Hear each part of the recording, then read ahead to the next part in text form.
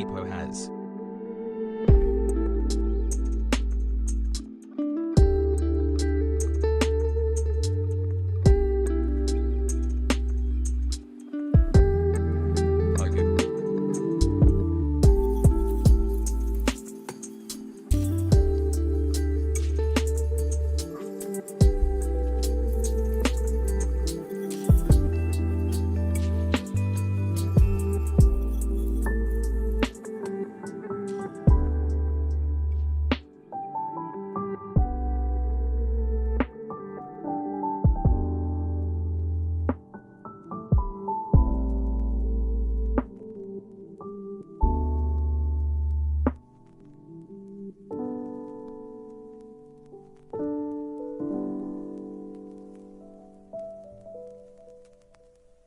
Free Palestine.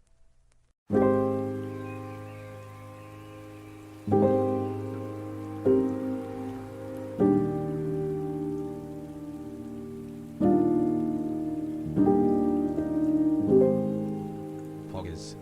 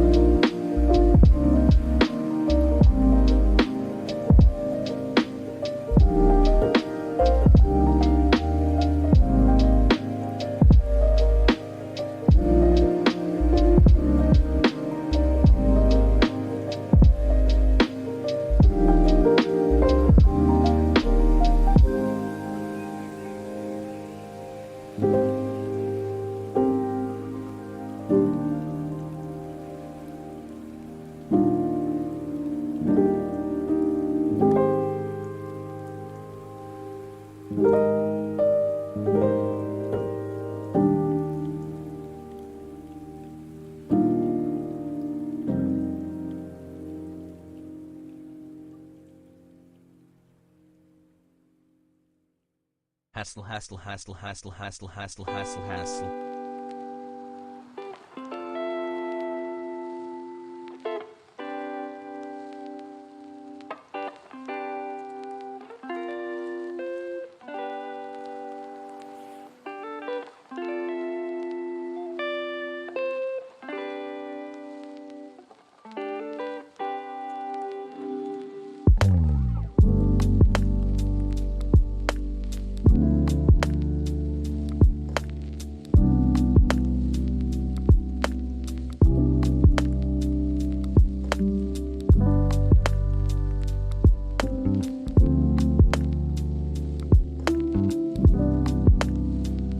So sad the Mad Lions got knocked out in semis against Damwon, but at least I have your stream today, XQCL.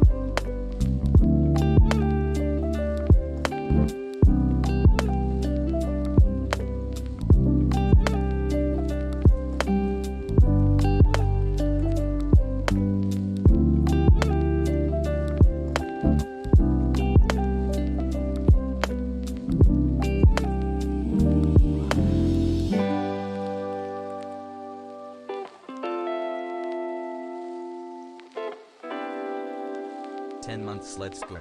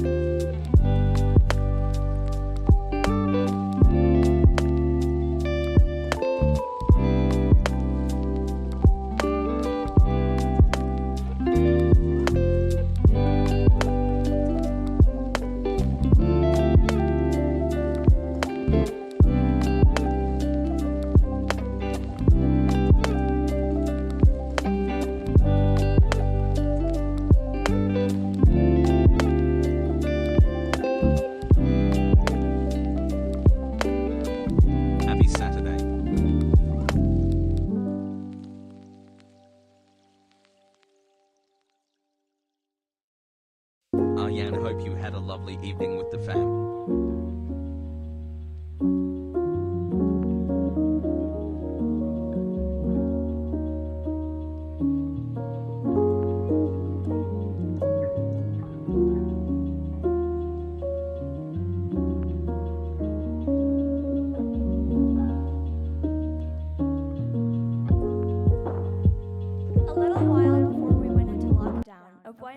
Came up to me and said that his dad told him to steal almost a year of giving Bezos dollars After I right told him back. that I was Chinese, he backed away from me.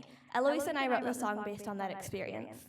So this is about him and all the other racist, sexist boys in this world. 1, 2, 3, 4!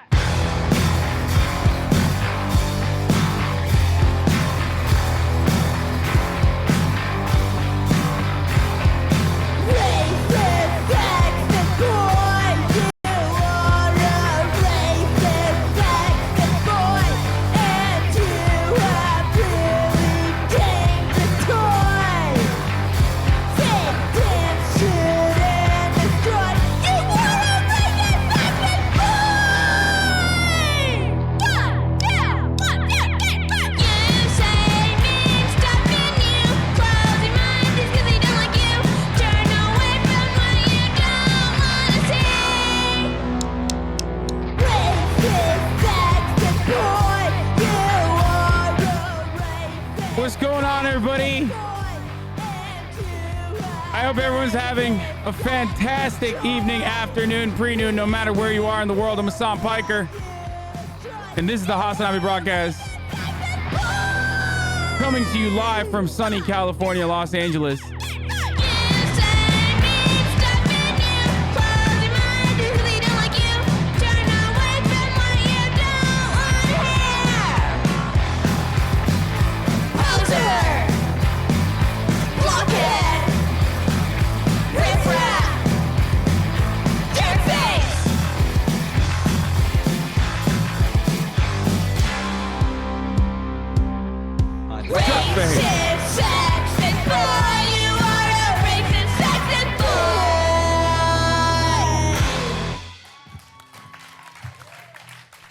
That is the Lindas premiering their incredible song "Racist Sexist Boy" live at the LA Public Library. Streamers and CSGO streamers as well. And my God, what an incredible song, dude! I have been jamming out to that. I've been jamming. I'm making a comeback, boys. I'm making a return to listening to music. Okay, that's how you know nature is healing. Do you understand? Hassle. Nature is healing, boys. I'm making a return to listening to music again. And, you know, it's improving my mood greatly. Okay? Music is back on the market, boys. You know, what was the person I told you guys about? Olivia Rodrigo. Shouts out to Olivia Rodrigo for, or I guess shouts out to the people that were like promoting her album on my timeline, that I was like, let me check this person out. What's their deal? And then I was like, damn, I forgot that like music is actually tight. You know what music is like? I mean, these are like very obvious. This is such an obvious take if you're a normal human being. But for me, I forgot that like listening to music is kind of like having a soundtrack to your life. You know what I mean? Like, especially if you have really good music in the background while you work out or whatever, it's like, oh shit, like I'm in my own movie. I'm in my own movie sequence, and like, you know, I'm 12 and this is deep. Okay, shut up. It's fucking new for me, okay? I forgot.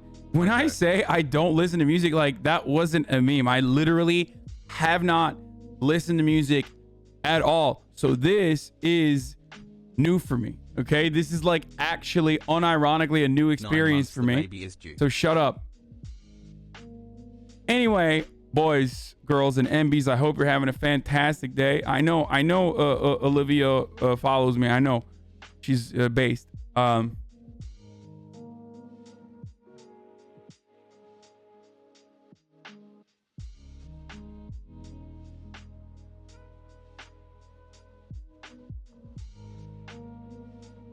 you gonna finally start listening to Grateful Dead? No. No. That is not for me. Okay. Based. The Grateful Dead's just like... Good thing. Are you pleased with it? Listen, if Hasan believes in something, I will blindly believe in it as well. You shouldn't say that out loud. Why? I mean... all the content, Arjan. Okay, never mind. Listen, people don't want to think for themselves. I'm too lazy to find out the truth. I don't care. Just tell me what it is. Oh, damn, they're making pretzels? That's awesome. I don't care. It's a good thing. Hey, by the way, thank you, Kariaki Carry, with a 20 gifted subs. Thank you so much. Joe, you're not going to do this one. I'm going to talk about that in a second. Hold on. Only 9K viewers? What the fuck? Bro, I literally just started streaming, dude. Like, I started streaming 13 minutes ago. It has been 1 minute since I started my introduction. You fucking crazy person. Oh, what the fuck? Dead stream, dude. Is up. Anyway. Yeah, washed, bro. Dead stream. Okay, so yeah, we'll get to all that in a second. Wait, what was I gonna say? I totally forgot what I was gonna say. God damn it, I'm already fucking stun locked.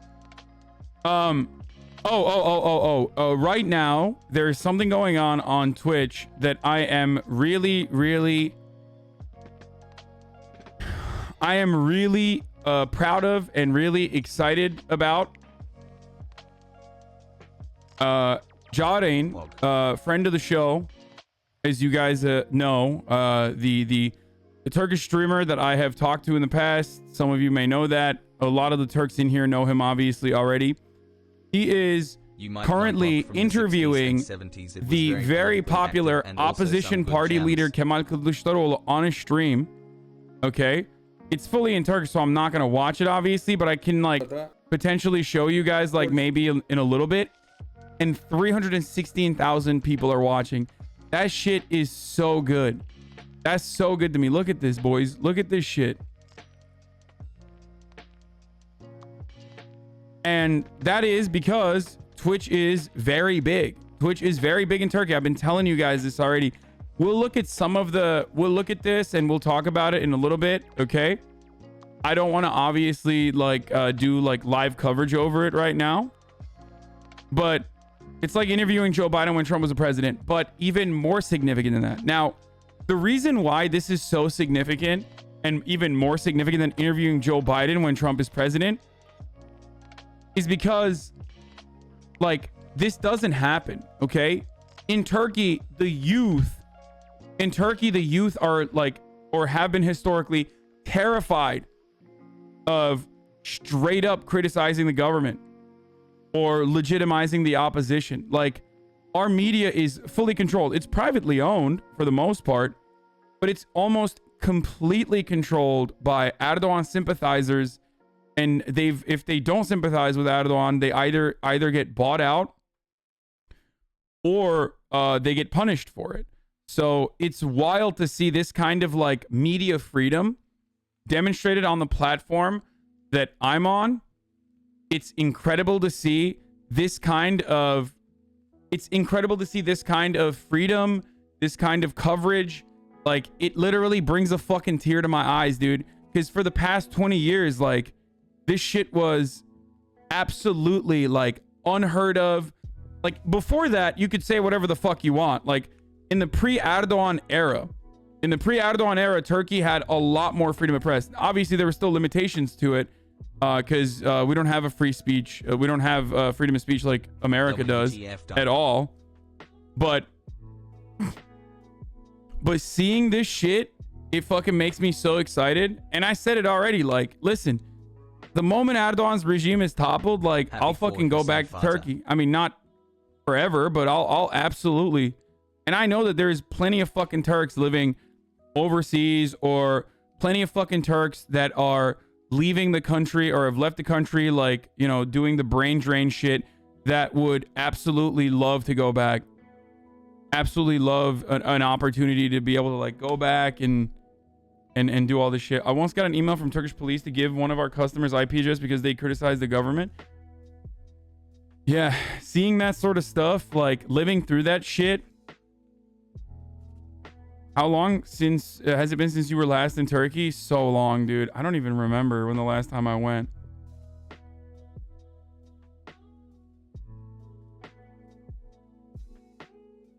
Burası kolay düzelmez Hasan, boş ver bence. No, dude, the moment Erdogan's power is diminishing.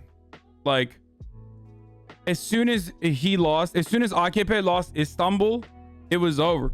I mean, there's a saying in Turkey, he who controls Istanbul controls the country.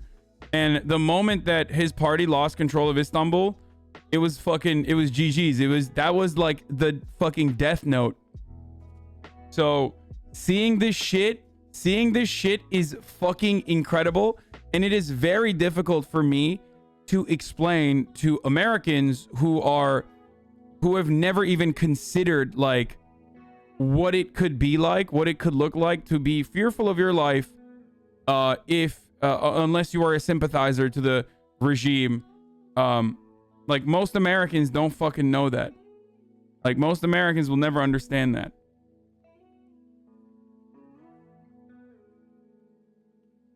Why Istanbul and not Ankara? Istanbul is because Ankara is the capital for tactical reasons. Because of how heavily guarded it is, I guess, by Turkish mainland. But Istanbul is like the real fucking where most of the population, not most of the population, but where a gigantic chunk of the population lives.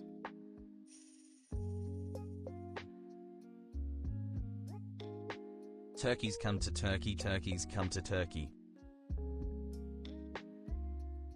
Yo, I think for some reason you got $50. I don't know who did. But check your bank account. Also, what the fuck is your haircut? What happened? Did you just send me a $50 dono again or something? 7 months. Dediğin çok doğru. Bunu Türk olmayan birini açıklamaya neredeyse imkansız. Şu an yapılan şey çok yeni şey. Dude, I love this. I hope. Let me just say something. I hope that Twitch does not fucking back down. If the Turkish government takes action against Twitch, and they might, and they have in the past towards other platforms. I hope that Twitch does not fucking, and Amazon does not cave, or Twitch does not cave to Turkey's demands. Because I donated $50 to you, the best and smartest streamer on the platform. LMAO, thank you, Karaoke Carry. 2 years is when the next election is gonna come, unless there's an early election. Hopefully there is one. Listen, like I said, dude, look, Turks, you say, come to Turkey, baby, come to Turkey, baby, come to Beşiktaş. I will literally go to Beşiktaş, okay? 2 yıl. Erdoğan, you have 2 yıl. So. Hey Hasan, just wondering if you're getting Biomutant on PS5. I did talk about the, yes, I did talk about the 6 weeks abortion ban in Texas that was recently signed. So, like I said, boys. Has pog. Listen, I'm gonna say it one more time, okay? Are you ready for this? the moment that the Erdogan regime is toppled, okay, the moment that Erdogan and AKP no longer have power in Turkey, I'm coming to Turkey and I'm bringing PlayStation 5s like I'm motherfucking Mr. Beast, baby. Actually, fuck that. I'll bring Mr. Beast with me to give PlayStation 5s to every Turk. How about that? I'll reach out to him right now. Turks, I will reach out to Mr. Beast right fucking now, and we will pepper you. We will fucking t-shirt cannon you with PlayStation 5s. Anyway, hopefully that's not like illegal by you know, election laws or some shit. I'm memeing. For all legal intents and purposes, I'm just kidding. Okay? That's a joke. There's no fucking parody laws in Turkey. I don't know what the fuck I'm talking about.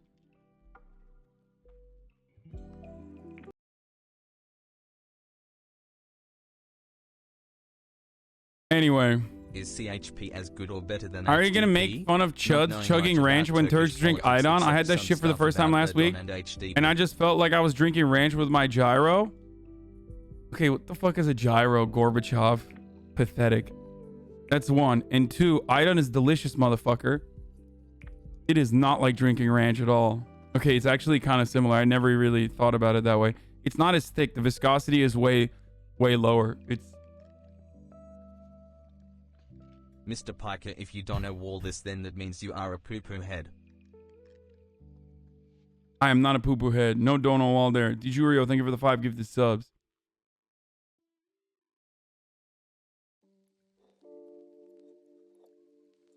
Anyway.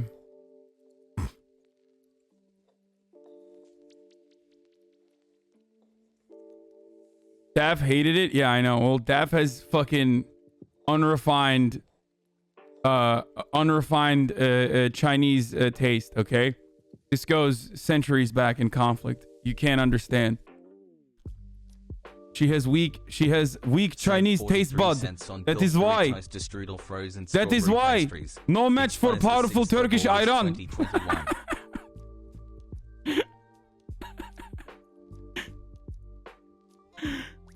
Speaking of Daf, dude, holy shit, she's such an idiot. I love 39 Daf. You guys already know this, obviously.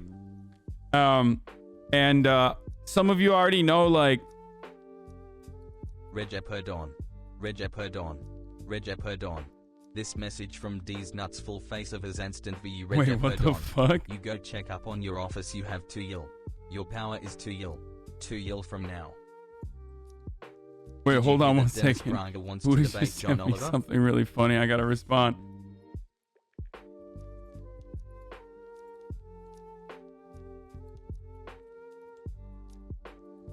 I had a dream that we played mini golf together. Hasan, you were a sore loser.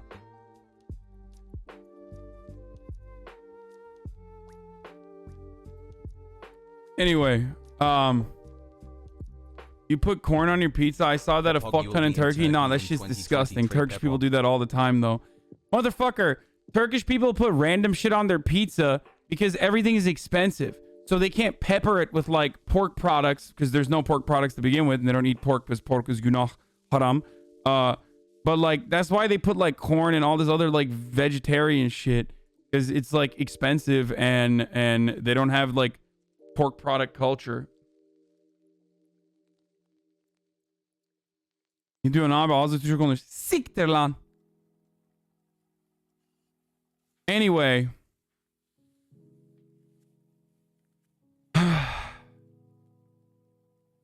Okay. So that's what I got on the fucking... As of right now, this is trending as youth revolution in Turkey. I'm so happy right now. Kanka, I've checked almost every opinion poll. It shows Erdogan occupied all-time lows. Fuck yeah, dude. Okay. Like, if fucking Twitter trends are nothing. That's meaningless. But what's meaningful is... HasanAbi soykırım dedi. Türkiye'ye gelsen ayakta sikerler. Bu da doğru ama hiçbir şey olmaz. Hiçbir şey olmaz. Yavaş siksinler amına koyayım. Ne kim sikiyor? Burada Amerika'da güzel Türkiye'yi iyi gösteren Türkleri yavaş siksin amına kodumun dallamaları. You have to play it with another person, but holy shit, that game is Anyway. so much fucking fun. Bernie was also leading in the polls. No, the difference between like this and fucking American politics, which is a horrible comparison to make regardless, is that this is like 20 years of attrition. You know what I mean? Like 20 years of attrition and like legitimate fucking legitimate like self-destructive behavior from the controlling party. So it's very, very, very, very bad to just like make a comparison like that. It's a faulty comparison. You know about the situation in Germany with the Turkish immigrant families? Most of them are voting for Erdogan regime in Turkey, and they're also voting for it. Yeah, fuck them. They're fucking stupid. Sorry. Listen. German Turks living in Germany. I know some of you guys are here. Okay. Abi sen de Tayyip'le stream yap. Yok artık. Let me just say something. Okay. If you're fucking voting for Recep Tayyip Erdogan, you're no longer allowed to live in Germany, okay? You have to go live in the Turkish Erdogan regime. How about that, motherfucker? These motherfuckers living in the diaspora are just like, no, bro, we know better, okay? No, they don't speak like that. They speak, hold on, I'm gonna do the Almanca accent. 1 second. No, bro, Kreuzberg. Bro, we know better. Pogo. Yeah, ich liebe Erdogan, baby. Is that good?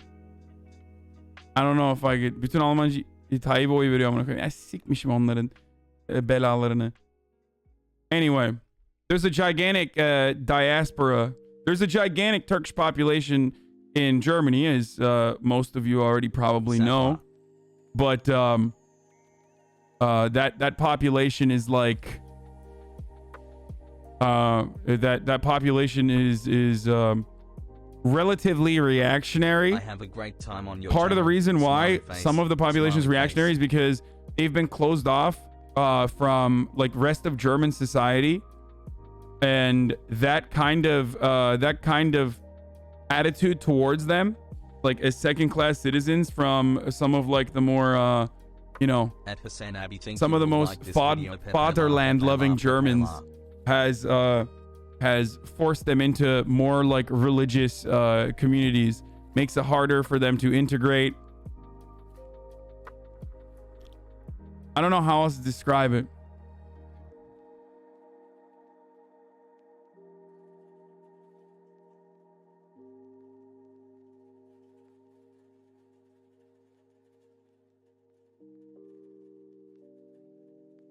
They know better than you because they have lived the other world life. You know better than a lucky rich Turkish guy? You telling me that German Turks living in Berlin know about Turkish politics better than Turkish guy who grew up in Turkey for 18 years of his life? This man received a ban for doing a Like, I literally know more about living in Turkey than they do. Like, the very definition of living in Turkey, I know more about than they do because they live in fucking Germany. Like, my current financial status has nothing to do with that. If we're talking about like actually experiencing what it's like to be under the oppressive thumb of a reactionary proto-fascist fucking regime, I would even go so far as to say fascist, depending on whose perspective you're speaking on it from. Get the fuck out of here, dude. Are you Turk gating? I understand. Gelsinler görsünler bok gibi yaşadığımızı.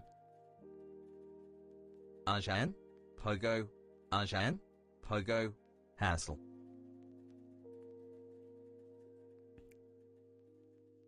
Could you tell us about the opposition leader? I don't think a lot of us know him.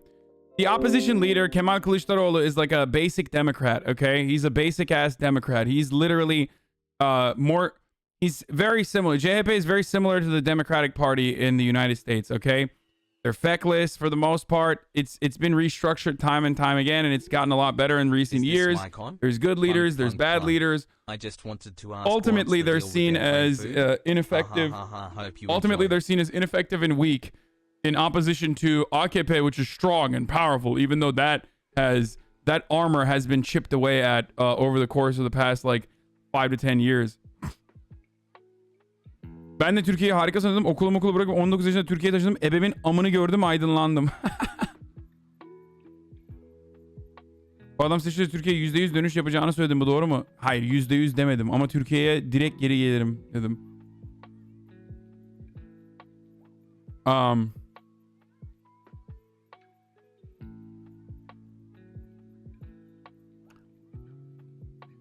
Turkey government is like Iran government? No, dude, you're fucking out of your mind.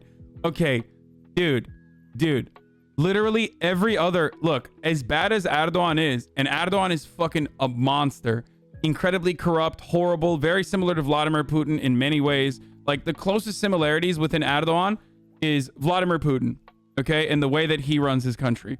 So, but having said that, literally ask any fucking Arab living in any other Arabic country, and they would beg for a Turkish-style government and someone like Erdogan to be in a position of power rather than the fucking monarchies and remnants of like fucking royalty and royal families that currently occupy seats of governance in nearly every other fucking Arabic country. Are you kidding me? Like, I think Imran Khan does a decent job in Pakistan. I think like the Pakistani people are fond of their leadership in that respect. But like Turkey's administration, while still fucking incredibly backwards and horrible, is still much better. Iran isn't an Arabic country, I know, but like Middle Eastern countries is what I'm talking about. Like that's crazy, dude. Like Lebanon is completely fucked as a consequence of like centuries old ethnic and religious conflict. Their governance is like all over the goddamn place, and it's one of the closest ones that I could point to as far as like a Western focused liberal democracy. Like it's just all of it is fucked. Every part of MENA, every country in the MENA region was pretty much better off in the fucking 60s than they are now. Like look back in like the democratic socialist movements in these countries in the fucking 50s and 60s, and you will recognize that like most other fucking countries were in a better position overall.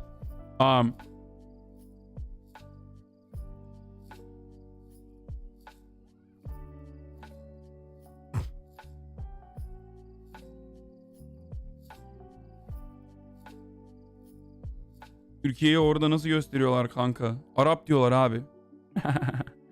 Anyway. I'm tired of people thinking that we are Arabs. I know Turks fucking hate that shit. TR'ye gelirsen hocadan isteyecek misin? Hiçbir bok silmeyeceğim amına koyayım. Hello Prison Moon 2S.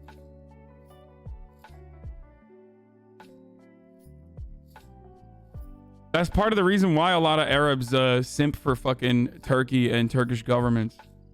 And Iranians do as well.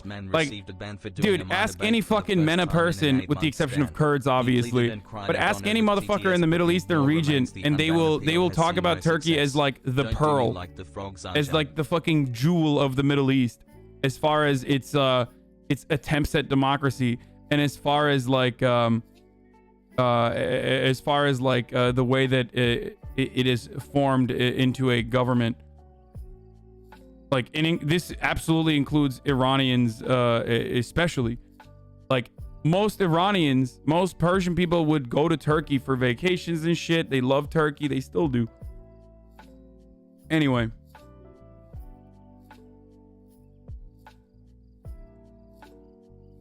Wonder why Kurds feel that way? I don't know. Maybe ethnic displacement and ongoing...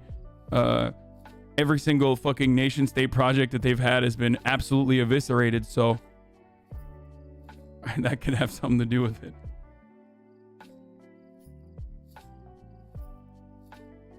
Anyway.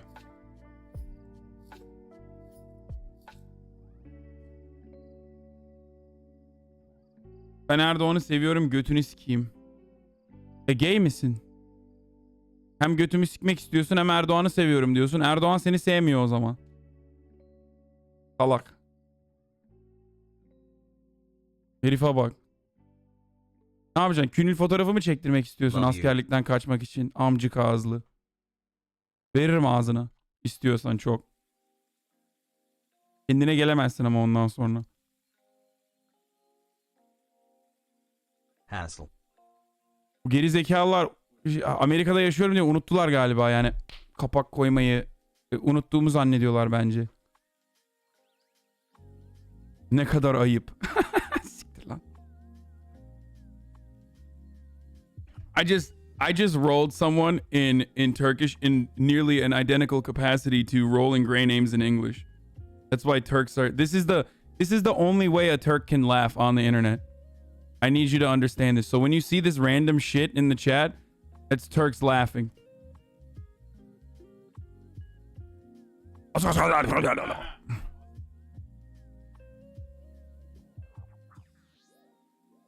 Anyway. What does ananı sikerim mean? It means I will fuck your mother. It's the worst thing you can say to someone. Well, the worst thing you can say is orospu çocuğu, which means you are the son of a whore. Like your mother, you are the child of a whore, and your mother is a whore.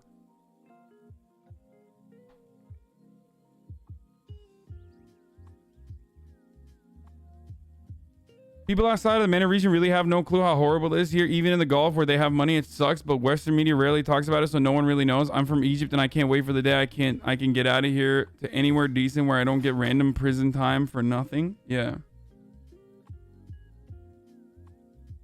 AKP iktidar olsa gel beni sik kanka. Yok.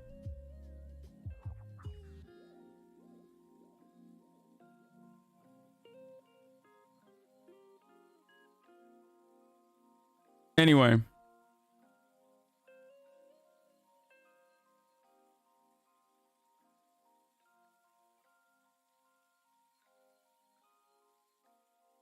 So. Where were we?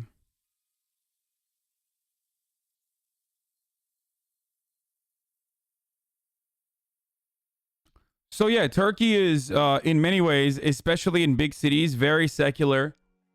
And that obviously has, you know, that like Erdogan is so similar to Donald Trump. Like, I can't believe I never ended up writing about this shit because this was here. There's a lot of news to cover here, but like Erdogan is so fucking similar to Donald Trump. Like I saw it.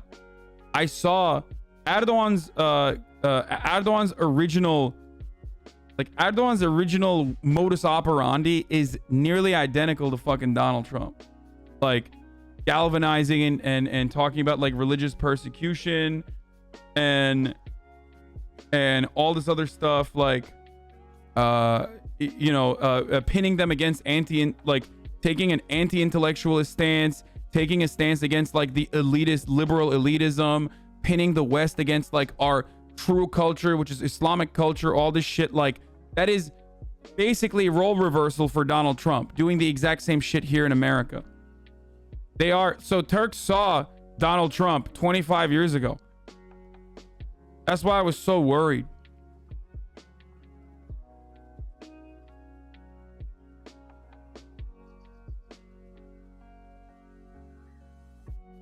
Abi bu arada sözler veriyordu, Türkiye'ye geliyor musun?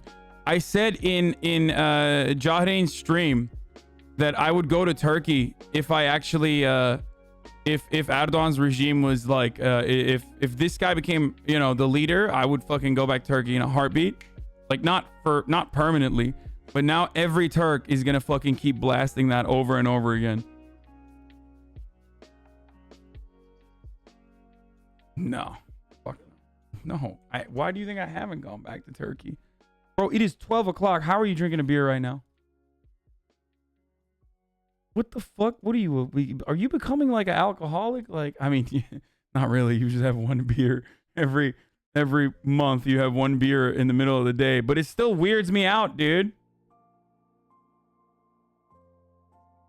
Anyway, okay, hold on. I'm gonna fucking blast out the tweet that I'm live. I forgot to mention it, so we're gonna do that right now. Frog.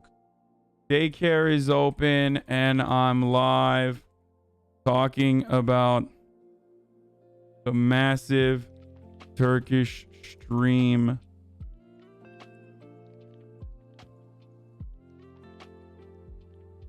going on right now. More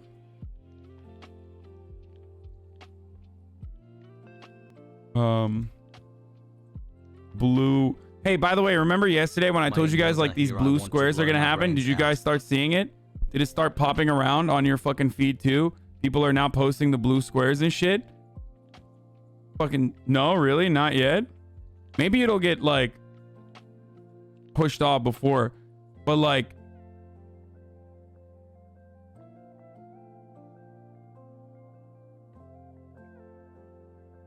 blue square movement on IG.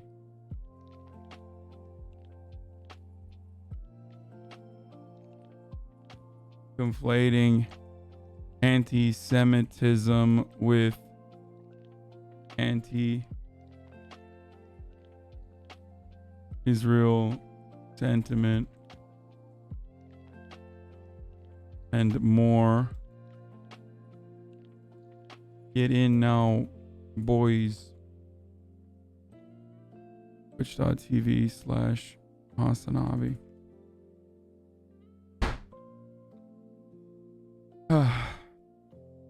Lol, I don't follow Israeli sympathizers. It's not fucking Israeli sympathizers, dude.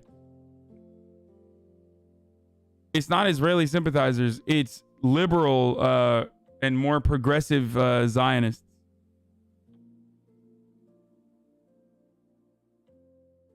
You said yourself anti-Semitism is on the rise. What's wrong with the blue square?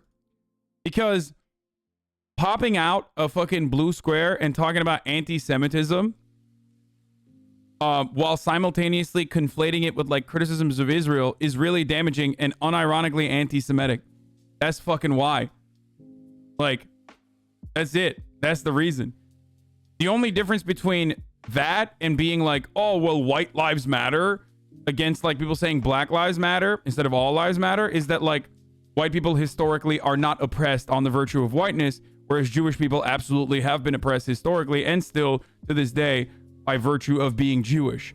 So in some ways it's like, well, it's already slacktivism. I'm going to talk about that right now actually, but it's literally the all lives matter shit. Like these motherfuckers are straight up doing all lives matter.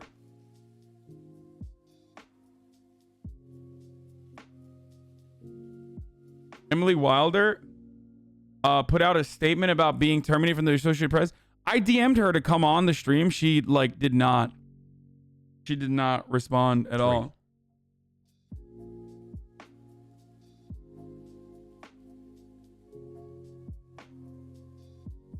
You think they wouldn't want blue squares to be posted because people didn't want black squares posted because it pushed down genuine BLM posts using the hashtags? Yeah, well, that's the point. That's why I originally said when the black squares were popping off on Instagram, I was like, what the fuck are you guys doing?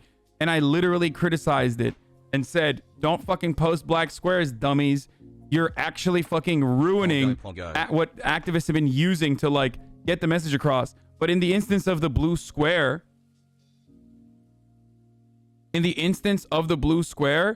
they're posting that specifically to cloud the fucking, I mean, most people that posted black squares were doing it with honest intentions and didn't know what the fuck they were doing. Same with like people that are posting the blue squares. Wait, what the fuck's going on? Why are people saying Turk Guadama? Oh no. Oh no.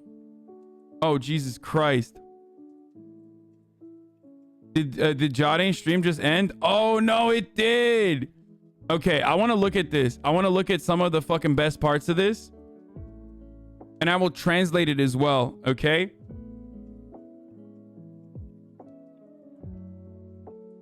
I will translate it as well. I will translate that shit as well. That was really good. Listen, to all the Turks that are just coming in, bunu Türkçe söyleyeceğim. I'm going to say this in Turkish, okay? So, to all the Turks that are just coming in now,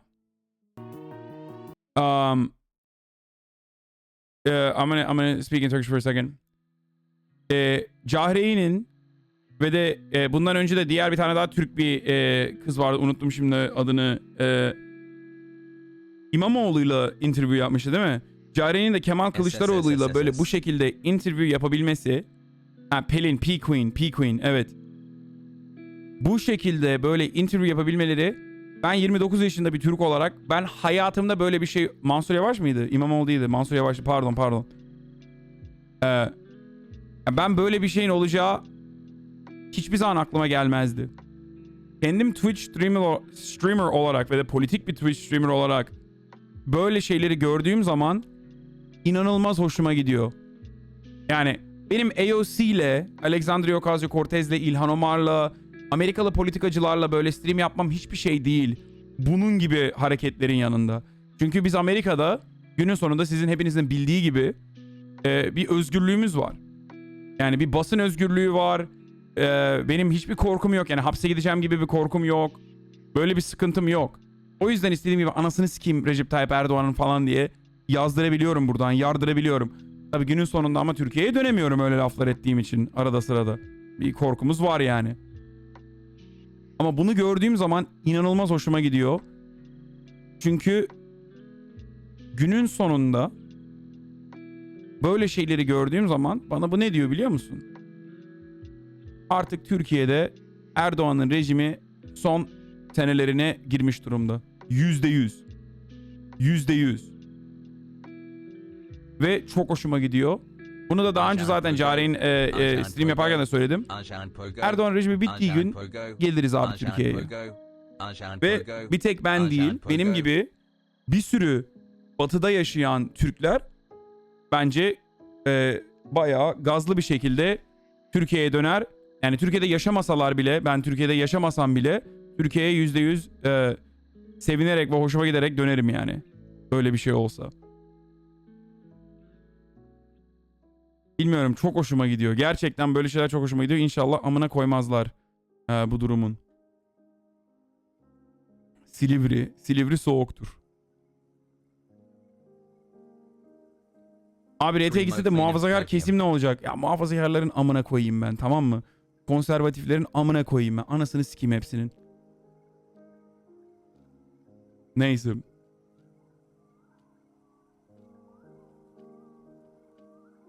Silivri'nin de amına koyayım. Neyse işte ne güzel böyle yazdırabiliyorum buradan. Böyle bir özgürlüğümüz var. Okay.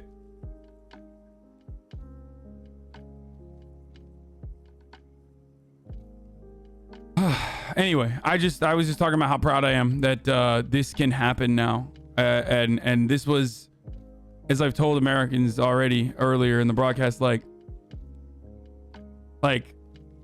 this shit is unheard of and unfathomable. For like 5 to 10 years ago in Turkey, nice. I would have never imagined that something like this could occur, where a Twitch streamer could literally talk to the fucking opposition leader. Like, it's crazy, dude. It's actually crazy. And I also was talking about how like Americans don't understand. They can't comprehend what it's like to constantly live under the fear that that an oppressive government will just fucking jail you. Like, they'll just throw you in jail. They can do whatever the fuck they want. There's no democracy, okay? They're incredibly corrupt.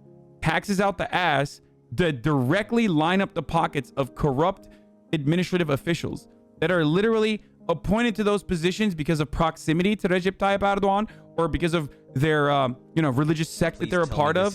Like, this shit Twitch is in every way, shape, and form a fucking banana republic, okay? Straight up. And it's been that way for so fucking long. So the freedom of press has been completely inhibited, although it's private corporations that own the media still, by and large. Most of these fucking guys are still sympathizers to fucking Erdoğan. So seeing 300,000 mostly young Turks watching a Twitch streamer talk to the opposition party leader, like, that's crazy to me, straight up. And also uninhibited and like uninterrupted. Like, this kind of broadcast, you can't get this shit on TV. You can't get this shit on Turkish TV. So I'm really proud of Jahrein for being able to do this. I'm really proud of everyone that's played a role in this. And I'm even going to go ahead and say I'm fucking proud of Twitch for allowing this to happen. And I hope that they don't back down when inevitably the Turkish government starts to try and take action against Twitch, because that might happen. And I really hope that they don't fucking do that. I hope they don't cave. Why would they? Because companies historically always fucking cave to governments. no matter how fucking woke they are in America, they're not fucking woke in you know, whatever country that they're operating in because they want to operate in that country. Altı ay sonra senden daha iyi interneti bulacak Demokrat dede söz verdi. Demokrat dede. Amına koyayım.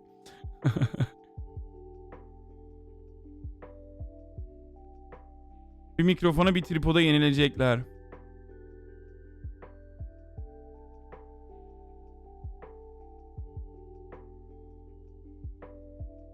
You're exaggerating on TV, it can happen. Listen, dude. The shit that I fucking say, the shit that I say about Turkey and the shit that I say about Erdogan is completely unacceptable on Turkish television. What Turkish fucking TV channel is letting you... What Turkish TV channel is letting you say the shit that I say? Even American television doesn't want to broadcast my point of view on American politics. You think the Turkish politics is gonna fucking let that happen? Ya Fox Mox değil amına koyayım. Yok öyle bir şey. TRT Spor. Gel de havaalanlarından alsınlar ince. Ya hiçbir şey olmaz. Bro, Turks or the Turkish government has fucking prosecuted like German nationals and shit over criticizing Erdogan. You think like, are you fucking crazy? You think they give a shit, dude?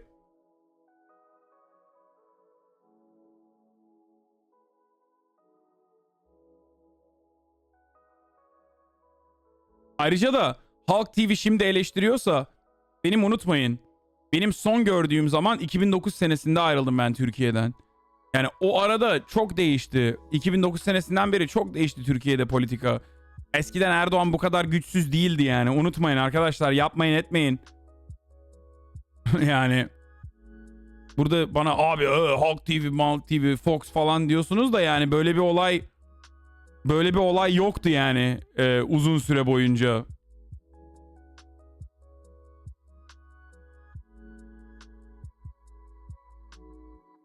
Anyway, so it's a wonderful change of pace to see. I love that. Erdoğan güçsüz mü? Hayır, güçlü de eskisi kadar güçlü değil demeye çalışıyorum işte.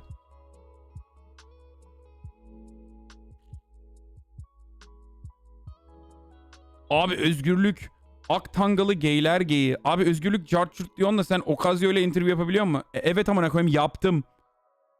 Ulan Türkler Türk politikacısı koymadan önce kim burada politikacılarla interview yapıyordu? Yavşak herif. Vay amına koyayım. Nereye geldiğini unutma lan. Dallama.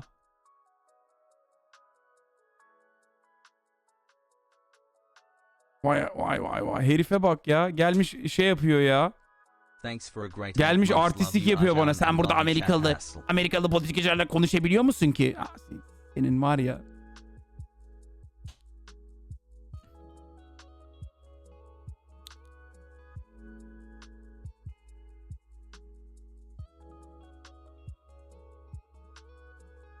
Anyway.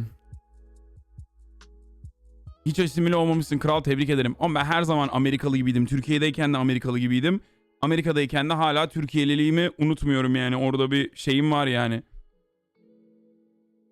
Oğlum Ankara bebesiyiz, zor yani. Ankara Kolejliyiz ama yani Ankara bebesiyiz. Biraz zor unutmak. O background'u. Anyway, alright.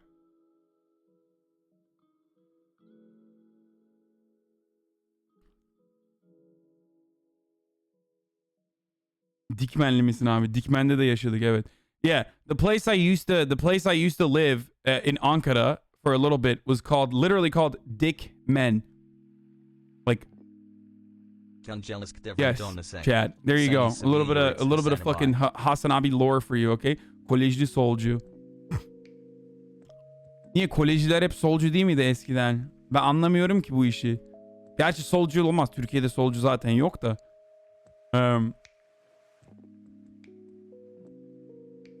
Ankara'nın Dikmen'i bir daha gelirsem sik beni. Aynen öyle. TED kaç mezunusun? 2009.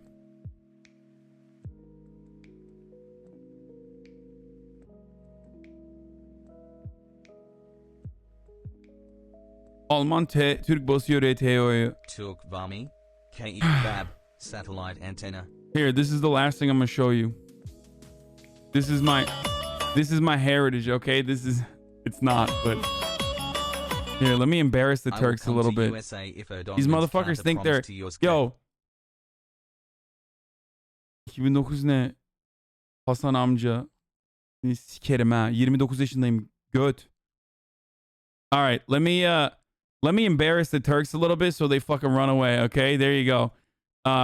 Now that I gave a little bit of positive news from Turkey with incredible things happening with like fucking technology and freedom to be able to fucking state your opposition in a really meaningful and uninterrupted capacity to 300,000 fucking young people. Now I gotta flip the narrative a little bit and embarrass them hardcore. Here it is.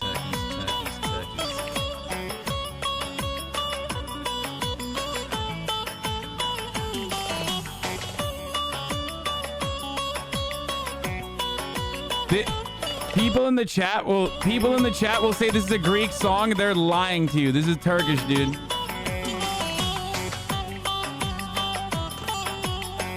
Vay amına koyayım, hiç dans edemiyor. Bu ne lan? İp attım ucu kaldı da tarakta gücü kaldı. İp attım ucu kaldı da tarakta gücü kaldı. Oğlum ne diyor anlamıyorum ki. Bu da Türkçe konuşuyor, ben de Türkçe konuşuyorum amına koyayım ama ne diyor hiç anlamıyorum yani. Ben sevdim eller aldı da içimde acı kaldı. Ankara'nın bağlarda büklüm büklüm yollar. Ne zaman sarhoş oldun da kaldıramıyorsun kolları. The funny part about this is like I do not recognize where he's filming this. Like he's saying like, you know, he's talking about Ankara but I don't even know. Nerede çekmiş amına koyayım bunu ya? Vallahi Yunanistan'a benziyor amına koyayım. It literally looks like Greece. Ne zaman sarhoş oldun da yani Ankara'da nerede böyle ev var abi? Gerçekten yani nerede? Sanki şeyde Yunanistan'da çekmiş abi resmen. Beyaz pazar olabilir. Heh.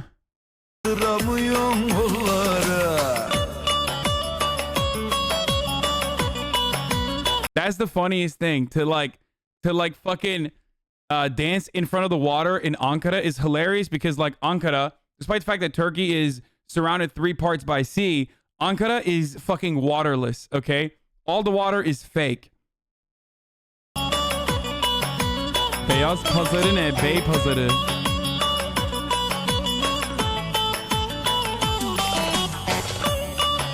Hamam önü burası.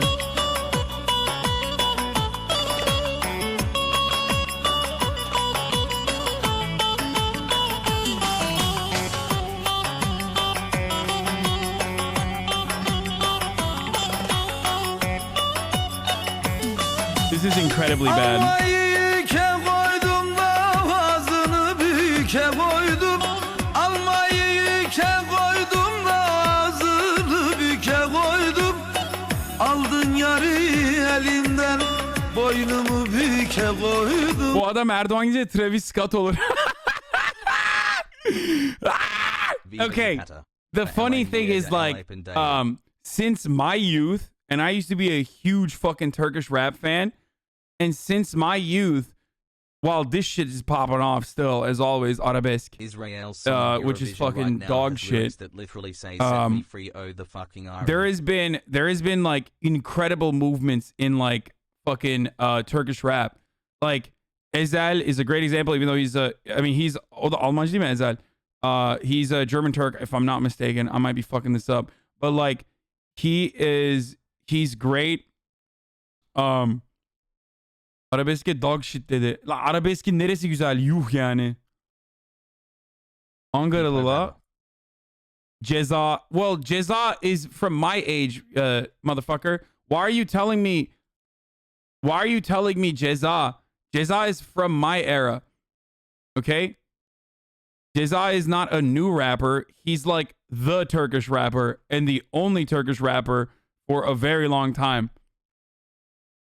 Ha Almancı değil, ben Almancı zannediyordum. Aldın yarı elimden de boynumu büke koydum. The guy Ezel literally was threatened.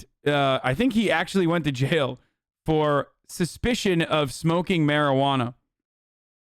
Like, if you want to understand what like the vibes are in fucking Turkey, like he literally rapped about marijuana or like smoking weed or like alluding to smoking weed, that the government was like, you're promoting degenerate behavior, like smoking the devil's lettuce.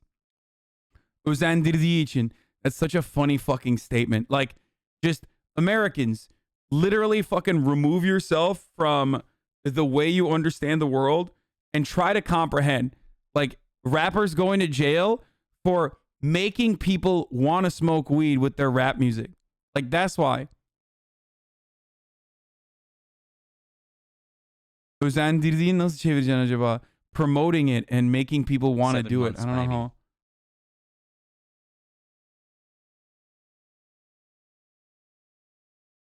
Anyway.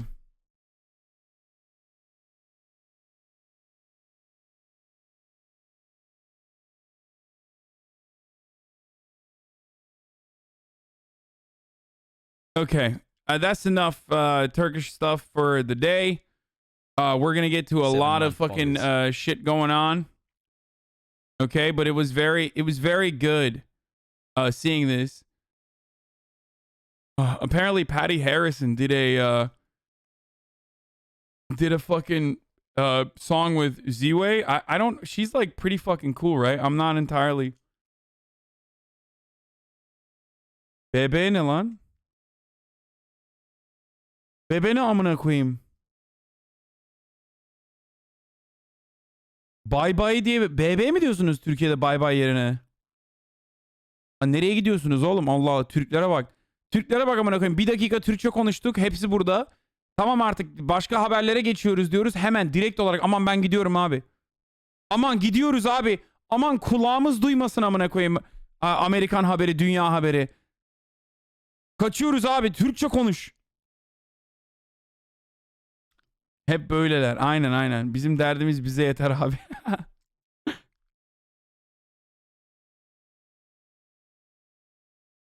İşimiz bitti, kışımız döner yatarız. Oh, that's funny. İngilizce bilenler olarak buradayız başkan. Anyway, okay. Follow edin lan Türkler. Sizden 10 lira istemiyoruz subscriber için. Ama follow çakın amına koyayım. Arada sırada gelir izlerseniz İngilizcenizi düzeltirsiniz.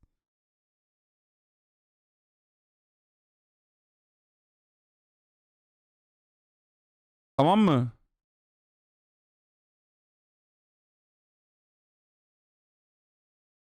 $1.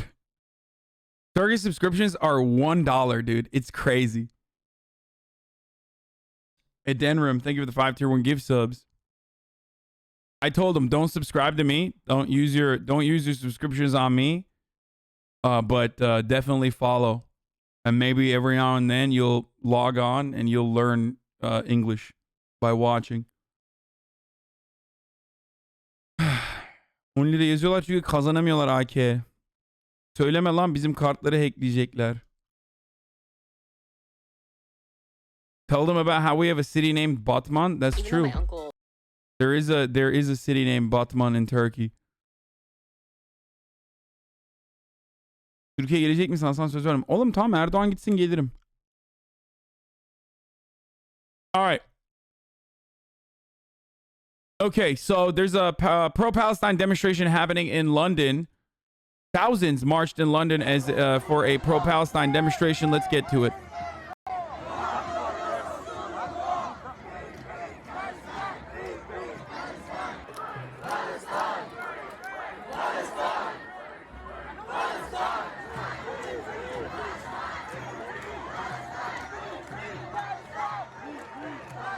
Organizers estimated more than 180,000 people joined in the demonstration. It's wonderful to see how many people fucking attended this thing. This is unheard of, dude. Seeing a pro-Palestinian demonstration of this size in London or in the UK is just fucking wild. In the Western world in general is wild to me. And of course, like, England has a sizable Muslim population, a sizable Muslim community, but even then, it's wild to see that shit.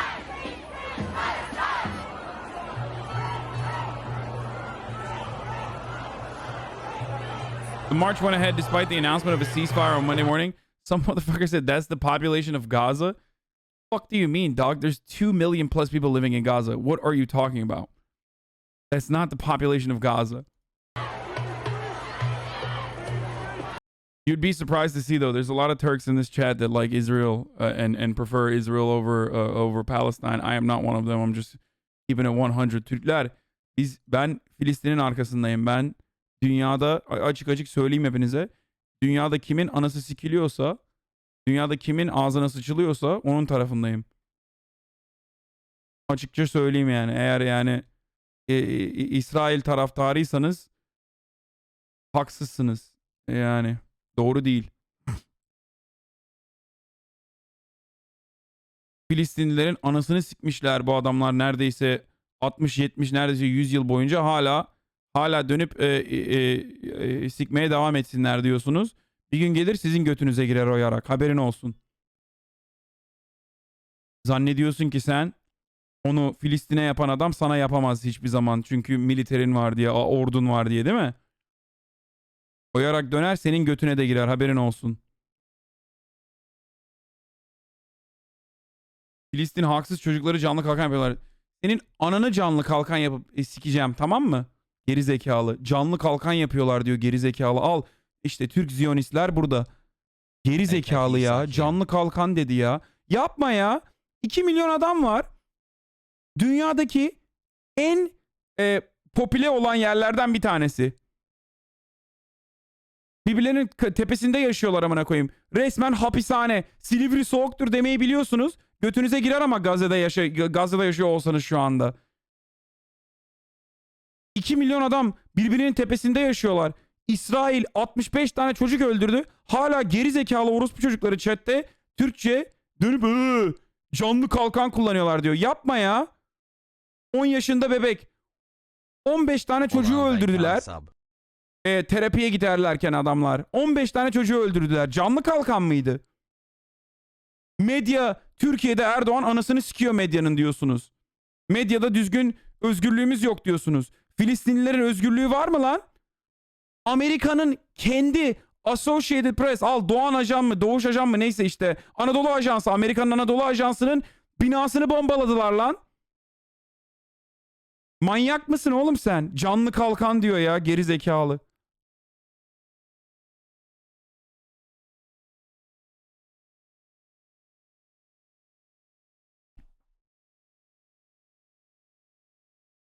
Dünya kimin ağzına sıçıyorsa onun tarafındayım diyor. Bir de hala vegan değilsin amına koyayım. Oh my god.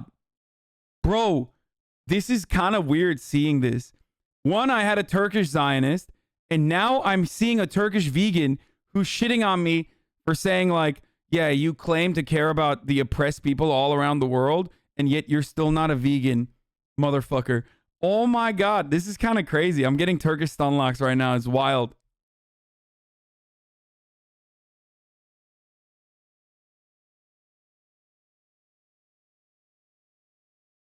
Kebab hyperclap. Çok fazla cinsiyetçi küfür kullanıyorsun. Bro ya, rahatsız edici. Gerçekten mi? Bak onu söyleyeyim. Ben kendim mesela nerede düşüncelerimin nerede olduğunu biliyorsunuz. Yani eğer izliyorsanız uzun zamandır. Ben obviously çok pro LGBT'yim. Her şey yani. İnanılmaz progresifim yani Türk standartlarının dışında Amerika için progresifim. Ama Türkçe küfür ettiğim zaman eski kafalı yani hani nasıl anlatayım? Hayır, Türkçeyi unuttuk amına koyayım, hadi bakalım. Türkçe küfür ettiğim zaman sanki 2009 senesinde daha büyüyen çocukmuşum gibi Türkçe küfür ediyorum. Çünkü yani Türkçe There's a theory in English called the Sapir-Whorf hypothesis. It's a communications theory. Okay? And I've talked about this in English before, where like language is closely identified with your culture, and therefore, while I am much more progressive and I control the ways in which I speak in English that reflect my values, I do not have that same kind of control over or command over the Turkish language in the way that like the way I speak Turkish, I still speak Turkish as though I'm still like a fucking kid growing up in Turkey in 2009. So that did not improve or like because I never spoke Turkish. I haven't learned the new mannerisms. I haven't updated my Turkish language patch, I guess, which is why when I speak Turkish, you might think I'm like not as fucking progressive at all from the way I curse. One example is, for example, this is something I recognized. I have a gay Turk friend here, okay? Bu adamı cinsiyetçi diyen salaktır birader. Değilim ama belki cinsiyetçi küfürler ediyor olabilirim, bilmiyorum yani. Gerçekten. Anyway, one example of this, one primary example of this is like, there is basically the F word in Turkish, right? I'm going to say it right now for context, ibne. And, which is ironic because in Arabic, ibne is like your son of, right? So that's the Turkish F word.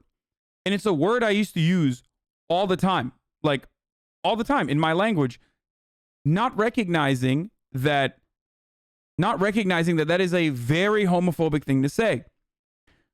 So when I was speaking in Turkish to my gay Turkish friend, only a couple years ago, like I think it was like 2 or 3 years ago, only then did I realize like, oh my God, I probably shouldn't be saying this word, right? This is like a really fucked up word to say. Obviously, I'm not homophobic, right? So this is impossible to explain to people. It's impossible to explain to people if you haven't, how do I describe it? It's impossible to explain to someone if you don't have a clear command of 2 different languages while also simultaneously having like progressive values that don't reflect in the way that you use language in Turkish, right? So that was a very interesting moment for me where I recognized something within myself.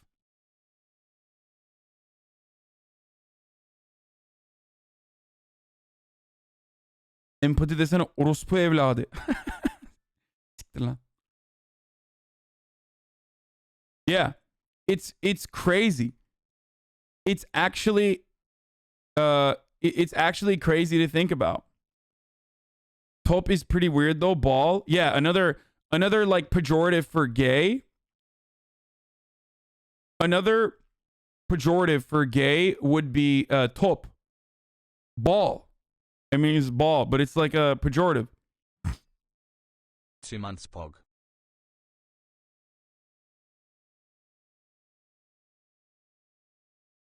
Would you say you have anything in particular to stay in contact with the Turkish language over time? No.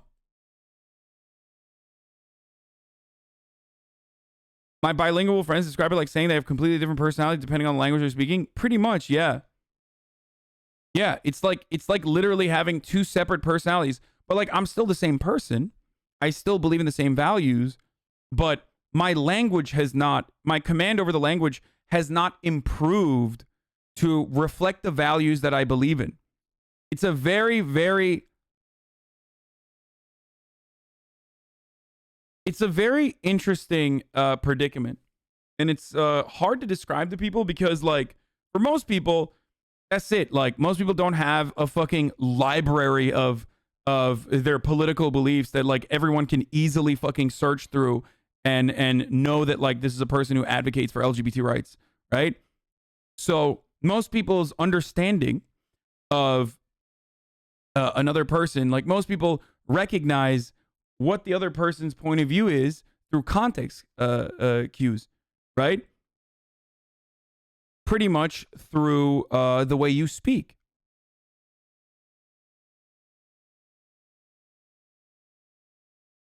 Üniversite İngilizce ekonomi okudum. Türkçe ekonomi sorunca mal gibi kalıyorum bazen. Evet, bana Türkçe politika sorusu sorsanız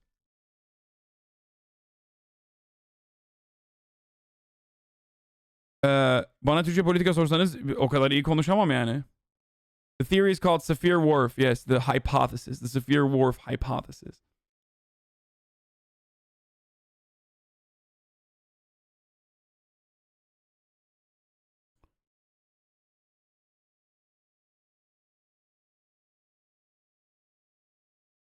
So, yeah, that's an interesting thing to consider. So I apologize. Türkler özür dilerim yani eğer konuştuğum şekli beğenmiyorsanız veyahut da ne bileyim cinsiyetçi mi oluyor? Ne demek? Cinsiyetçi mi demek? Hasan, I love you. Veyahut da ne bileyim yani homofobik falan olduğumu düşünüyorsanız öyle bir olay yok yani. Ama konuşurken öyle gözükebilir eğer başka hiçbir şey bilmiyorsanız benimle ilgili.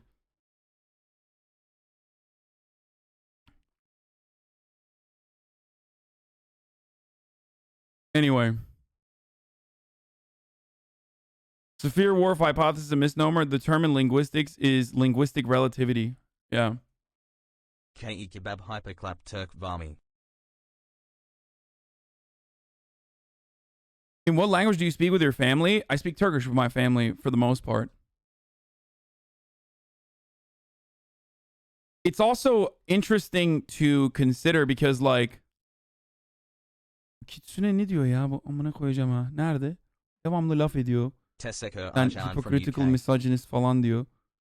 Nerede Kitsune? Bakacağım lan. Türk mü bu? Amına. Bir de partner.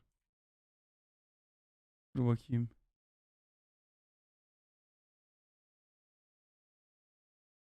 Ne diyor? Aren't you supposed to be open to criticism? Sana yakışmıyor diyorum ben. You just don't care about what you say in Turkish'ten. Hypocritical, misogynist, cinsiyetçi küfürler ediyorsun. Evet, bunu biliyorum demek. İnanılmaz iyi konuşuyorsun Hasan. Yapma yahu. İkiyüzlülük yakışmıyor sana. Kabul edip dikkat et. Düzeltmeyeceğin şey değil. Ya sen manyak mısın abi? Kafayı mı yedin sen? Salak mısın? Anlatmaya çalışıyorum. Hiç hayatında herhalde görmemişsin. Böyle bir experience'ı sana nasıl anlatabilirim bilmiyorum yani. Bir düşün. Acaba neden İngilizce konuşurken bu kadar dikkatli konuşabiliyorum ama Türkçe konuşurken konuşamıyorum dikkatli? Hatta düzelteceğim de diyorum. Kız abi o. Ne? Kızsa kız ne yapayım? Ne şey mi? Değişik mi davranacağım kız diye? Sana yakışmıyor. Biliyorum yakışmadığını.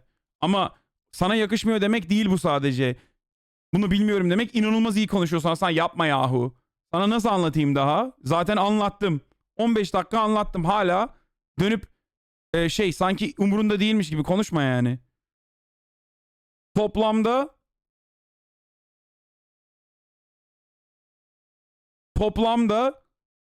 ayda 1 saat Türkçe konuşuyorum amına koyayım. Ne yapayım? 1 saat Türkçe konuşuyorum toplamda. Ne yapayım? Daha mı fazla Türkçe konuşayım senin için?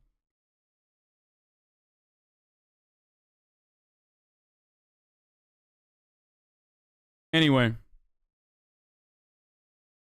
Türkiye'de de Red Lip var galiba böyle. Al, ver cevap, dinliyorum, bekliyorum. It was constructive criticism, get over it. Yeah, it's constructive criticism, not destructive criticism. That's one. So, if you're going to be constructive in your criticism about me not having perfect command over the English language, or Turkish language rather, because I rarely ever speak it, and me acknowledging that mistake, then maybe you should recognize that, I don't know, you should have a stronger Shout command out over to the my English language Spanish as speakers well. who don't know WTF is going on. Yep.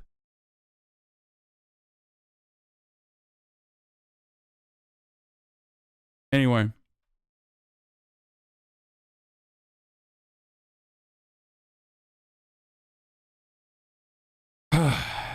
Türk varsa da drama vardır amına koyayım. Yeah, whatever, who cares.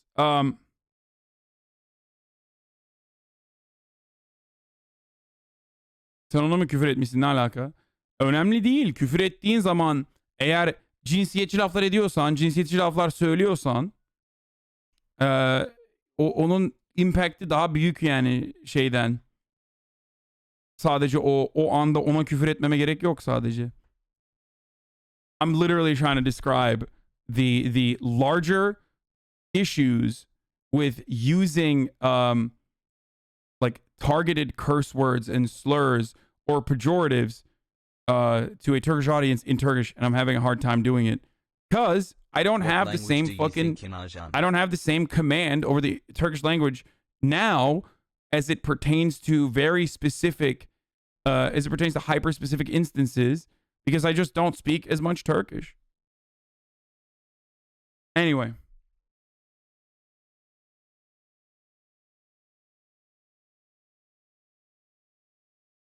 Niye böyle diyorlar? Ne cinsiyetçi? Amına koyayım ya da ananı sikeyim dediğim için mi? Onlar mı cinsiyetçi? Çünkü ben ona İngilizce de devamlı söylüyorum. Prim yapmak istiyor, prim verdi kral. Ya siktir et, onun ne primi? 2 dakikada. Bunların büyük çoğunluğu beni izleyen adamların Amerikalı Türkçe bir streamer'a gidip Türkçesini izlemeyecekler.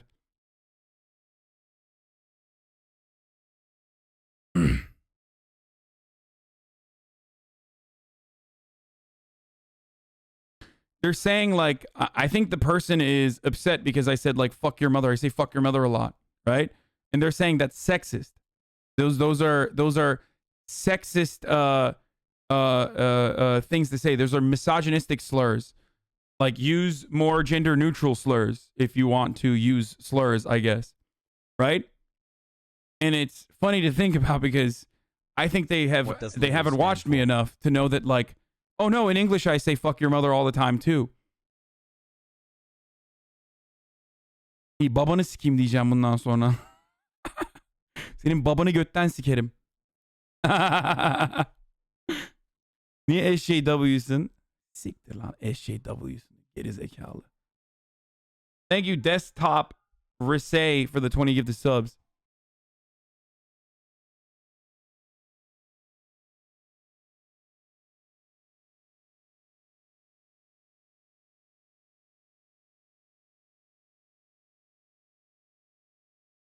Has Pog. Desktop Recai. I don't know if it's a Turkish person or English or not. Anyway, all right. So as I was saying, this is good to see. Organizers and speakers calling for the place sanctions on Israel. I also saw some video of some fucking reactionary ass like Palestinian or pro-Palestine supporter talking about how, you know, a jihad is a necessity. Right? Today is my high school graduation. And that shit was like popping off on Reddit. Does anyone have that link? I'm going to talk about that in a second. Ulan BB'nizi götünüze sokacağım ha. Tamam siktirin gidin ha. Allah Allah BB deyip duruyor salaklar. Oh, inanamıyorum ya. Mods, nuke the BB spam. Okay.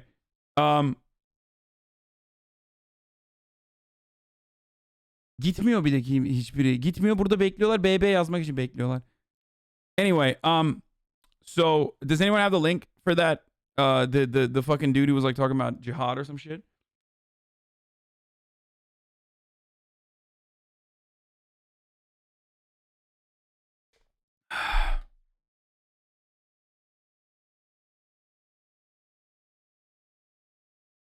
Where is it? Where is it? Where is it? Where is it? Where is it? It was in like public freakouts or something. It was a video I saw, and I want to address it. There's a dude. It's on actual public freakouts. So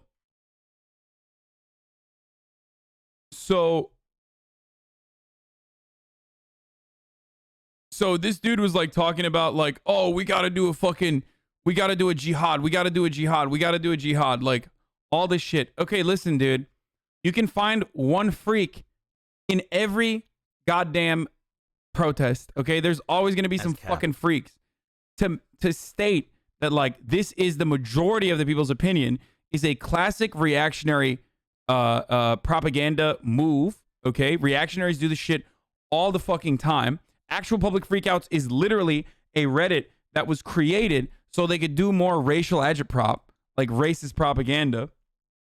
Okay. Because public freakouts wasn't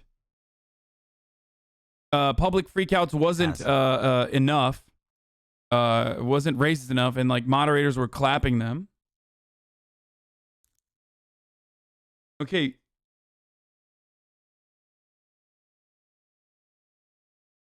What is this, dude? Why are you sending me dumbass shit?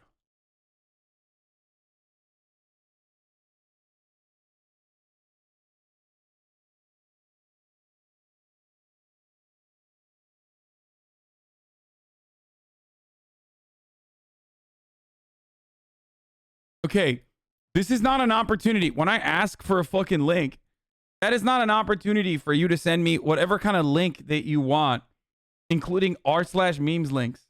What the fuck is wrong with you? I'm literally looking for a very specific link. I even gave you the subreddit. Okay?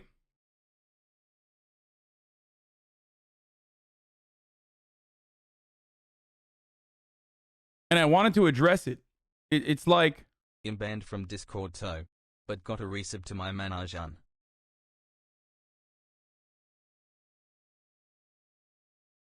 Okay. Evet, hoca var. Gay misin?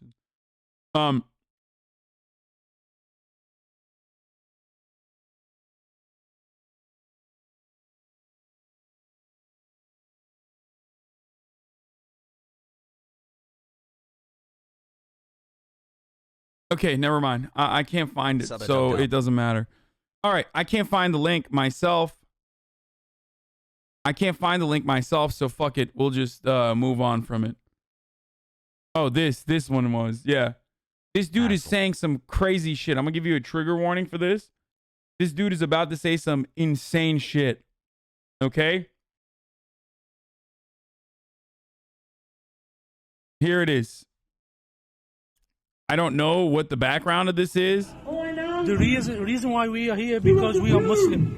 Innamal mu'minuna ikhwa. Those brothers in Palestine, they're our brothers. Bro, this dude looks like a revert, by the way. I don't know if he is actually fucking born Muslim, but he's giving me hella revert vibes, okay? Sorry, I'm just gonna fucking say it. Like, cihat tipe bak. Aynen manyak ya, manyak, şeriatçı manyak işte. So jihad literally means fighting or to overcome something. I know.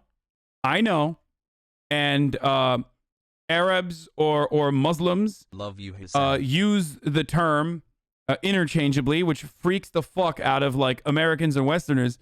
But that's not. He's using it in the way that Americans understand jihad. Okay? Trust me. You mean convert? No, it's called, Muslims are called revert because it's like the last installation of the Abrahamic religions. So Muslims believe that people are reverting to Islam, like finally finding the appropriate religion in the end. Okay?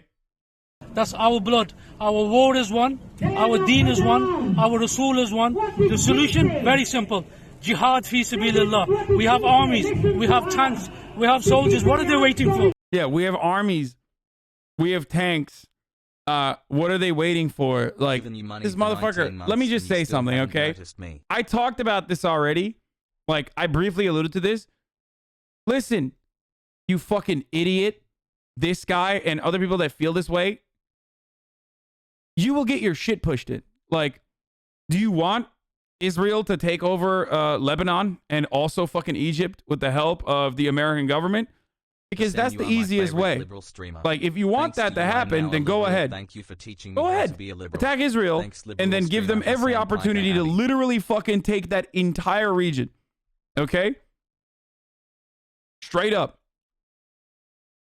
Like, Israel has nukes, bro. You're fucking crazy.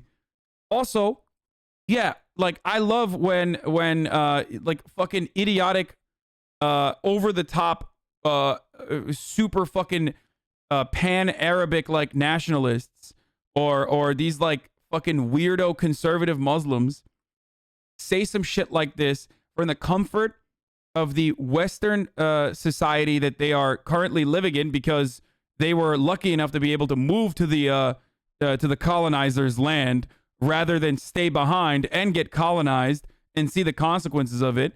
So love it when these guys like fucking flex. Yeah, motherfucker, are you gonna fucking drive the tank?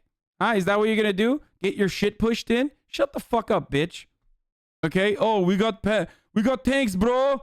Wallahi, we got tanks, bro. Get the fuck out of here, dude. Get the fuck out of here, you dumb motherfucker. Okay? Oh, yeah, if this goes out to the Muslim armies, what are you waiting for? Jihad is responsibility on you.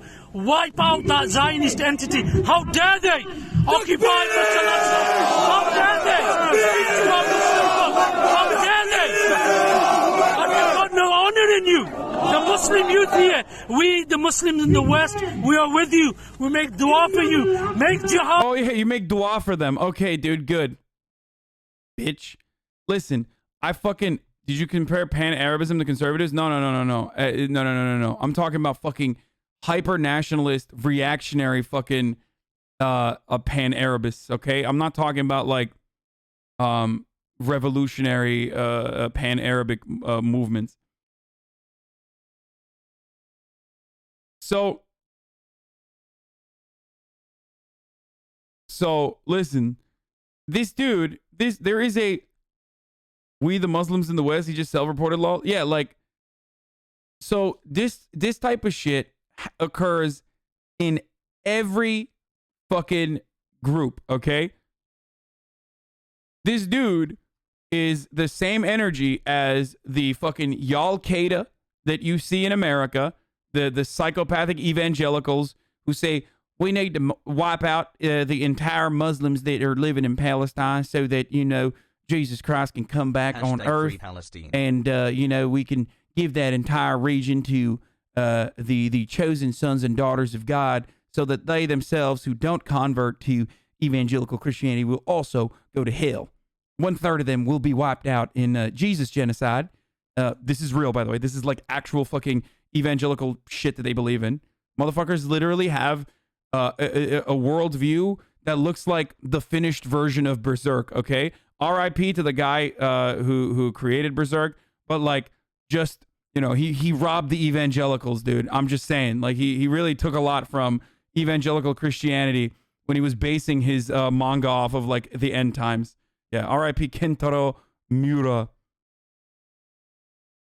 But so like, fuck this dude, okay? Absolutely fuck this dude. Except the members of Al-Qaeda aren't actually witnessing the actual violent oppression of people they identify with. I get what you're saying, but it's not a one-to-one comparison. It doesn't matter. It doesn't fucking matter, dude. It doesn't matter because he's not fucking facing that oppression right now either. And he's talking out of the comfort of his fucking... He's talking from the comfort of his fucking colonizer like enclave that he was able to build in a colonizer's land, okay? And he's making it worse for everyone else. This shit fucking pisses me off so much. Yeah, same energy as Hasidic ultra-Zionist Jews. Exactly.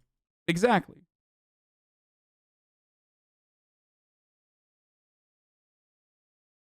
I make dua for you, bro. Yeah, okay.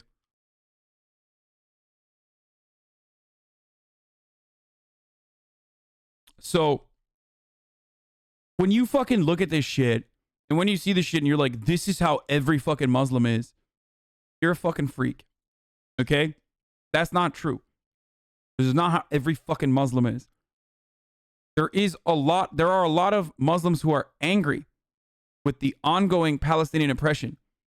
There are a lot of Muslims angry with the ongoing Uyghur oppression in China. There are a lot of Muslims angry with the ongoing oppression of people living in Yemen, the famine caused by Saudi Arabia. Okay? It feels like to the Muslims of the world, it feels like no one gives a fuck. It happened in Burma. It's happening in China. It's happening in Palestine. It's happening all around the Middle East. And it feels like no one cares about them. It happened in Iraq. It happened in Afghanistan. It happened in Libya. More often than not, happening in the hands of, it's happening in India. More often than not, it happens in the hands of Western colonizers, if not allies, fascist allies of Western imperialists. Okay? It happens all around the world. And people don't give a fuck.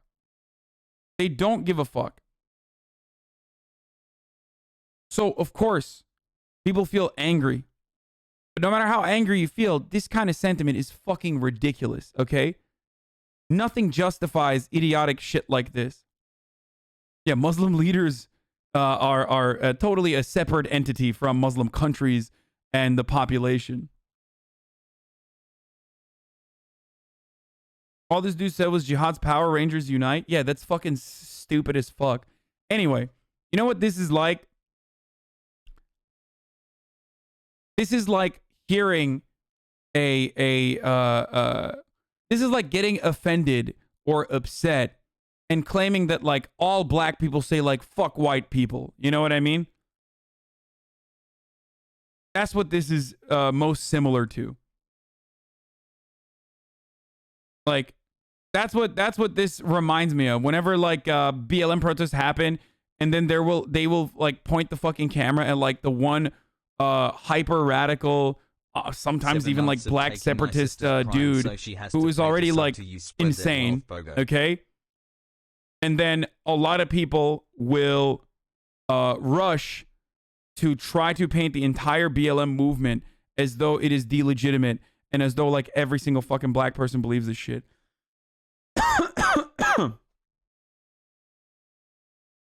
And it's stupid as fuck. And no matter how stupid this person's statements are, just like no matter how stupid like a black separatist's sentiment expressed might be, ultimately they are fucking powerless. Okay? Not only are they powerless, they will never have power. And regardless of that, there is no demonstration of that power. They have nothing. So if you're hyper focusing on that rather than the actual much larger issue at hand, which is like just the ongoing oppression and death and destruction of Palestinian lives and livelihoods in historic Palestine, then you're a fucking freak. Okay? Sorry. But no matter whether you're a freak or not, or even if you're not a freak, you will still see the ads regardless. However, because it is the top of the hour. However, if you'd like to no longer see said ads, there is a thing you can do. What that thing is subscribe. You can subscribe for $5, $1 if you're Turkish, or you can subscribe for free with your Twitch Prime. Twitch Prime gives you one free sub. This way you will no longer see the ads and you can send me fucking links and shit that I will probably ignore. Here's the 1 minute ad break now. City Council just denied flying the pride flag at Town Hall again, Saj. Okay?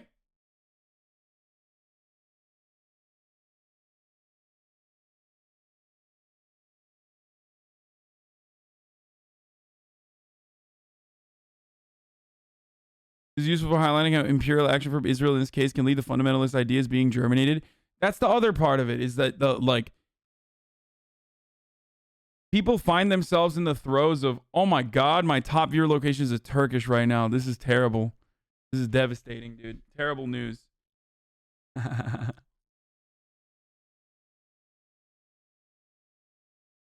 Lol, siktir git.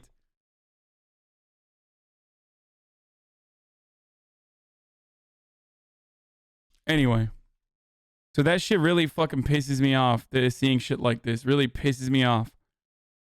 Especially because it's used as a way to propagandize against the legitimate oppression and the ongoing protests against the legitimate oppression of Palestinians.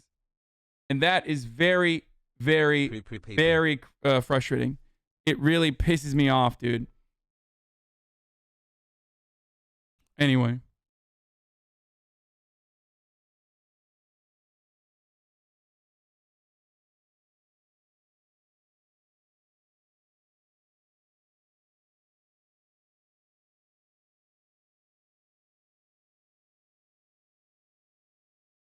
I want to watch the I want to go back to that Corey Gill Shyster videos because it was pretty good.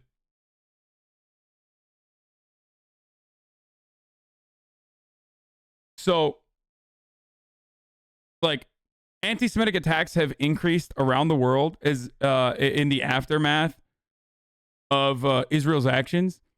And anti-Semites on both sides literally conflate the actions of Jewish people internationally with the actions of the government of Israel. Okay? And when I say both sides, I mean like anti-Semites who fucking hate Jewish people will literally be like, all Jews love Israel, all Jews unconditionally support Israel. You know, if you're Jewish, like, fuck you, whatever. You are going to answer for the crimes of Israel or whatever. That's anti-Semitic from the anti-Semitic side. And then you have the Zionists on the other side who literally also are like, no, no, no. If you're attacking Israel, that means you're attacking all Jews. That is the only land for Jews. And there's no other way that Jews can exist in any other place, in any other capacity. And you are being, and you're being anti-Semitic if you criticize Israel. And you are doing anti-Semitism when you say free Palestine. So, like, that is ironically also anti-Semitic. So I get very fucking frustrated when I see people use, like, the increase of anti-Semitic attacks all around the world as a way to, like, deflect away from criticisms of Palestine, or deflect away from the ongoing oppression and occupation within Palestine. And that's really fucking bad, dude. That's really disgusting. Like, stop trying to fucking all lives matter this shit, especially because, and I've said this already, especially because, like, anti-Semitism is a very real problem. Okay? It is a very, very real problem. So if you are a supporter of the IDF and you're a fucking far-right, you know, Zionist, but you consider yourself to be progressive, and you literally turn around and you're like, dude, you turn around and you're like, oh, dude, what the fuck? Like, you know, all of this talk about Palestine is increasing anti-Semitism. And, like, we shouldn't talk about Palestine. We should actually, and then sneak in, like, the same Israeli propaganda that the IDF engages in. You're a fucking piece of shit, dude. You don't even give a fuck about anti-Semitic attacks at that point. Like, if you gave a fuck about anti-Semitism and anti-Semitic attacks, you wouldn't be using that to, like, justify the actions of Israel, which is totally fucking separate and should be separate.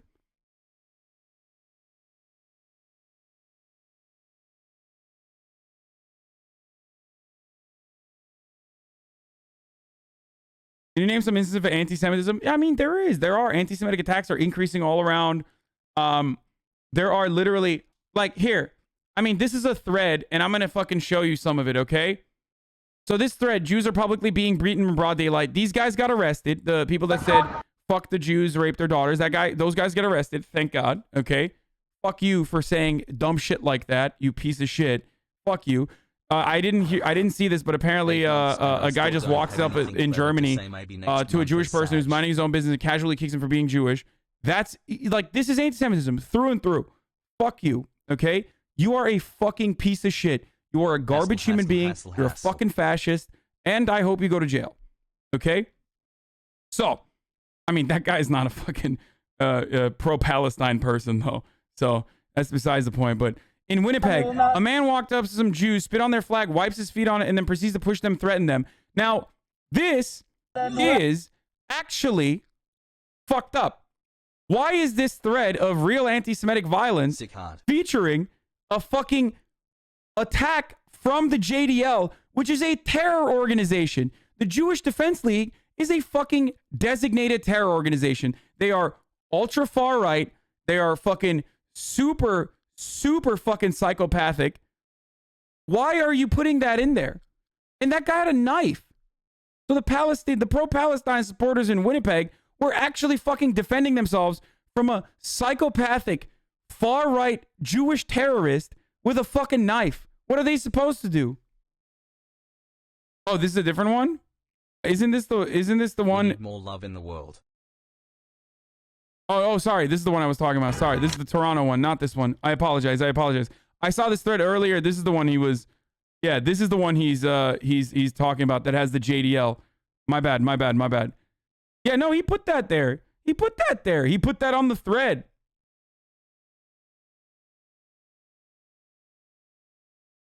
Listen, motherfucker, Canada is a fake country. I don't know the difference between Toronto and Winnipeg, okay?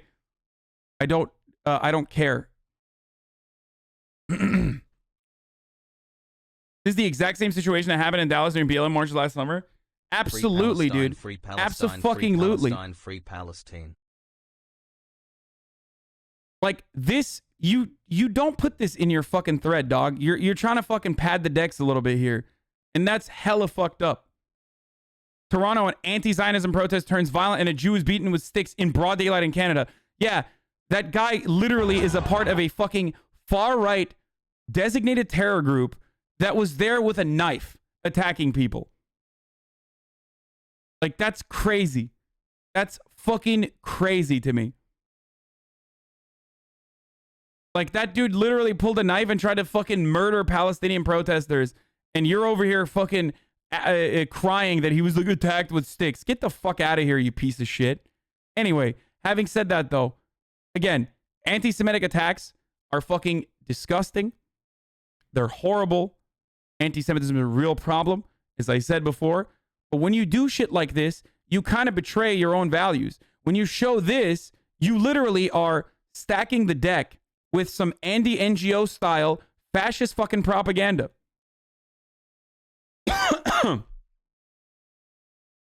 I've seen this so many fucking times, dude.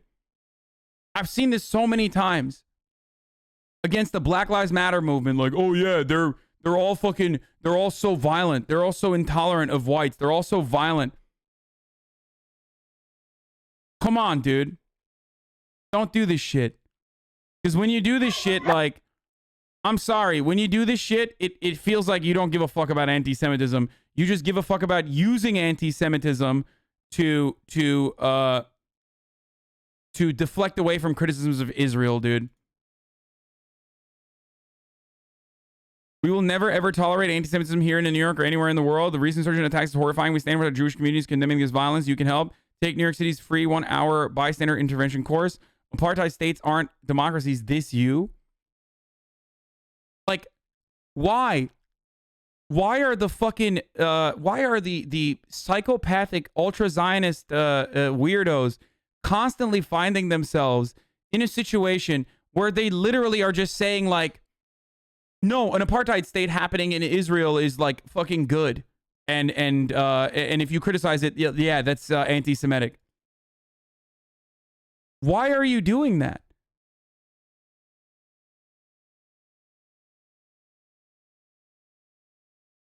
Yeah, Eli Valley, who's Jewish, before you fucking say like, this is his art style.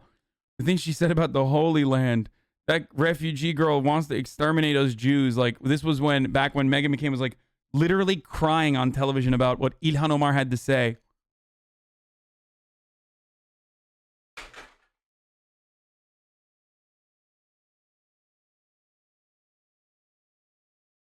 Matisyahu.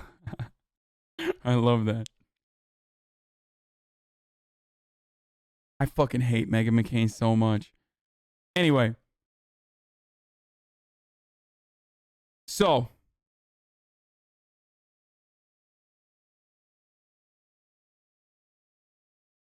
That thread claims Bella Hadid saying from the river to the sea is anti-Semitic. Oh, interesting. Is that why the main Israel account literally lied and said Bella Hadid was saying throw the Jews in the sea? Because if free Palestine from the river to the sea is an anti-Semitic sentiment, then why did they choose to lie and not say that, but instead say that that Bella Hadid was saying to throw the Jews in the sea, which is not what she said. Interesting. Maybe they thought free Palestine from the river to the sea is not necessarily an anti-Semitic sentiment. So they chose to fucking change it up.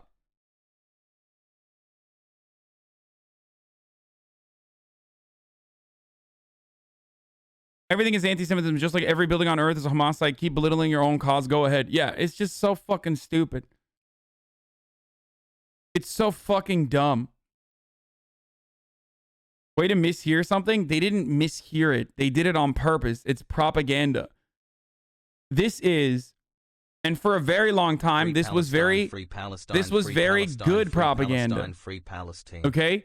This used to work because people were not paying attention. But now that people are actually paying attention and recognizing the humanity of Palestinians, that kind of old school fucking propaganda is not working. So a lot of the like Israeli lobby members, like Western progressive Zionists, and just like hardcore ultranationalist Zionists in general are trying to figure out a new way to fucking go back to the old school deflections. That kind of deflection worked because no one gave a shit about Palestinians. So now, because of social media, now there's more, there are more eyeballs on this than ever before from the Palestinian side. People are finally seeing and recognizing the humanity of Palestinians and recognizing the violence of the occupation. So now it's a little bit harder unless you have already been absolutely fucking penetrated by the craziest Zionist propaganda. If you haven't seen that, if you're in the West and you're like, the fuck, I don't know what's going on there. It seems like, we got some relatively modern people. Are they bombing terrorists? I don't know. And then, oh my God, you're like, what the fuck? No, these are people that are just like, these are little babies being killed, and the fucking supposedly modern Western-facing bastion of democracy is like brutally and endlessly fucking murdering them and ruining every part of their goddamn lives. That's not great. Shut the fuck up, lol. People support Palestine because of Islam only. Yeah, dude. Islam, the popular religion of the religion that Christians absolutely love, the religion that Western nations love, right? Islam. That's why they're supporting it. What the fuck kind of psychopathic take is this, dude? Like, maybe not historically, but in modernity, I would say that Islamophobia is significantly more normalized in media than fucking anti-Semitism, okay? Especially in Western nations now. Obviously not 60 years ago or fucking World War II era, but like, it's a part of our everyday existence. Like, the fuck are you talking about, dude? What a fucking idiotic take. Do you know that the Palestinians received more money in aid than the whole of Europe did in the Marshall Plan after World War II? It's 1925. I'm leaning against this lamppost on the lookout for dames who are looking for trouble. I start flipping a quarter. I catch her eye. I fumble the quarter, and it rolls into a sewer grate. I have lost the equivalent of $30,000.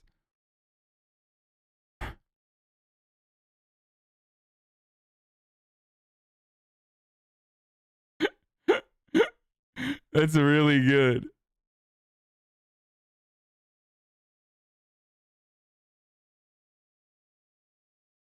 Yeah, thank you for the breadcrumbs that you give us as you give significantly more money to murder us, say the Palestinians.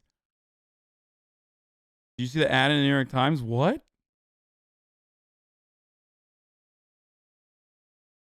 Bella Gigi and Dua. Hamas calls for a second Holocaust. Condemn them now. Dude. Yo, I'm going to be honest with you. I feel like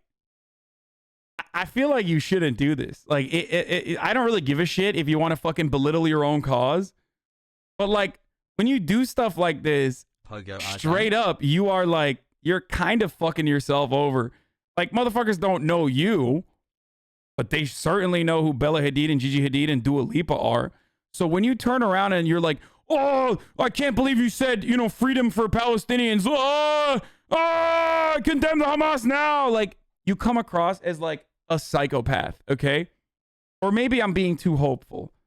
But I literally feel like when you do shit like this, when you attack celebrities like this who are just like, who have kind intentions and are practicing empathy, you're gonna lose the battle from a cultural point of view.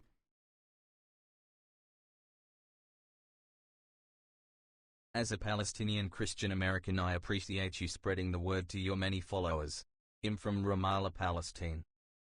Okay.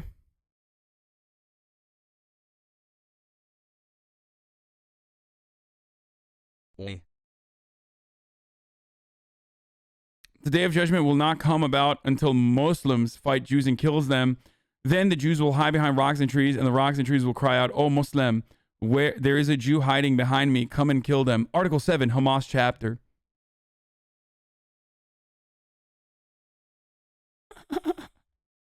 Yeah, I'm pretty sure Bella, Gigi, and Dua don't agree with that take. Like,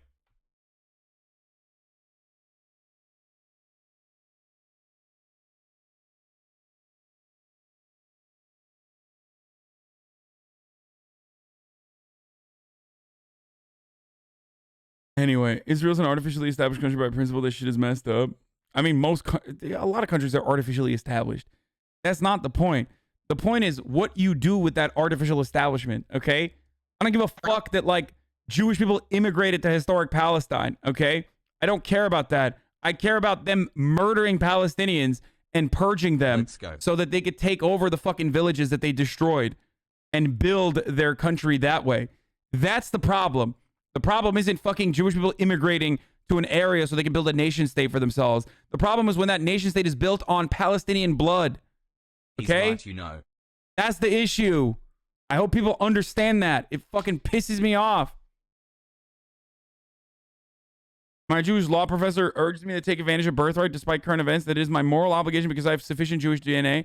Yeah, I used to say, like,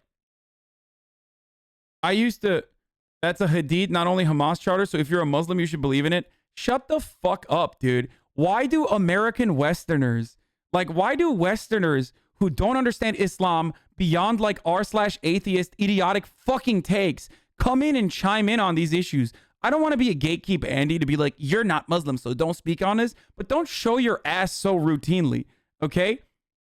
That's not a fucking Hadith. And also, beyond that, who gives a fuck?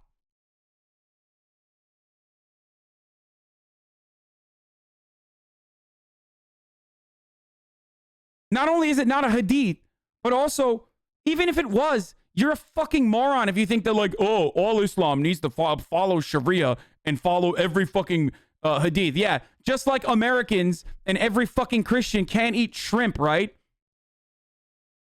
And we should punish sodomy. Hold on. Dumbass. Religious interpretation for Protestants exists, for Catholics it exists, for Western nations it exists, but no, Muslims can't fucking interpret religion in a more tolerant capacity or update it with patch notes. Motherfucker, Mormons no longer believe that every black person is evil, right? So if you recognize that, then shut the fuck up.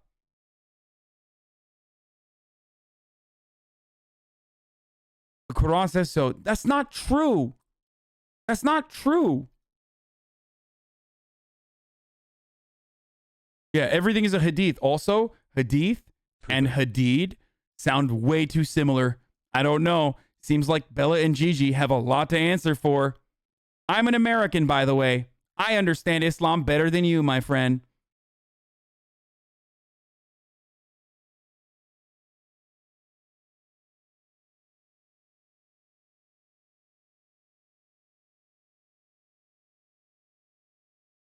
Yeah. I want to know, like, I love this because it's like, these people also think that, like, Iran is allied with Sunnis. You know what I mean? Across the board, unconditionally.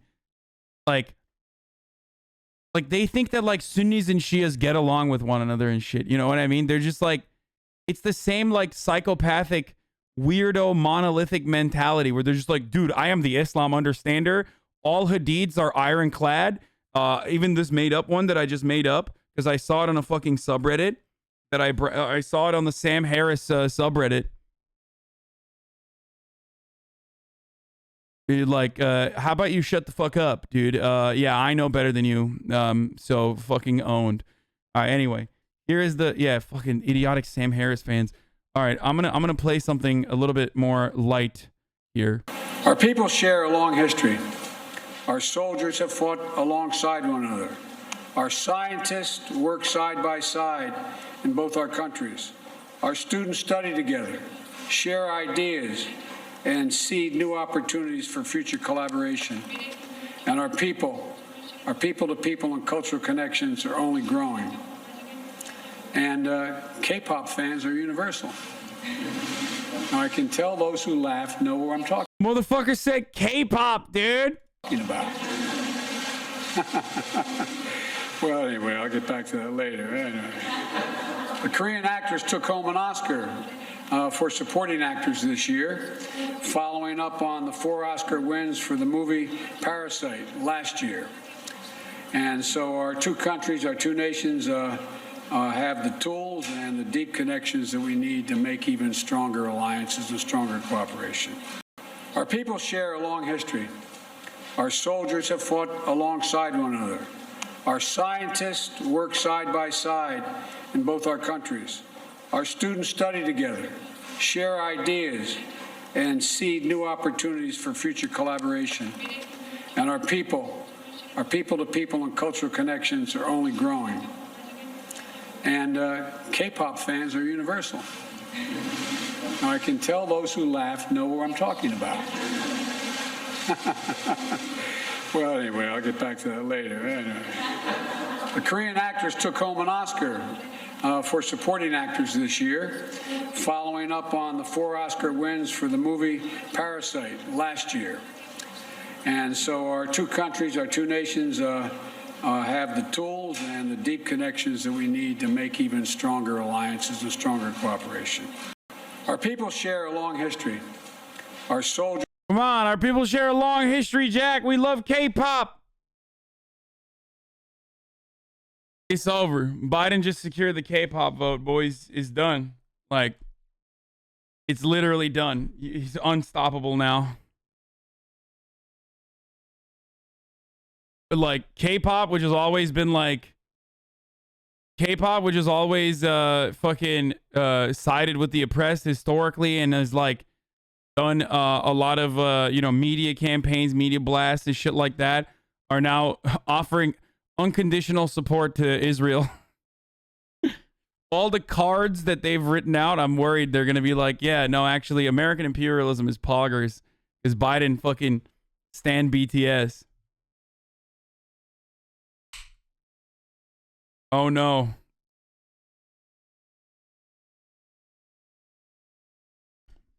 Basically this speech. Hey chat.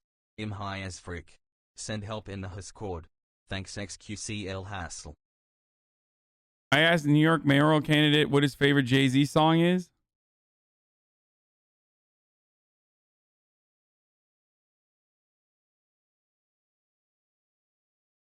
Do you listen to rap music, by the way? Like, what are you vibing to? I listened a lot to hip hop during like the 90s and 2000s because what Andrew? I gotta know. Well, it was Jay-Z and a little bit of Nas. And what's your favorite Jay-Z song? I mean, he's a New Yorker. Yes. That's so bad. Yes. What is my favorite Jay-Z song? It's. Do you listen? So many of them. There's so many. Dude, I don't even like Jay-Z like that. You could literally just say 99 Problems. Like, how are you not going to say 99 Problems? Like, I'm not even the biggest Jay-Z fan, but like, that shit slaps. You can't. Yeah, he's going to be like, fellas in Paris. Our friends in Paris. You know, the Paris one. Actually, I take it back. I think I personally like Jay-Z's later discography than I do his earlier work. I just like, I've never been a fan. I don't know. I don't like his people are gonna get so mad at me because like everybody loves Jay-Z, I feel like, but I don't like his how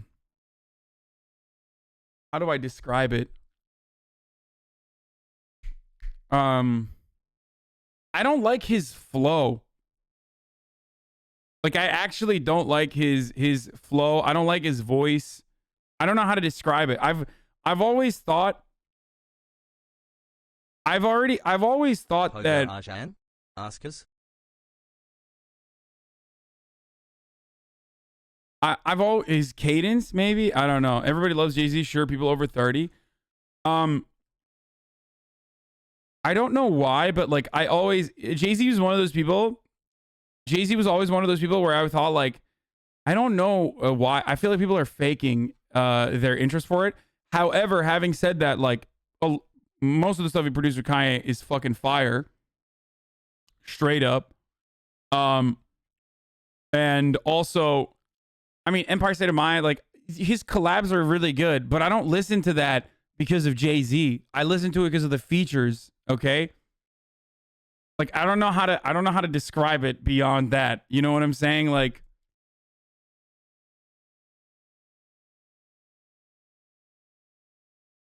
his verse on Kanye's Monster is so bad it's good. Yeah, like but yes, 444 is amazing. You should listen to. So that's what I was. So over the years, I think like his old stuff, I think, stop Googling Jay-Z. What? Dude, I'm fucking old, man. Like Jay-Z was literally fucking popping off while I was young and interested in rap music. So I grew up with it. I just wasn't a fan.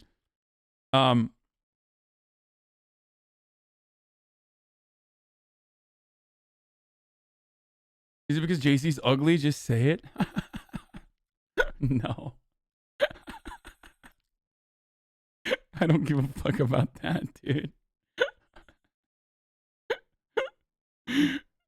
Jay-Z stands and J. Cole stands unite. Nah, bro, you just don't like my favorite rapper because he's ugly. I get it. Just say it, dude.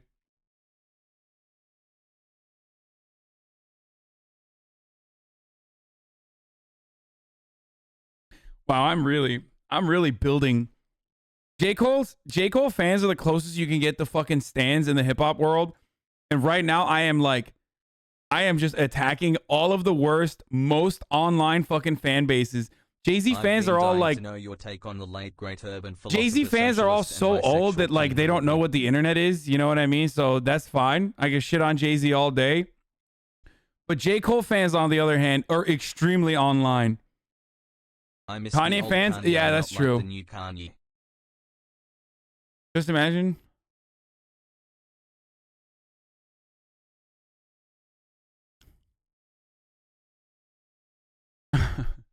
J. Cole fans are most reminiscent of K-pop fans because they engage in the same kind of moralizing. Like they don't just say, oh no, you just I like this kind of music.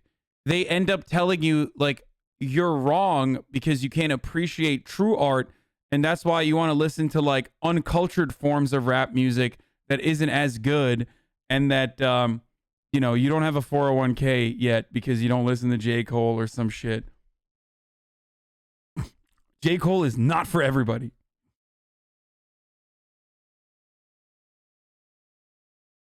Fake deep head ass. Playboy Cardi fans are the most cult-like. Yeah, I mean, look at literally whole lot of Red Defenders, dude. If you're defending whole lot of Red, like, you're fucking delusional. You know what I mean?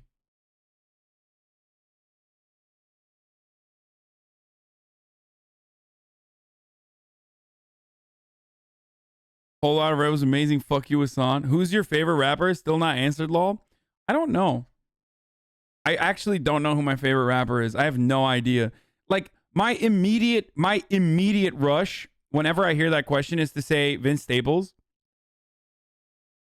But I don't know. It's probably not.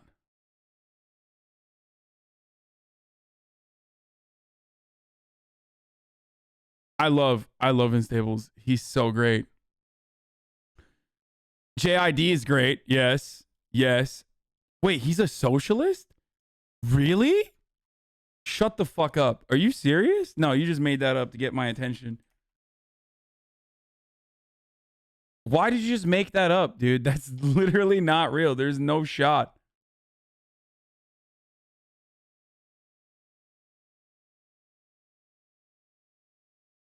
Bro, you are so confusing. Yeah, because people think that like just because I'm fucking anti listening to music or just don't listen to fucking music, people think that I don't know anything about music or have never listened to music. So they get genuinely confused when they're like, "Wait, you know about these fucking? Did you Google JID socialist like I did?" No, I just Googled his Twitter to see if he had any takes, but and then I followed him regardless.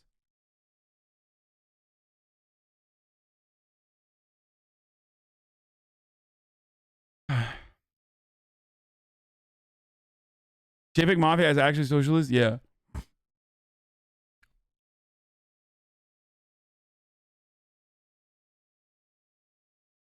Have you listened to Mask by Dream? What?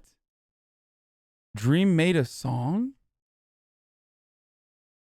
Oh no.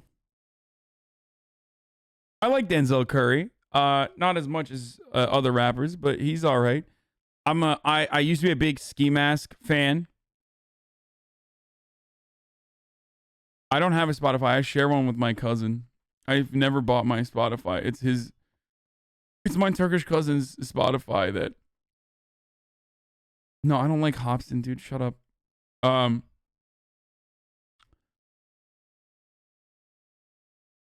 Do you listen to Tupac? No. I'm old, but I'm not that old.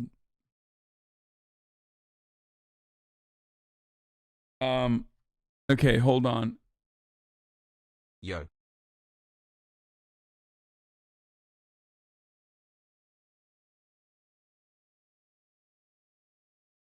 All of J. Cole's artists on his label, JID, Earth Gang, Bass, are way better than him. Oh, JID signed with J. Cole? But that happens all the time, dude. What you're referencing here is literally what Drake does, what Kanye does. Oh my God, Kanye Stan's gonna fucking murder me. What Jay-Z does. That's what every fucking big rapper does. That's literally, they just sign all of the young talent that is really good, and then they turn around. Oh God, I shouldn't have said Kanye. Everyone's gonna fucking kill me now. But yeah, that's usually what a lot of artists do.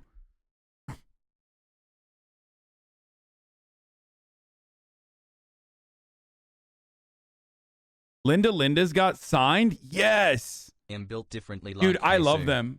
I actually fucking love them. These girls are awesome, dude. They're so good. They have a great sound.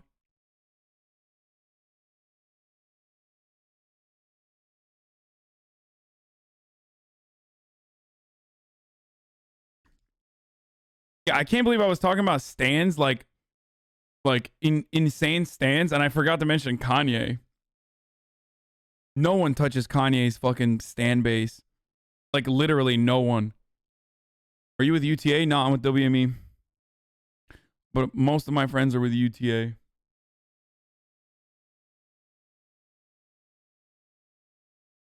I don't think a Linda's enjoyer can appreciate J. Cole. Why the fuck not? I just dropped. So what you're saying is you listen to Olivia Rodrigo? Now I do. But you will not be able to pin me to a specific sound when it comes to music. I like weird shit. I like all the weirdest shit. Anyway.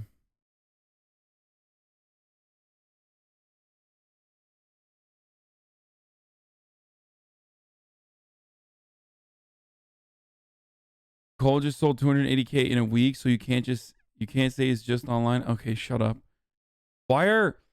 Dude, J. Cole stands are so weird that they're like, nah, dude, actually, we are fucking crazy.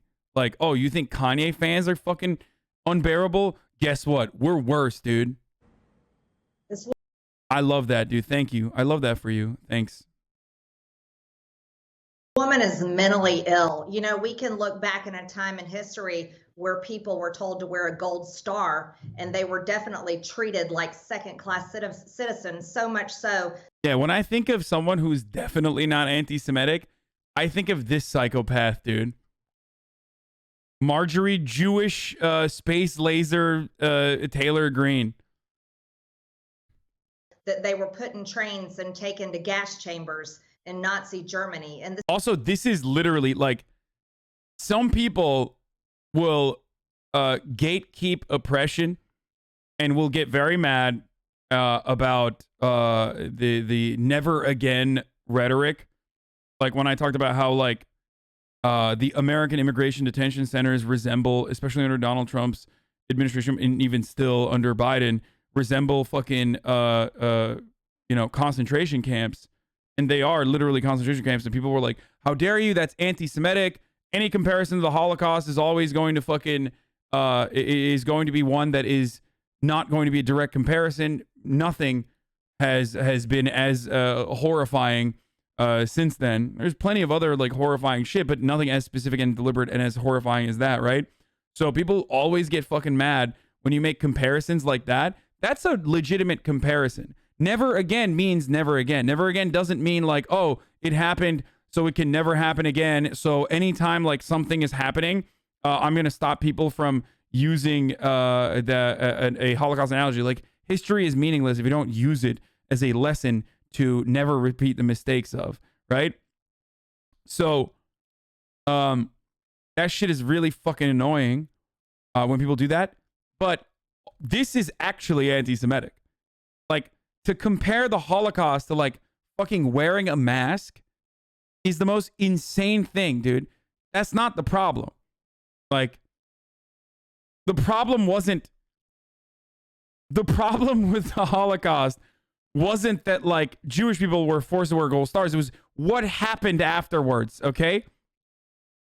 So like comparing that to, something that these epidemiologists have wanted to fucking put together for public safety is genuinely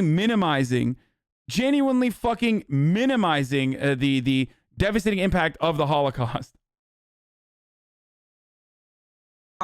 And they were definitely treated like second-class citizens, so much so that they were put in trains and taken to gas chambers in Nazi Germany. And this is exactly the type of abuse that Nancy Pelosi is talking about. Well, let's talk about the Queen of the House of Hypocrites.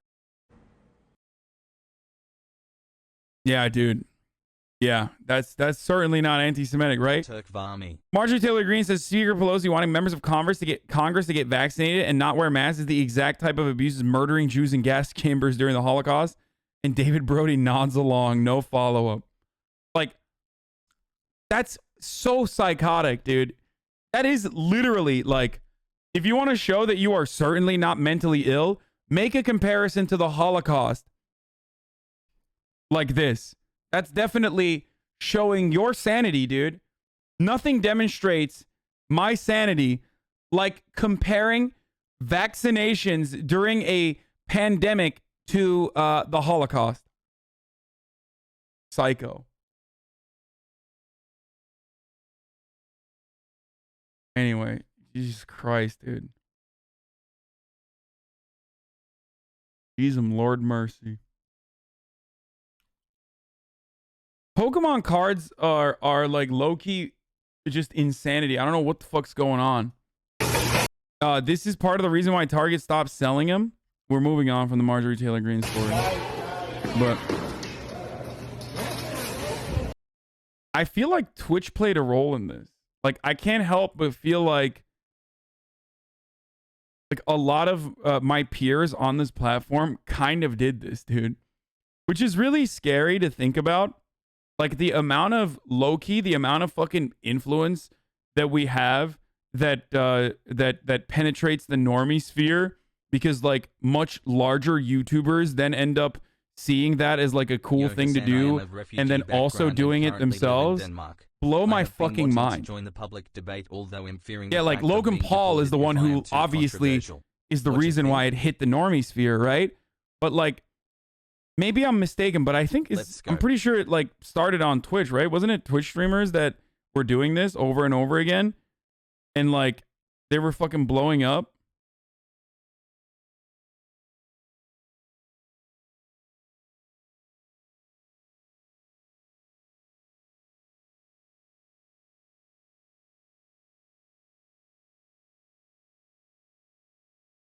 Literally all started with Jake Paul. He lied about the price of cards, and then those cards became those prices. So now everything is going up because of people buying. Yeah.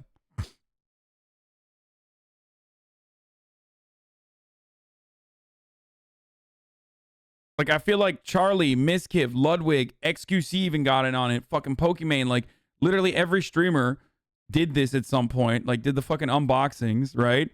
And it was, like, fun content. And then, like, Jake Paul and Logan Paul were like, oh, shit, this is really good. And the moment that they did it, it's over. After that, you're done. That's a trend now.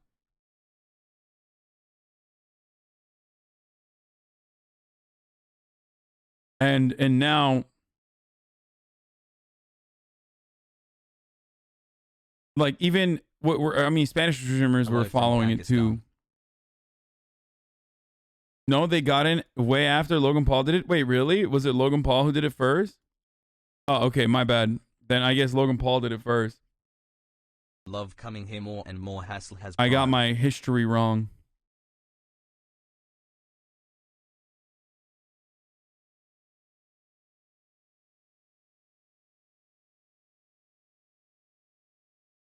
Card openings are old school as fuck. I'm just saying that this iteration, this round of hype, like, this round of hype came from what I thought was Twitch streamers doing it, and then, like, other YouTubers, like, getting back into it again. 14 months with all you know what I mean? Froggies. It's kind of like you could say reaction or React Andes are not a new concept. YouTubers have been doing it for fucking years. But, like, the type of shit that we all react to, like, you know, Jubilee videos and stuff, like, other content creators on YouTube see that and they're like, this is actually pretty good. And then they turn around and do it as well again. And then Jubilee videos start popping off like fucking, you know, PewDiePie. It's all, I mean, it's all back and forth. But it's just like, anyway.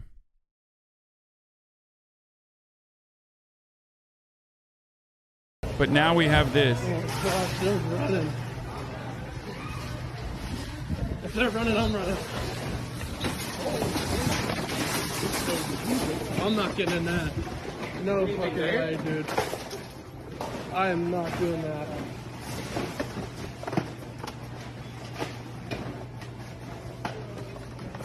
Holy shit.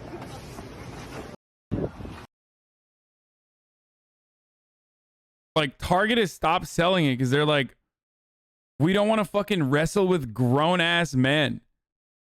Like, we don't want to wrestle with grown-ass men who are just, like, trying to buy fucking Pokemon cards. Like, this is crazy. Anyway, Ziwes did a hit single, Stop Being Poor, with Patty Harrison. She's dope. Available on all streaming platforms now. Let's listen to it. This one goes out to... Dude, just stop being I don't know enough about Ziwes. Like, I've only seen like little videos. Sorry, little videos of her here and there. But hey, listen.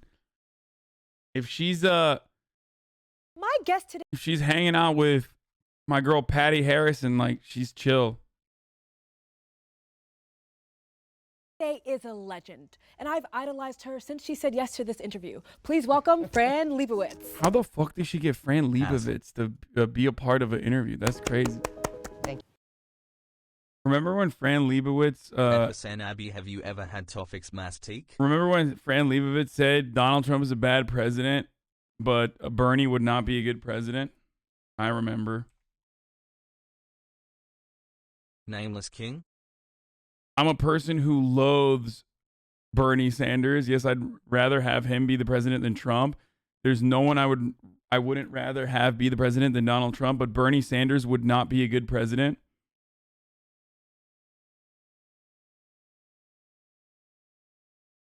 And then her criticism of Bernie Sanders was, I agree with him. I agree with these ideas, but if you're asking me if he would be a good president, he's not even a good senator. He just yells. Also, I've always thought, what kind of person leaves New York when they're 18? People should come to New York when they're 18.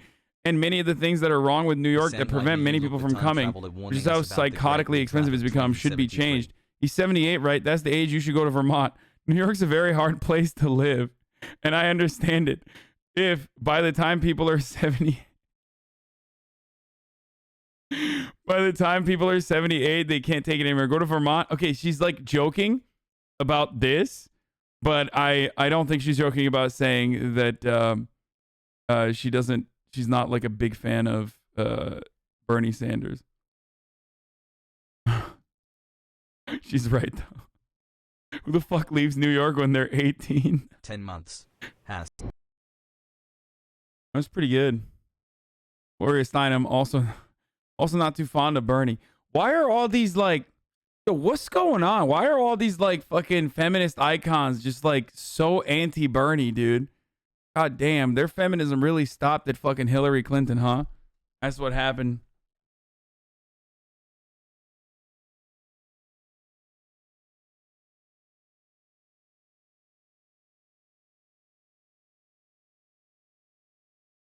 Emily Wilder was fired for the basis, fired for bias. Yet CNN's Jerusalem correspondent can celebrate the IDF and keep her job. Funny how that works, huh? Yeah. Of course. Of course. Like,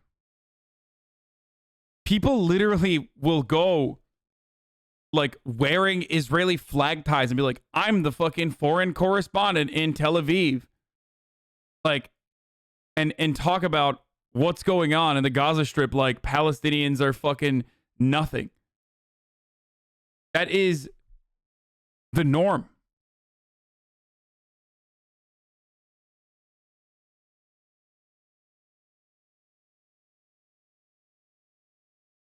What did Misgive say? Stop yelling. Shut up, bitch.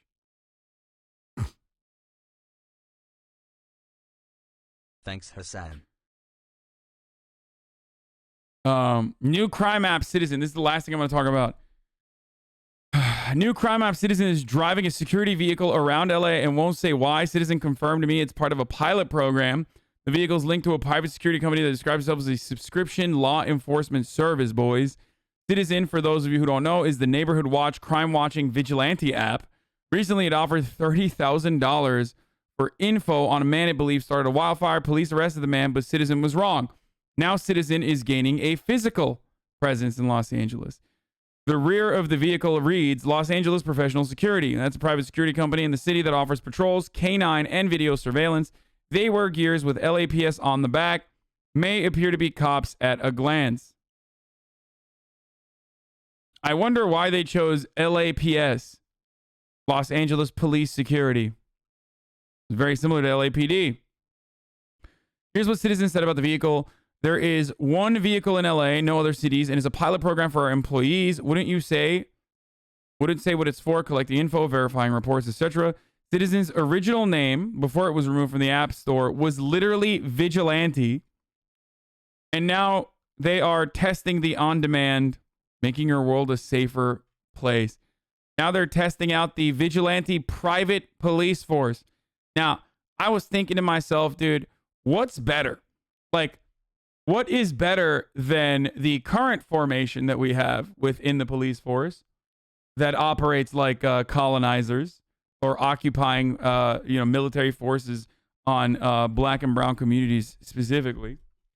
And I was thinking, like, it's even better if it's less regulated, even though the current fucking regulation is dog shit to begin with, even less regulated than the current police force. So yeah, few things make you feel like you live in a bleak dystopian reality, like the Citizen's app patrol car that looks like a cop car. Brandon Werner tweeted along with a photo of the vehicle on Wednesday.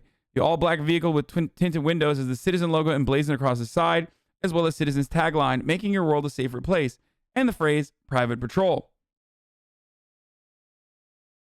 There's only one vehicle so far. It's a pilot program. For those of you who don't know, Citizen sends users push alerts based on their location. That can include information from police scanners and eyewitnesses. Users can also broadcast live video, and the app sometimes asks users to close an event to please stream their own footage, close to an event to stream your own footage of the event. The app's original name was Vigilante. I wonder why. I wonder how that could go wrong. In the past, Citizen has had the ambition of working directly with law enforcement and government agencies, according to emails obtained by Motherboard using a public records request. It is not clear whether it currently has any official partnerships with police agencies. Oh, man. I can't think of a better way to to bring back some of the Blackwater security defense contractors by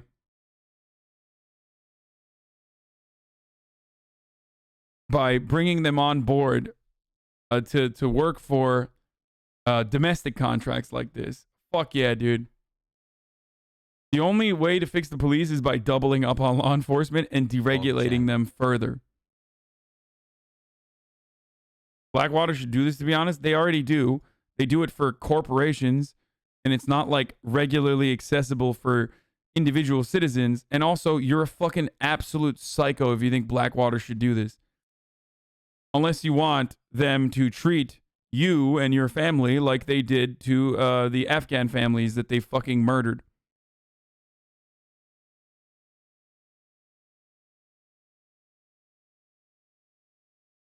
Remember, nobody knows.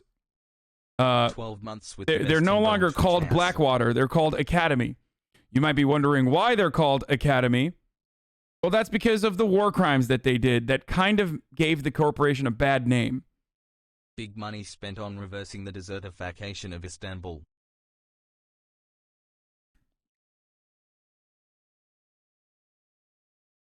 In the past, Citizen has had the ambition of working directly with law enforcement. But as part of Citizen's Los Angeles launch in 2019, Akila Sherrills, executive director of local community group The Reverence Project, offered to introduce the Los Angeles mayor office to Deidre Delaportas, who was Citizen's expansion lead at the time, according to one of the emails. And those emails, a representative for Citizen said it has a working relationship with New York Fire Department, but it does not have an official relationship with the company and has not yet answered a public records request, said the FDNY. Last year, Los Angeles announced a partnership with Citizen, which we covered, to help track the coronavirus. Earlier this week, Citizen posted a photo of a homeless man and offered $30,000 for information that could lead to his arrest. The app suggested the man was linked to a wildfire near Los Angeles. Police officers acting on that information arrested the man, but did not have evidence to charge him with a crime. Citizen was wrong. Oopsie. Great. You think this type of company will spread to the other states? Absolutely. And it's fucking terrifying. Anyway. We've already talked about the Israel-Palestine ceasefire and how the ceasefire meant, at least for the IDF, to continue doing what the fuck they're doing. And what they're doing is, of course, beating the shit out of Palestinians at Al-Aqsa Mosque for demonstrating. So that's pretty poggers, obviously. You already know. Shit. There was another thing I wanted to show you. There was... Oh, this was what I wanted to show you. Hold on.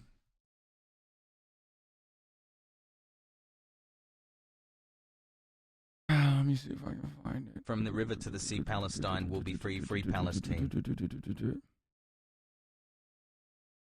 I saw this because friend of the show and also HasanAbi head Cameron Kasky posted this on his Instagram.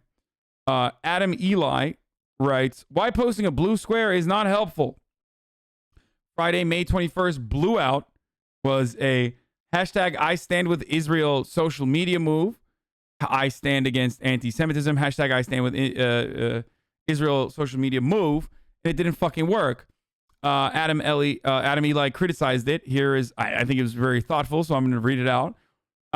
Here's why the Blue Out Friday is not the move. It is performative at best and stoking anti-Semitism at worst. 1, we have already established that posting any colored square as a form of solidarity was performative and useless because it drowns out the actual post from actual activists who were trying to reach out to as many people as possible at the time. 2, by asking people to post the tags, I stand against anti-Semitism, stop Jewish hate, we stand with Israel together, as if they are the same thing, you are conflating the actions of Israel with the Jewish people, which is the very root of so much of this wave of anti-Semitism. As I mentioned as well, this is ridiculous to conflate the actions of Israel with all Jews is literally anti-Semitic. That's what anti-Semites do. Just because you are fucking a Zionist does not mean you can't be anti-Semitic. You are being anti-Semitic when you do that. From what I can understand, this tag is originated, or at least being heavily endorsed by Jewish Breaking News, a deeply and apologetically one-sided account that again conflates Judaism and the action of Israel's government. Please tell me if this part is incorrect and if it originated elsewhere. My friends at the account Progressive Jews explained beautifully yesterday that we all need to continue advocating for Palestinian rights and safety, and the recent rise in anti-Semitism should not be used to delegitimize or smear the vitally important mission of Palestinian freedom and liberation, while also understanding that the anti-Semitism that many Jews are facing as a response to the Middle East should be wholeheartedly condemned, and we need to be talking about it, especially in a time when hate crimes against Jews are at an all-time high. 5, fighting anti-Semitism does not inherently mean standing with Israel, whatever that even means. Also, please note that this is coming from someone who actively believes and advocates that social media can be used for real tangible change in social movements.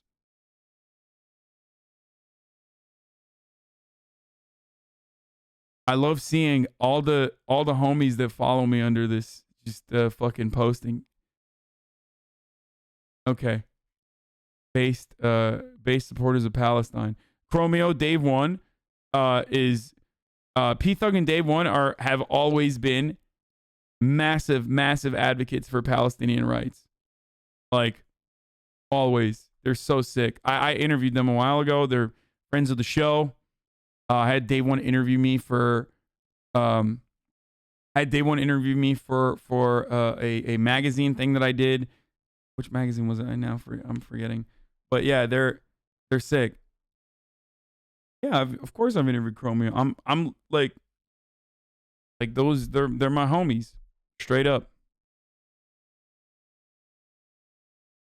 Look at Rogue Zombie. Protect all women and no casualties. Game Czar is Hamas. Stand with Hamas. Incognito mode, dude. Are you all right?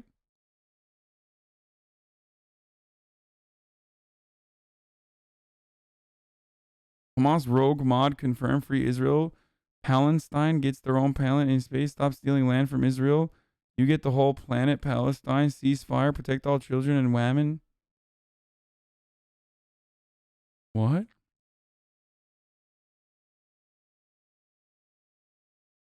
What is this person saying?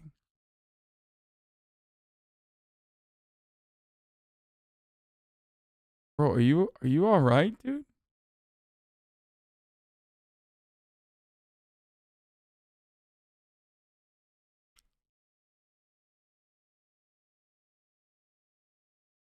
I'm so confused by this.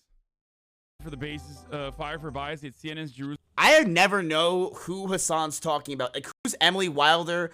Why the hell does she have a cake? Like, what is this shit? Like, you know, like, I never know. Did, like, Cutie make that for her? I have no idea how this works. But you know what? Hasan just sounds so confident, and he looks so fucking goddamn good. I just want to keep watching him nonstop. For the basis, fire for bias. Thank you, Miss Kiff. That's giving the game away right there, dude. That's literally just how I operate, dude. I just had a huge argument with my Zionist mom over this exact issue. She can't seem to understand the conflation of supporting everything Israel does with Jews and how it's destructive. Yeah, it's fucking so stupid, dude. I mean, if your parents are fucking mega Zionists, the easiest way to fucking counter their idiotic takes on how all Jews represent Israel and Israel is all Jews, whatever the fuck kind of weirdo programming that they've that has penetrated their skull for so long that like nothing else gets in. The easiest way to ask them, especially if they are liberals, is to be like, okay, Donald Trump, do you like Donald Trump? What if everyone constantly was like, oh, you're American, you're Donald Trump, and just denied you your point of view on Donald Trump as an individual, as a progressive person?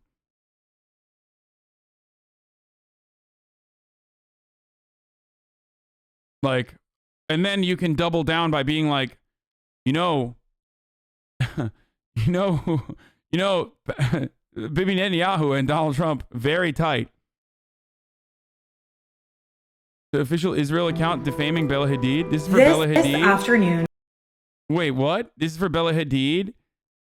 Matching alongside Palestinians advocating to throw Jews into the sea isn't a good look, even for a supermodel?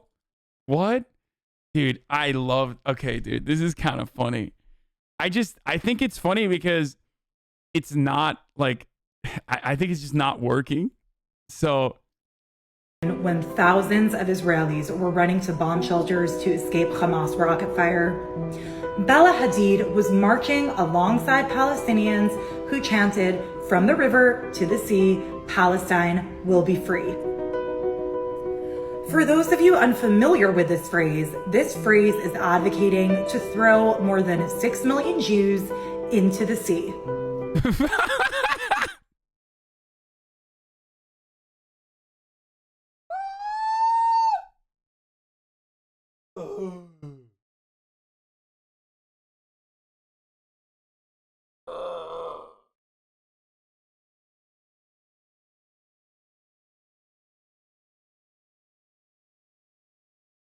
Oh, okay. Well, at least they're not saying throw the Jews in. Like, originally they said that they claimed that Bella Hadid was saying throw the Jews into the sea. Now they flipped that because, like, the video does not show that. And now they're like, oh, no, they meant, like, you know, from the river to the sea, Palestine will be free. That means throw the Jews into the sea. I can't read the comments. I need to log in.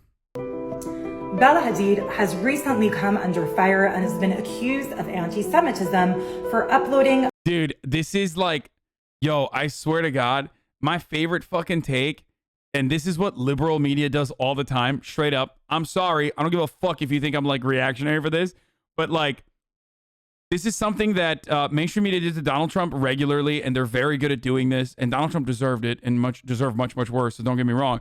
But they'll always be like, then Donald Trump himself has done this too. Many people are criticizing. It's like, no, motherfucker, you're criticizing. Like, who are the many people? Like, you immediately you start a fucking narrative by literally being like, many people are saying this. Oh, really? It seems like you're saying it. And now you are solidifying that as a legitimate position by pointing to these many people that are all around. Where are the many people? Who are these people? How many are there? What are they saying? Why are they saying such things? No, many people are saying this. It's great. Hadid also recently been accused, Hadid has also recently been accused of sharing anti-Semitic posts after saying Israel wasn't a country. A now deleted infographic, which questioned Israel's right to exist. Yeah, I can't believe they made her fucking delete that, dude. No country deserves to exist. And no country especially deserves to exist if it only exists by fucking brutally suppressing, murdering, and subjecting people into horrifying conditions. Sorry, that's crazy, dude. Like, yeah, guess what? Nazi Germany didn't have a right to exist. Straight up. I will fucking say that. Okay? Is that a controversial point of view? I don't think so. But what the fuck? The United States does not have a right to exist if you can only exist by continuing to fucking do imperialism and death and cause death and destabilization. No country deserves to exist. This idiotic take is so stupid. Like, I can't believe it's not the country that is like a singular thing that is completely fucking I don't know, disassociated from the people that live in it. It's actually the human beings that live within these borders that have a right to exist. Okay? Most people don't support Palestine. This is a bubble. I know. I understand that. Trust me. Don't mistake that. Don't think that I am delusional and believe that, like, there's so much support for Palestinians. No one gives a fuck. Said that Israel wasn't a country and that Israel was the colonizer. I mean, it's true. Israel is a colonizer. Literally, straight up. What is this? HasanAbi, you are the worst streamer, racist. Oh my God, they're copying and pasting this imagery. I'm literally shaking, pissing. Hasan has created a safe space to gather during COVID. He has helped apolitical people learn the basics of American politics. He has an international perspective and the best source of news for my family. CNN and MSNBC suck. Hasan rules. You suck. Nobody likes your political shit. Bro, what's happening to my chat today? The fucking guys that I'm catching are very weird. Like, they're extra weird today. Shortly after deleting that post, Bella Hadid posted, "You cannot become desensitized to watching human lives being taken." So just to clarify, Wait, is she mad at that too? The fuck aren't you mad at then? Like, Bella Hadid said murder is wrong. Here's why that's a bad take in regards to Israel. Like, go ahead, dude. Tell me why you shouldn't be desensitized to fucking humans. Human suffering is a bad thing. I'm sure she's going to say, well, what about the Israelis who are suffering? That's what she's going to say. There is no other comment that you can make here. Israeli suffering does not mean that you can fucking murder Palestinians, dog. Okay? Like, it doesn't fucking work that way. God damn. You claim that you care about human lives, but you're totally okay marching alongside people. Oh, okay.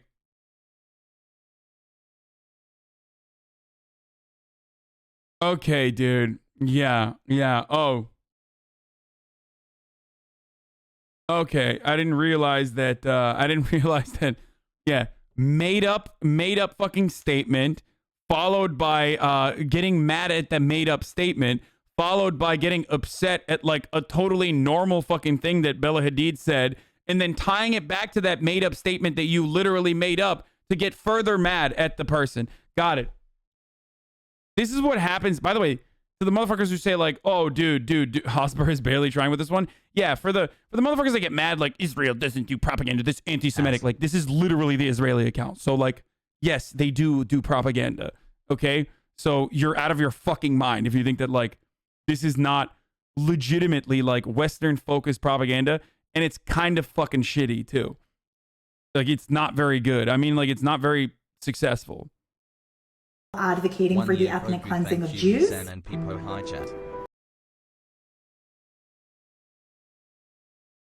Bro, I'm gonna say this one more time. Okay? For everybody in the back.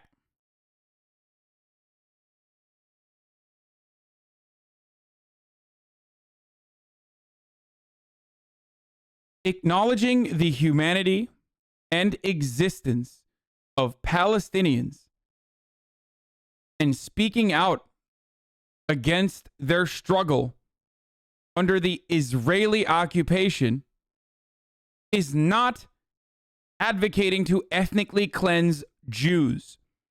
If you think that acknowledging the humanity of Palestinians is akin to ethnically cleansing all Jews, you are out of your fucking mind. You are a crazy person that we are forced to act as though you are normal. Okay? You have lost your fucking brain processing capabilities, and yet here we are all together acting like you're a normal person. That's fucking insane. Okay? That's insane. I'm sorry. I'm not going to lie to your face or to others and act like this is a normal position to take.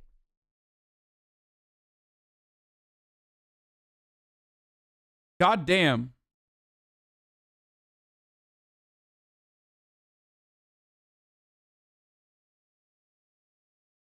Bella Hadid even posted this. What more does the TikTok lady want? I know what this is. This is going to be the fucking period. I want to make this very clear. Hate from either side is not okay. I do not condone it. I will not stand here but talk badly about Jewish people through all of this. This is about humanity, not about religion. This is about freedom in Palestine. Yeah, like imagine fucking acting like Bella Hadid is anti-Semitic, dude. You're such a fucking freak, dude.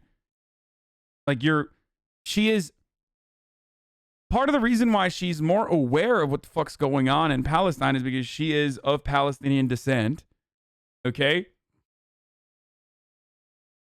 But like every moment that you fucking act like this is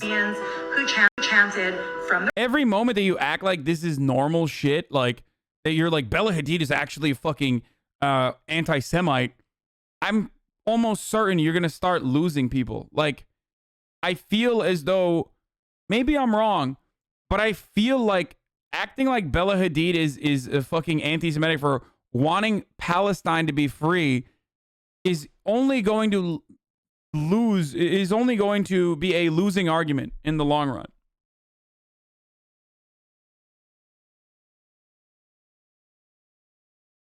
Would you get Mohammed El Kurd on your show? He's been accepting many requests lately. Yeah, I DM'd him. He didn't respond. Of course, I've been trying to get him on the show for a while. Fucking, if you guys can reach out to him, I know there's like Palestinians in here, or people living in the West Bank and shit that watch me. Try to get him, try to get him on. That would be great. Yeah.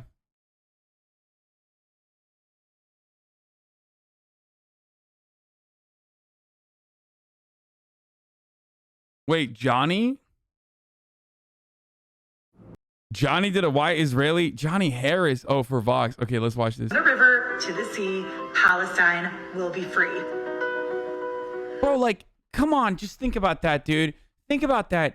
Think about the words that you're saying, dude. Like, you're saying that Palestinian freedom means you want to ethnically cleanse all Jews. Like, that's crazy, dude.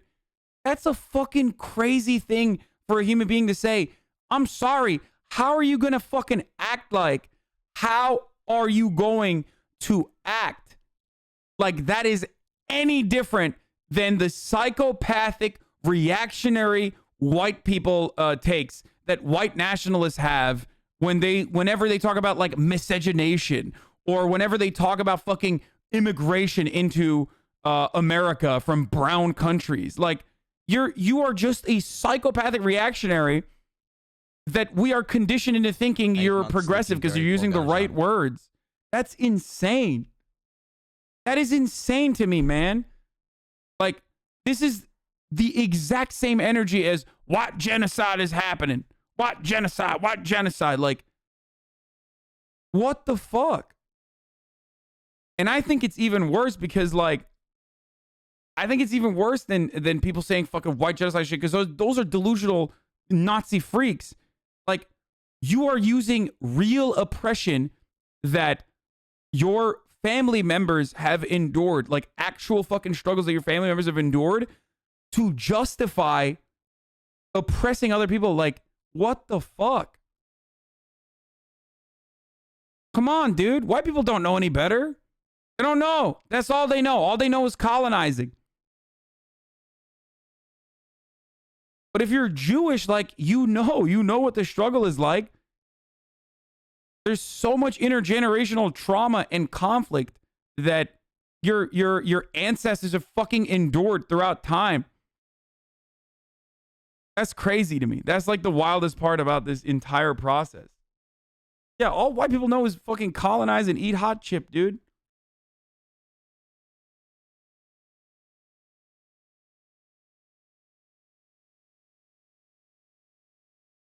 For those of you unfamiliar with this phrase is advocating to throw more than 6 million Jews into the sea. Imagine saying, white people, you racist piece of garbage. Bitch, I'm white. Suck my white ass dick, motherfucker. Dumbass. I don't know where you got that from, but we're talking about from the river to the sea, Palestine will be free. We're talking about the country. No one's gonna throw Jews in the sea. No one was planning to throw Jews in the sea. Please stop victimizing yourself and calm the fuck down. I mean, straight up, it's crazy. It's actually fucking crazy, dude. It just makes me so sad. It like reminds me of the Corbyn era when like the psychopathic reactionary right-wing British broadcasters were they were saying that like fucking Jeremy Corbyn wants to like murder all Jews over and over again, right? Like, and it terrified Jewish people. Like, it terrified British Jews to a degree where they like unironically thought it was a second coming of Hitler, and they said that they were gonna fucking leave, right? And that shit frustrates me, because like, you might be doing trolling. You might be doing trolling for the fucking IDF or doing propaganda for the IDF, but you're literally like fucking up Western Jews by like creating this like psycho fucking propaganda. You're turning them into the terrified fucking white people who call the cops when they see a black person. Like, why are you doing this? It's so fucking wrong, dude. It's abhorrent.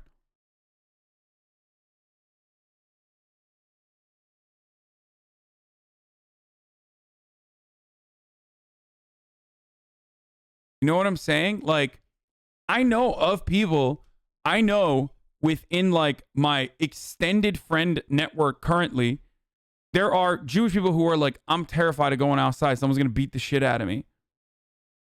Like, someone's going to beat the shit out of me and fuck me up because I'm Jewish. It's like, it's nuts, dude. What the fuck? You think that's okay to fucking terrify people like this? That shit's crazy, dude. It's so fucked. It's so fucked. It's such a piece of shit move, dude.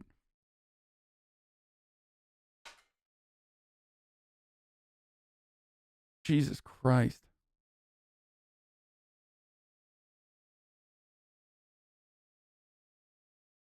Nah, man. Stop bullshitting LMAO. What? Wait, so you think that like you think that there aren't legitimately like Jewish people living in places like Los Angeles who aren't fucking legitimately terrified that they think that like they're going to be victim to an anti-Semitic hate crime? That's crazy, Dud Saj. There's real anti-Semitism in the Labor Party alongside some nasty misogyny, and it pisses me off because I'd like to vote for the Labor Party. Man, shut up. Like, shut up. Yeah, dude. Hey, welcome to fucking being British, or not British, but like welcome to England, okay? God damn, dude. Yeah, like, I'm sorry that your entire island is comprised of anti-Semitic reactionaries who are also anti-trans. Okay? Sorry.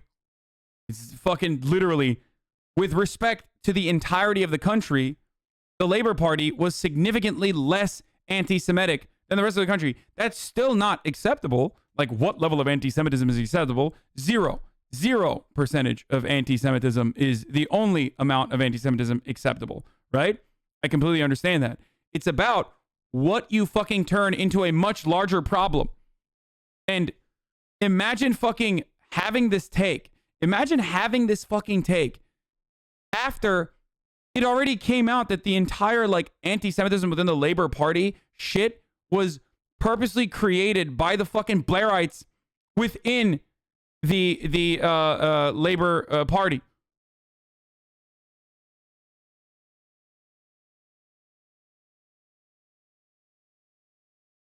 Like conservative labor that wanted to go back to neoliberalism or closer to neoliberalism saw Jeremy Corbyn as a threat and used this as an opportunity. And good job. You fucking got it. Like, you literally got what you wanted. You destroyed or tried to destroy the wonderful legacy of a dude who has spent his entire life fighting apartheid regimes and was, in many respects, too much of a pussy, if you ask me. He wasn't brutal enough. And yeah, he was called anti-Semitic because he was pro-Palestine. Straight up. Jeremy Corbyn was consistently called anti-Semitic because he was pro-Palestine.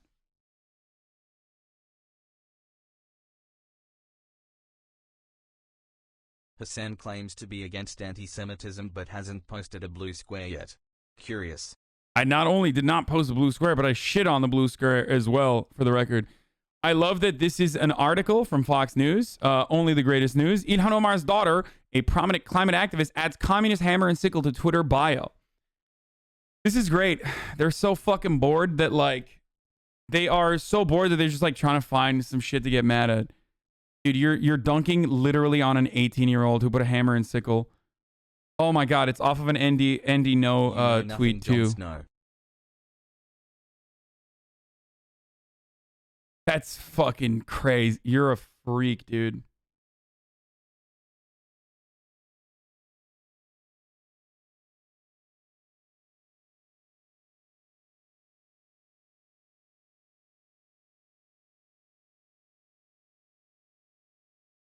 I'm so proud of you and this community for consistently siding with human rights and fighting the good fight. Thank you for your hard work, Hassel.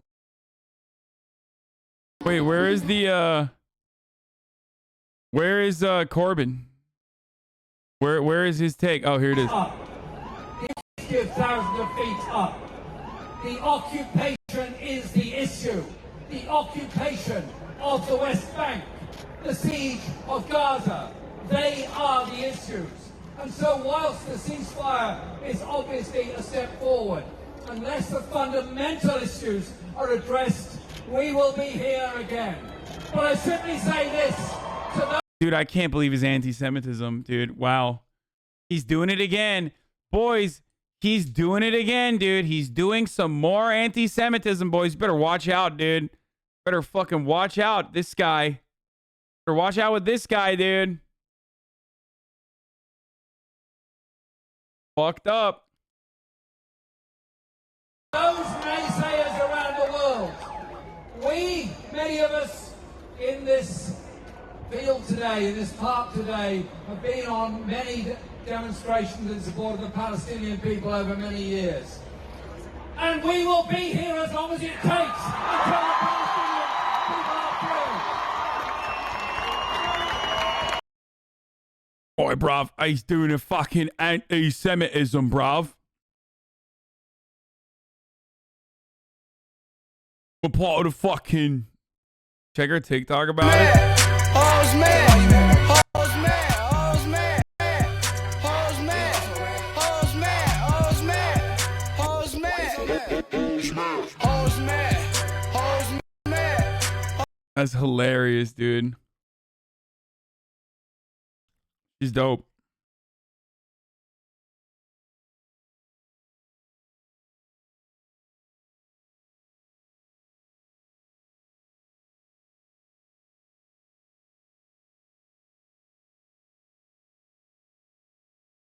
Host Matt. Oh my OMG, I know her. Yeah, she's a friend of the show, boys. We've played Among Us. Poggers. Yeah, she does watch the streams. I don't know if she still does, but she used to. All of those like TikTok lefties do. All of the lefty TikTok influencers, they do. Anyway. You played Among Us with a commie? Hell yeah, brother. I played Among Us with that AOC. AI. Mad hassle. I played Among Us with AOC, that communist. God dang it. That's me driving towards an unauthorized outpost deep into the West Bank. And when I got to... Let's see what fucking Johnny Harris has to say about... Johnny Harris has to say about the settlement. The outpost, I expected the family I was meeting with to hit me with an earful of ideology and a sermon on why the Jews deserve to live in this land more than the Palestinians do. Instead, we played music. We ate food from their land, and we talked more about the perks of living in the desert. Close to Jerusalem, the best view, the best weather, close to my parents. Yeah. Excellent, it's perfect. These people don't own guns, they don't lock their doors. I visited 15 settlements out here in the West Bank to find out what motivates the people who are at the forefront of one of the world's most difficult and protracted conflicts. Are you fucking kidding me?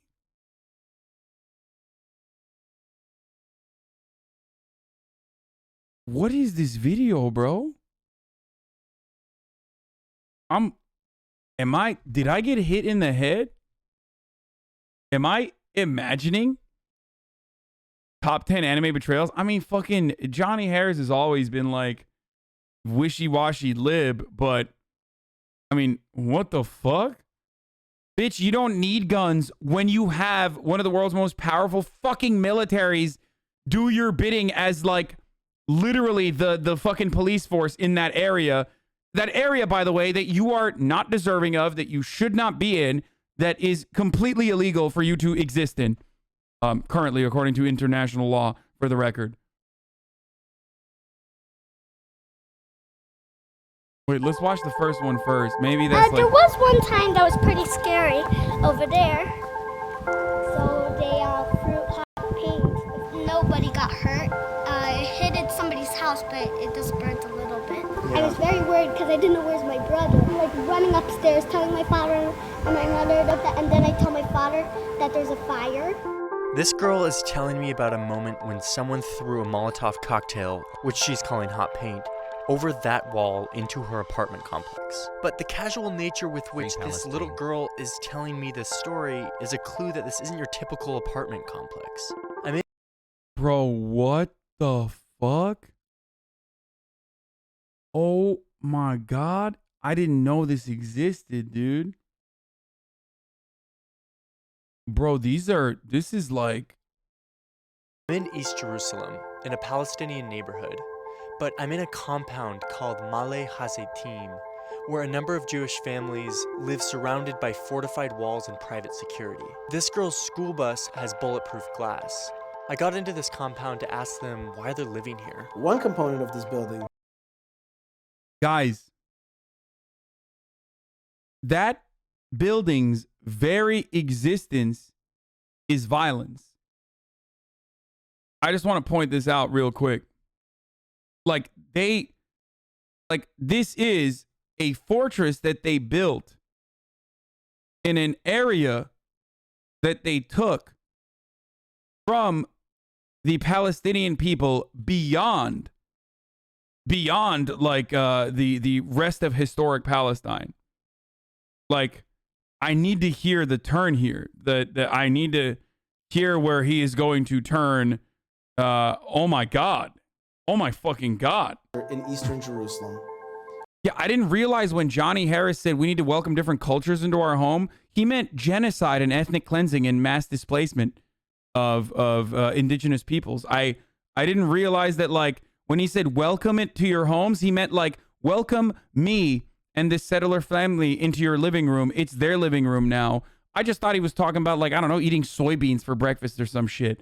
Oh my God, Johnny Harris. What the fuck, dude?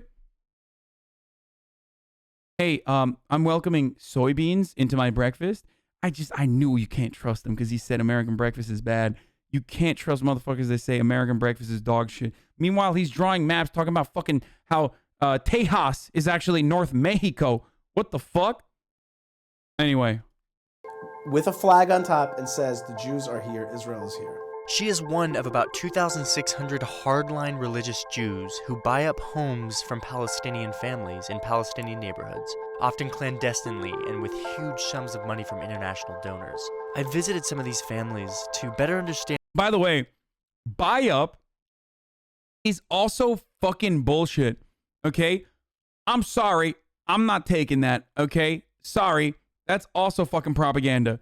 No, they intimidate, harass, and they offer some fucking money in the end if you are lucky, while simultaneously telling you, like, listen, the alternative is we just take it.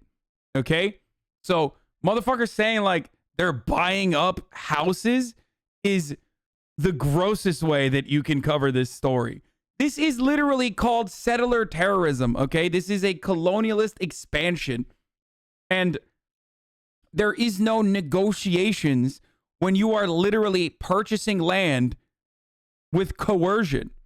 That's precisely why, for example, prison labor is slave labor. Oh, well, you're making money when you're in prison. Isn't that good? It's like, dude, you've robbed this person of their fucking humanity. You robbed this person of their freedom. They're not working on their own volition in prison. They're working because they need to survive. And it's the same exact concept here. There is no voluntary selling of homes when it is being done at gunpoint, at the barrel of a gun, taken away from people who have been subjected to so much cruelty.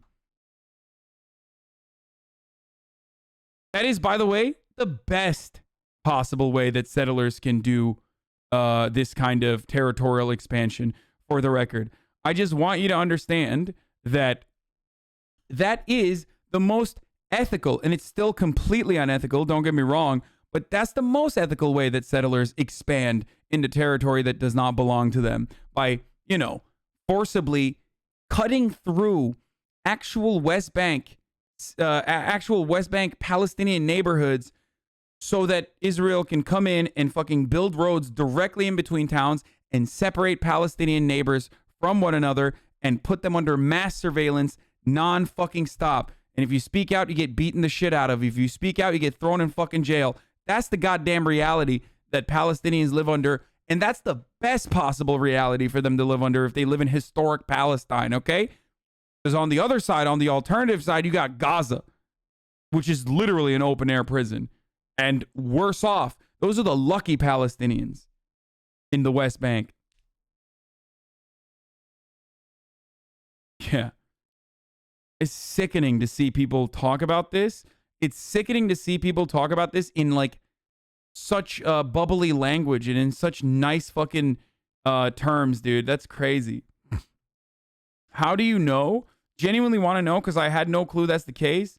Yeah, because no one gives a shit about Palestinians, bro. What do you mean, how do you know? There is... I mean, dude, read, okay? Look with your eyes. See, hear Palestinians speak about their oppression.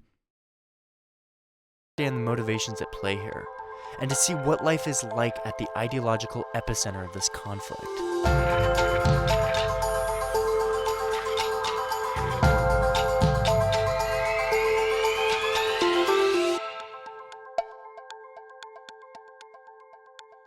In 1948, I feel like HasanAbi's a broken record. He's been explaining and saying this every time I tune in. I wonder if it's made people change their opinion. I think my Palestine coverage, I think, has been probably one of the most impactful things I've done in a long ass time, dude. I think countless amounts of people have had their minds changed. At least that's the feedback I get. Especially because it's just the story that people don't talk about. That's why. I think it's because most people don't know about it and don't talk about it, or are scared to talk about it in these terms, or they're fucking Palestinian, so you don't give a shit and you don't see it. Like, that's why. So for a lot of people, they're like, this is a completely refreshing and new perspective that I did not hear from my fucking family ever when I was growing up. Hassle. The newly declared state of Israel was fighting a war with its Arab neighbors. That war ended with a ceasefire line called the Green Line. If you zoom into the Green Line, you'll see that it goes right through Jerusalem, with Israel controlling the west and Jordan controlling the east. And Jerusalem's Old City, which is this tiny piece of land where Jews, Christians, and Muslims all have holy sites, was right on the Green Line, but it was on the east side, controlled by Jordan. And during that time, Jews were not permitted to visit the Western Wall, which is the holiest site in Judaism. Then in 1967, Israel seized control of the entire West Bank, including... Which is what they celebrate, by the way. Like, this war crime, this act of war against the Palestinians, which is a war crime, which is a crime against humanity, is celebrated as Jerusalem Day, where ultra-right, ultra-reactionary, ultra-nationalist, ultra-Zionist Jews will go in through Palestinian streets and through Palestinian territory to celebrate the final occupation of East Jerusalem. Including East Jerusalem. It's called Jerusalem Day. Israel then pulled a highly controversial move. They declared that the eastern part of Jerusalem, as well as 27 Palestinian villages... He doesn't even mention pre-Israeli occupation when Jews could pray normally in there. Yeah, of course he doesn't. This is fucking insanely biased. He's also showing, bro, the video started with a little baby failing to comprehend what a Molotov cocktail is. Like, what were you expecting? It was going to get so much worse than there. Like, which, by the way, that is horrific. I'm not justifying that. But the reason why that child is there is literally because of her psychopathic parents who were like, no, we need to take literally everything we can from the Palestinians. Like, literally everything. The little amount of land that they have, the little territories they have, no, sorry, God told us that we need to be here. So, like, just remember that that's, like, you know, significantly fucking worse. And the reason why there is aggression there from the Palestinian side is because they are occupied and subjected to untold amounts of cruelty on a daily fucking basis. Surrounding it were now a part of Israel. They erased the Green Line that separated the city and drew a new municipal border, announcing that it was now unified Jerusalem, the capital of Israel. On paper, this map does look unified. But in reality, the city remained completely divided. What makes capturing a territory during a war crime, or is it the continuing occupation and the way it's done the war crime? Capturing a territory during a war, especially when that territory is afforded to like fucking a group of people that you have historically oppressed, literally purged out of the land that you have carved out for yourself, is a little fucked up. But the war crime is straight up the way that the occupation has continued to hold on to that territory and occupy it. The Palestinians in the east didn't want to be a part of this new country that they had just been annexed into. Thanks for all. So in order to cement their claim and establish a Jewish presence in eastern Jerusalem, Israel built 12 huge neighborhood blocks adjacent to Palestinian neighborhoods in East Jerusalem, while simultaneously creating policies that limited Palestinian urban development in the east. Free Palestine. Limiting urban development in the east is the lightest way to talk about how it takes 15 fucking years for your city to, for example, fix its sewage system. Not because like they don't have access to funds or anything, which is already a problem in most cities, and specifically in Palestinian cities, but because they literally refuse to let you fix your sewage system. Can you imagine? Like, and then motherfuckers turn around and they're like, why don't Palestinians just vote out Hamas? It's like, dog, they don't have anything, bro. Like, they have mayors, they have like local governments, right? And then they have the Palestinian Authority. But like, what is psychotic about this is that like, even with that local authority, they have no, like, they don't have like a functioning fucking military, a standing military. They have no one to protect them. And Israel controls all of their development, like all of it in its entirety, and very deliberately and very openly states that they want to make sure that there's a 40% Jewish presence in that region because they want to engage in ethnic displacement. They control every part of their lives. They control their fucking telecommunications. They control literally everything.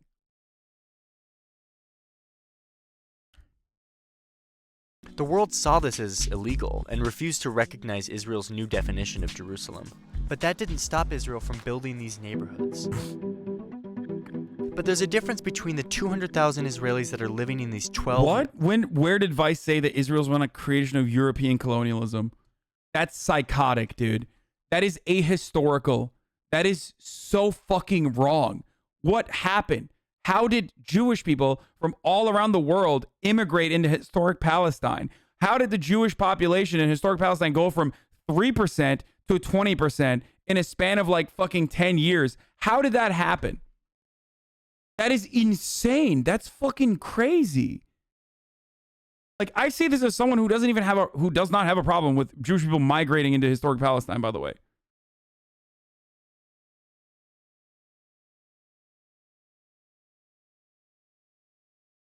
Big neighborhood blocks, and the Israelis who buy up individual properties in Palestinian neighborhoods. The big neighborhoods serve as a way to establish a large Jewish presence in East Jerusalem. It's part of a political strategy to claim large sections of land, preventing any future division of the city. But the Israelis that are buying individual Palestinian homes have a mission that is different. Their objective is based more on the biblical significance of tiny pieces of land throughout the city. That's, dude, this is disgusting. Yo, he's literally, Johnny Harris, this is the worst video he's ever done. Yeah, dude. Yeah, they're just, Palestinians just giving consent. 1, no consent under coercion, okay? Just let's establish that. And 2, buying? Are you fucking crazy? Are you fucking crazy, dude?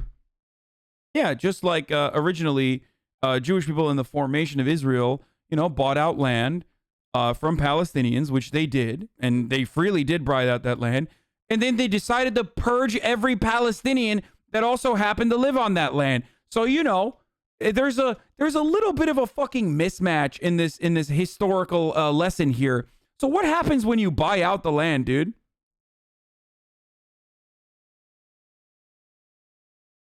Oh my God, he's so bad.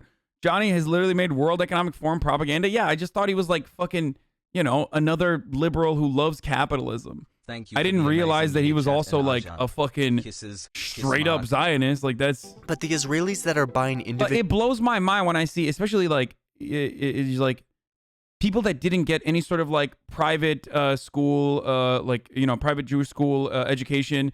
It blows my mind when I see like fucking Catholics who are supposed to be like progressive, or Protestants, not evangelicals, that are supposedly quote unquote progressive.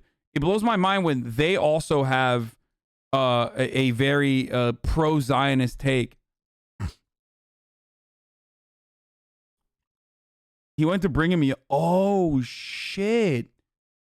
Wait, is he a Mormon? Is he ex-Mormon? But wait, Mormons don't.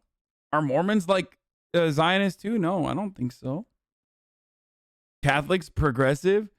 You know what I mean, motherfucker? Like, not real. They're not like real actually super religious. That's what I'm talking about.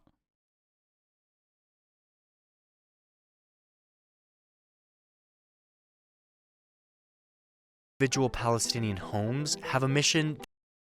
Do you know about what goes down in American Zionist Jewish schools? I went to yeshivas my whole life, and it's straight up Israel propaganda to the highest degree. Of course, I do know.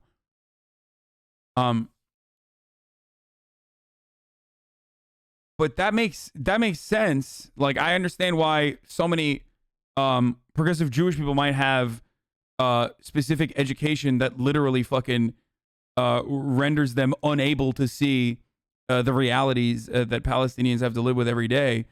But I'm just shocked when like some random fucking white dude is just like a hyper Zionist, but especially a Mormon too. He's an ex-Mormon. That is different. Their objective is based more on the biblical significance of tiny pieces of land throughout the city. The settlers of East Jerusalem have a thermal map. Not everything glows with the same intensity. They settle areas that resonate with biblical history. And yeah, dude, that's why the territorial expansion has been literally on fucking mountaintops that purposely go through. Like, this is bullshit, dude. This is a literal fucking lie. Even if it was the truth, there's no justification for this. It's disgusting. Oh, sorry, we just have to do ethnic cleansing a little bit because, you know, God told me to. Fuck off. You are literally Al-Qaeda at that point. The fuck? How is that any different than ISIS? ISIS says the same exact shit, dumbass. That's one. Two, that's also a lie. The settler expansion of the West Bank absolutely has like tactical significance. Okay? It has tactical significance. Like, it's not that all of the hilltops that they are fucking taking over in their endeavors, in their settler terrorism, is because of its religious significance. Everything has religious significance. It's fucking Jerusalem, idiot. Like, you could say that about everything. Is there a... I want to show you the fucking expansion map here.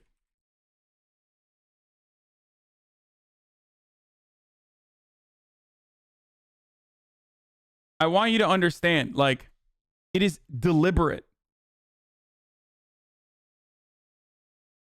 Is there a map? I want to see the fucking... I want to see the map of the areas.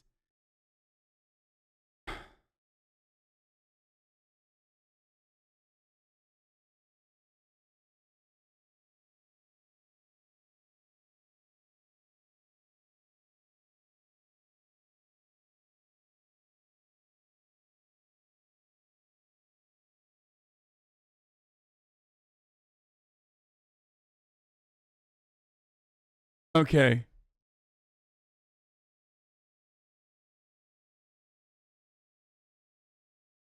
What the fuck? Where's the full map? Oh, here it is. Hasboggies. Look at this shit, dude.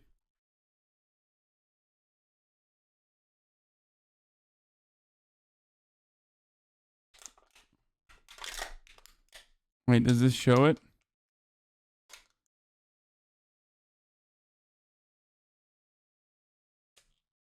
Come on, Hasan. They only settled on sacred biblical land, which they directly bombed 10 years prior when Palestinians lived there. Sorry, I was being quiet because I was looking for the map. I want to show you exactly the deliberate and specific ways that that settler expansion has occurred in the occupied West Bank. These settlements are deliberate. They are created in a way where Palestinian villages are cut off from one another. Okay? They take over hilltops on purpose. Like, they literally try to religion is suffocating this planet. No, they literally try to suffocate the villages purposely, because you go there, you build a settler fortress, and then the IDF comes in and builds a road directly through the Palestinian village and puts security checkpoints there. It's all deliberate. It's not fucking, there is, the biblical justification is bullshit. Every part of the world, every part of Jerusalem has historic religious significance. Like, shut the fuck up, idiot. Real tour of the lands is very illustrative of what you're talking about. Oh, I want. Has always defined the human world. Yeah, here, rebel architecture. Of and ammunitions of it are very simple elements. They are trees, they are terraces, they are houses, they are cladding, they are barriers. Wait, actually, we should watch this afterwards. I wanna watch that. Actually, that's really interesting. After this fucking propaganda is done. To the Temple Mount, or at the very least are within the visual basin of the Temple Mount. That is their homeland. There are two right-wing organizations that are dedicated to this aggressive settlement project. They have targeted a handful of spots in the city that they want to occupy, but that are in Palestinian neighborhoods. These organizations raise large amounts of money from international donors, and they use this money to buy properties from Palestinians for a price that is well above market value. The settlers are perseverant, and they will spend years chipping away to try and get one property. Once they've secured a property, they will move a Jewish family in, sometimes under the cover of night, and escorted by soldiers. Come on, bro. They're just buying out, just a regular eviction, dude. I hear a lot of talk of settlements encroaching on Palestinians. Can you explain to me how settlements work? Yes. So there is territory that is internationally recognized as Palestinian territory that's supposed to be under Palestinian control. This entire territory, the West Bank. However, it's not. It's controlled completely by Israel and the IDF. So what the Israeli government has done historically is send religious nuts originally, okay? Like super, super far right, psycho fucking religious weirdos into these areas, escort them into these areas, actually escort them, unlike what Johnny Harris just said was escorting these people at gunpoint. Those motherfuckers are not escorted out. Those motherfuckers are literally evicted forcibly and expelled. And build out settlements, like build out houses and fortresses basically on Palestinian territory, sometimes straight up fucking at gunpoint kicking people out of houses and taking over their houses.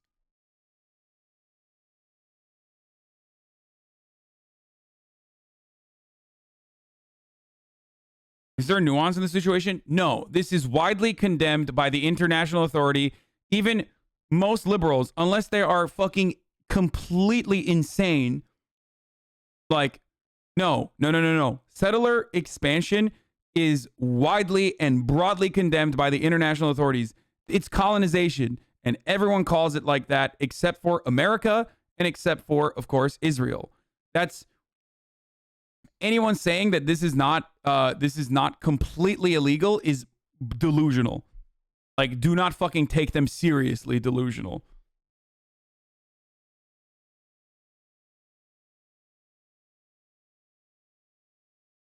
I'll tell you this much.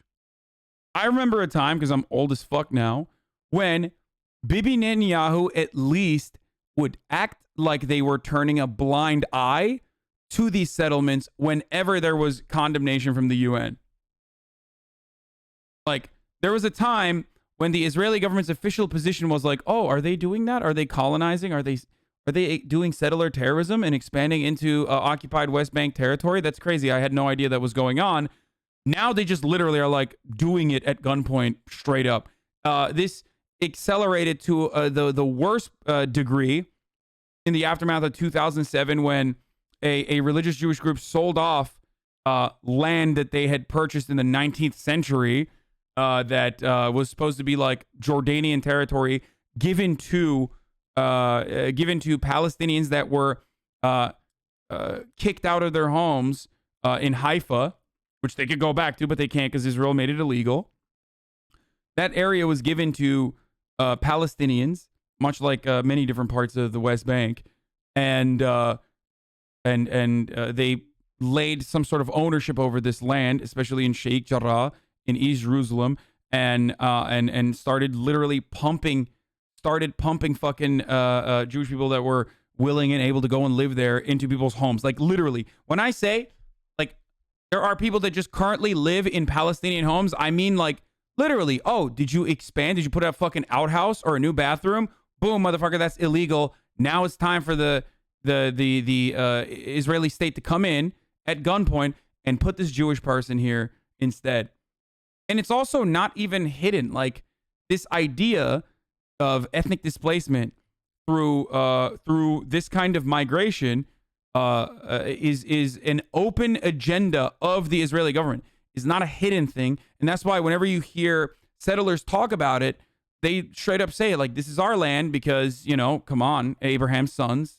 Let's be real. This was given to us for 3,000 years.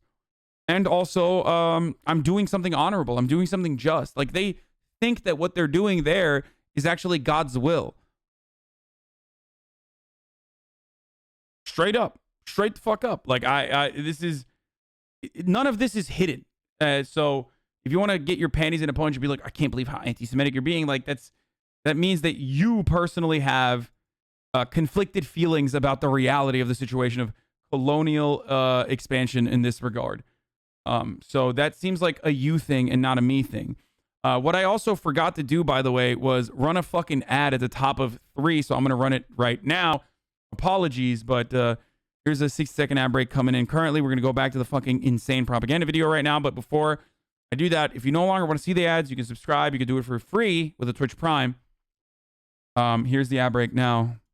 The families are then protected by 24-hour private security that is provided by the Israeli government, costing about $25 million per year to the Israeli taxpayers for these 2,600 Israelis living in Palestinian neighborhoods. Needless to say, Palestinian neighbors are not... What's wrong with colonialism? Man, spoken like a fucking true white guy, bro. That's like, tell me you're white without saying you're white. Like, seriously, like, if you have always been an imperial power and you've never recognized that you're, I mean, that person is memeing. That person's memeing. They're joking. They're joking. They're trolling. But, like, it is kind of, you are kind of removed from the negative consequences of colonial expansion. Like, you just don't know. It's not a part of your history. You're just like, whatever, dude. Well, I thought it was just like warring powers, you know, nation states just like fucking, you know, warring with one another. And then, you know, the conqueror takes everything else, which happened to be my history.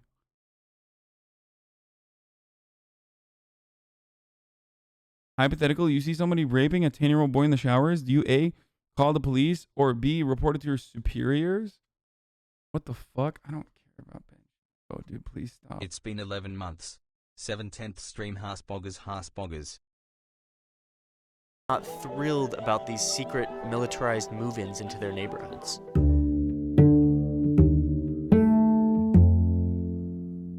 I spent a Friday evening with several of these people to better understand their motives. We walked up from one compound, up the Mount of Olives, to another compound for Sabbath prayers.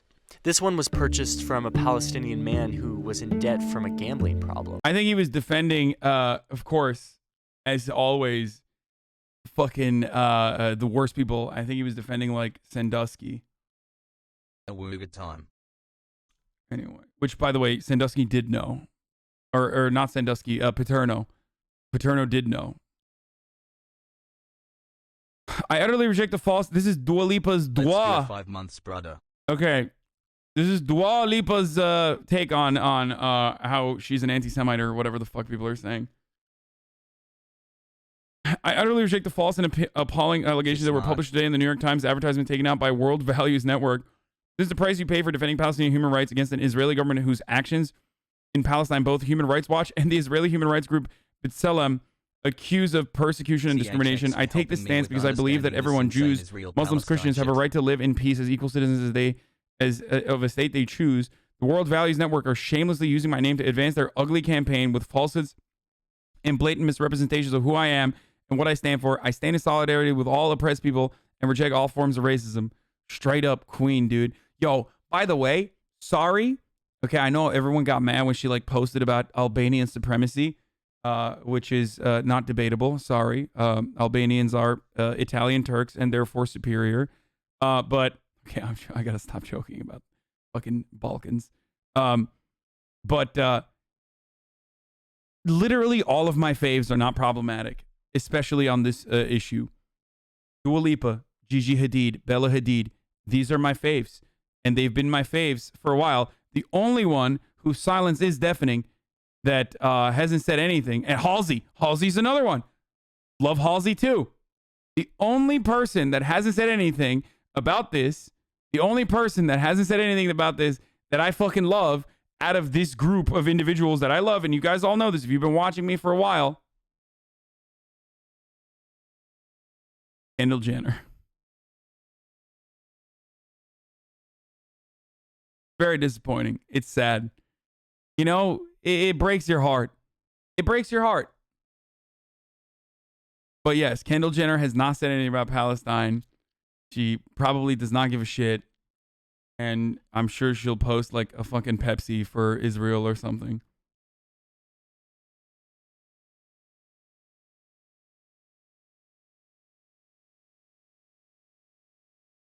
She released a tequila brand? Yeah, I know. Last night she had a party at Nice Guy in honor of her 818 tequila brand. All my friends went. I was not invited.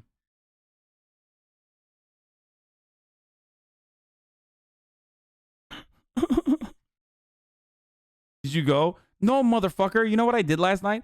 I watched, or rather made my family watch Death of Stalin. Shouts out to Armando Iannucci. Love him. Fucking incredible. Literally one of the greatest political comedy writers of all time. My favorite. I made them watch Death of Stalin, which they liked and thought was funny. And then after that, they left. I jerked off and went to sleep. Wait, something funny happened while I was jerking off. What was it? Hey. Fuck, I can't remember now.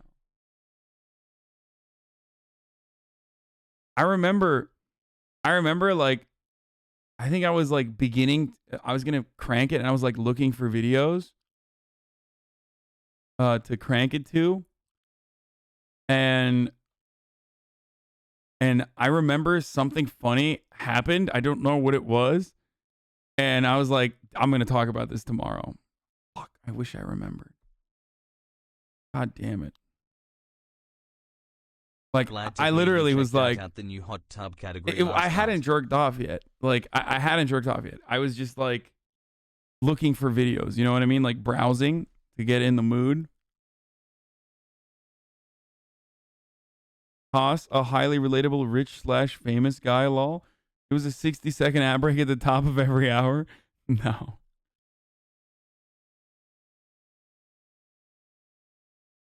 I'm sending this clip to Vice. Don't do that.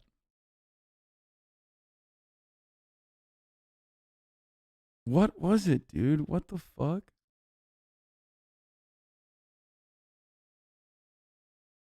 K kebab clap.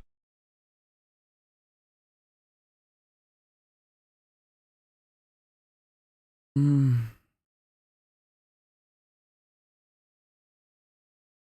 10 months. Hi, Yeah, chat. I don't Hasan. remember now. Fuck, that sucks. When you're thinking about chat while cranking, I think you have a problem. Listen, parasocial relationships goes both ways.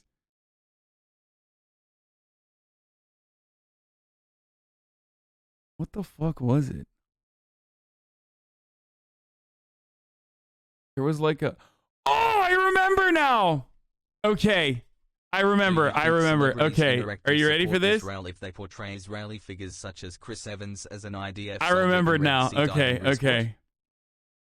You want to know how my brain is so broken from all the house hunting.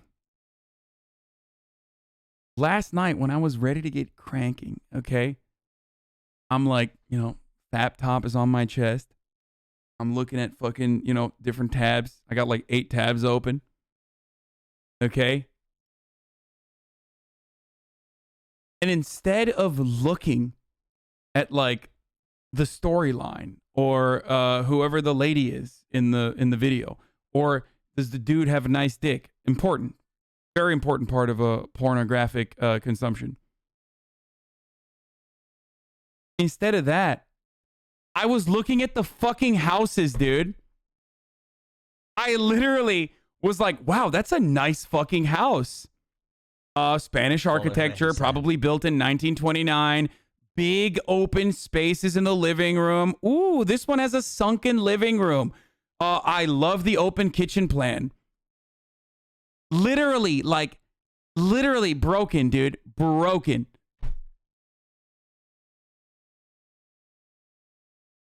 Absolutely broken. I was like, wow. And I realized that there was something wrong with that. And I was like, I can't wait to tell Chad about this tomorrow.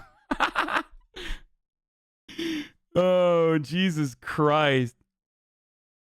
Have you recognized the houses you were in? It kind of looked like one of the houses I was in. So I was like, that's what set it off. Yeah, just like all these kitchens have like nice islands. You know what I mean? Like it's great.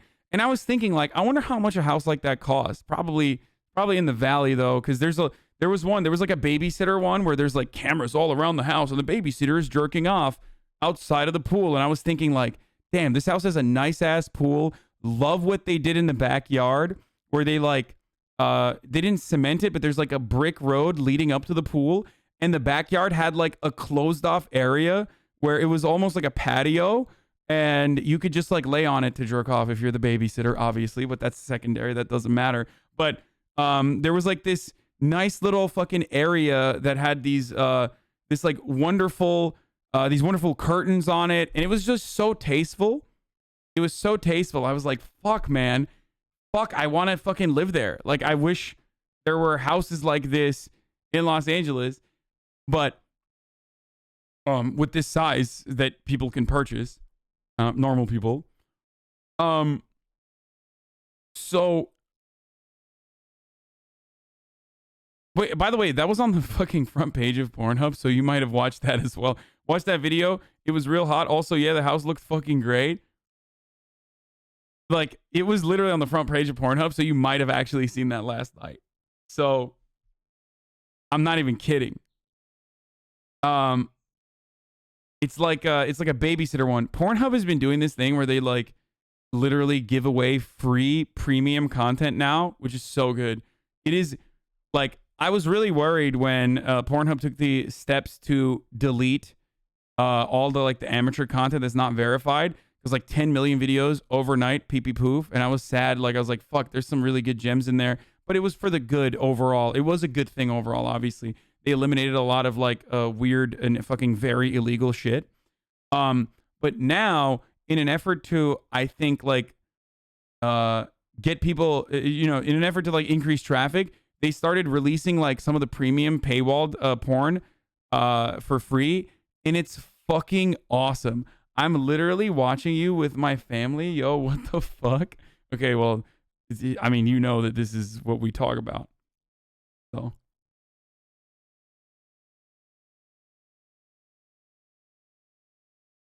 Are you Pornhub exclusive user or do you go on X Hamster? No, I mostly use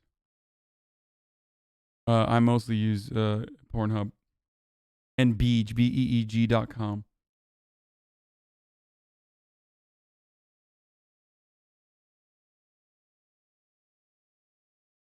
Quote tweet this with the one fact about Palestine that made it clear to you that Israeli colonialism is a black and white issue. For me, it might be that 50% of the population of the West Bank and Gaza are refugees from territories now considered Israel. There's a settler from Long Island squatting in my house. Well, this is true. He literally lives in this dude's living room. In this dude's family's living room, dude. Oh, he follows me now. What the fuck, dude? Come on the show, dude. Doing what you're doing. Hold on, I'm gonna fucking DM him again.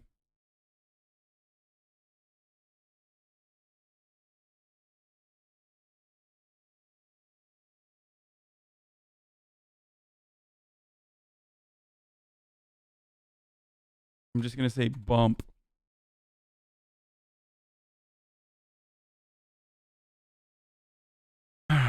Surprised Pornhub hasn't reached out and given you a lifetime subscription. I mean, fucking Aria is I mean, I know her over the internet, and I think I've met her before at like one of the shows.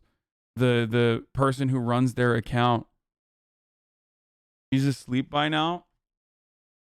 Yeah, that's true.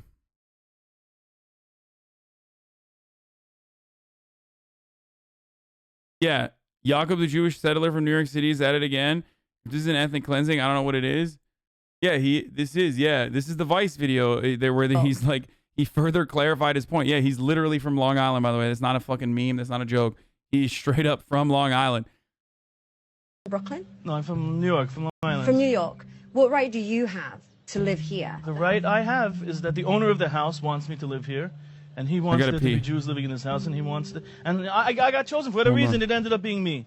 So why do you live here? Because I live here, because it's important, and because not too many people want to live here, and it's important to strengthen this neighborhood, to make sure that this neighborhood is not lost in any future peace deal. So your position here is a political position to keep Palestinians out of it? Not to keep Palestinians out of it, to keep Jews in it. And therefore keep the Palestinians who were here out of it? No, that's not, no.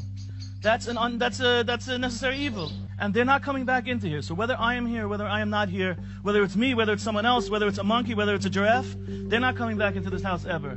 I understand why they're angry at me. I understand why they dislike me. But I did not do this to them. I'm not doing this to them. And as I said, if I leave,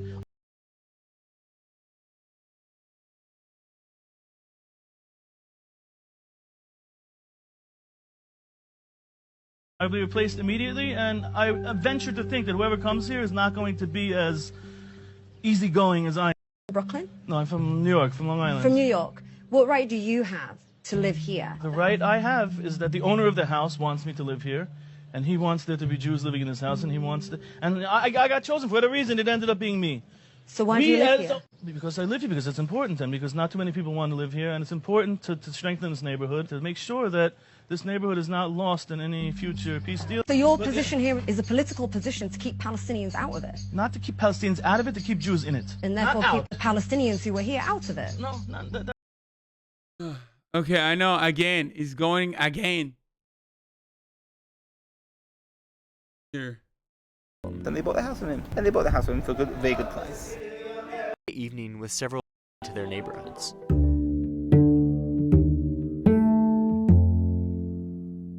I spent a Friday evening with several of these people to better understand their motives. We walked up from one compound, up the Mount of Olives, to another compound for Sabbath prayers. This one was purchased from a Palestinian man who was in debt from a gambling problem. Then they bought the house from him. And they bought the house from him for a very good price. I watched these settlers pray. Bro, this is like top to bottom propaganda, by the way. Like, I can't believe he's not talking about like the majority of instances where like coercion is occurring. He literally talks about like the idea forcibly removing people from their fucking homes as like escorting them out, and then only shows like the one fucking fracture of an instance where it's like a justifiable situation where like I guess the dude had a gambling debt. It's probably one of the worst videos I've ever seen on such a gross and inhumane fucking crime, dude. Like, oh wow, dude, you found someone with a gambling debt to buy it. Like, justifiable question mark? Like, that is more justifiable than fucking literally being like, sorry, my people bought this in the 19th century. Like, yeah. Like, sorry. Didn't he say they don't have guns? Oh, yeah, that's a lie, by the way. Settlers are fucking heavily armed. I don't know why he thinks that, like, they're not, or claims that they're not. As they look down over the city. I think Johnny's take might be different now about Israel-Palestine. I don't know why he did this. This is and as I talked to them, I began to realize that in order to understand why they do this, you have to understand the internal logic that they adhere to. The whole project of the State of Israel is a Jewish project. Yeah. The State of Israel is... I was just about to say, okay, dude, there are a lot of stuff that, that Zionists say that is considered completely like there are a lot of things that Zionists will say that when I say I'm called an anti-Semite. Okay? Like, remember, there were like actual celebrations of the IDF training American police forces, and people literally bragged about it in the post 9/11 era. But when I say it, I'm doing blood libel. You know what I mean? Which is crazy. Like, how are you gonna say I'm committing blood libel if like hella people were bragging about it? You know what I mean? And it's like very easily identifiable. Like, this is a ongoing thing. Like, the IDF trains the American police force regularly. It started in the aftermath of 9/11 for counterterrorism purposes, and kettling and corralling is straight up a fucking primary IDF way of dealing with large crowds, because they see everyone as an enemy combatant, because they are directly dealing with Palestinians who they see as enemy combatants. So that when a Zionist columnist says that, it's a cause for celebration. When I say it, I'm doing blood libel. Same thing as this. Like, a lot of settlers will straight up be like, yeah, dude, the entirety of Israel as a nation state project is settler colonialism. Like, what the fuck do you mean? If I say that, I'm being anti-Semitic. Okay, well, let this guy say it. Okay, there you go.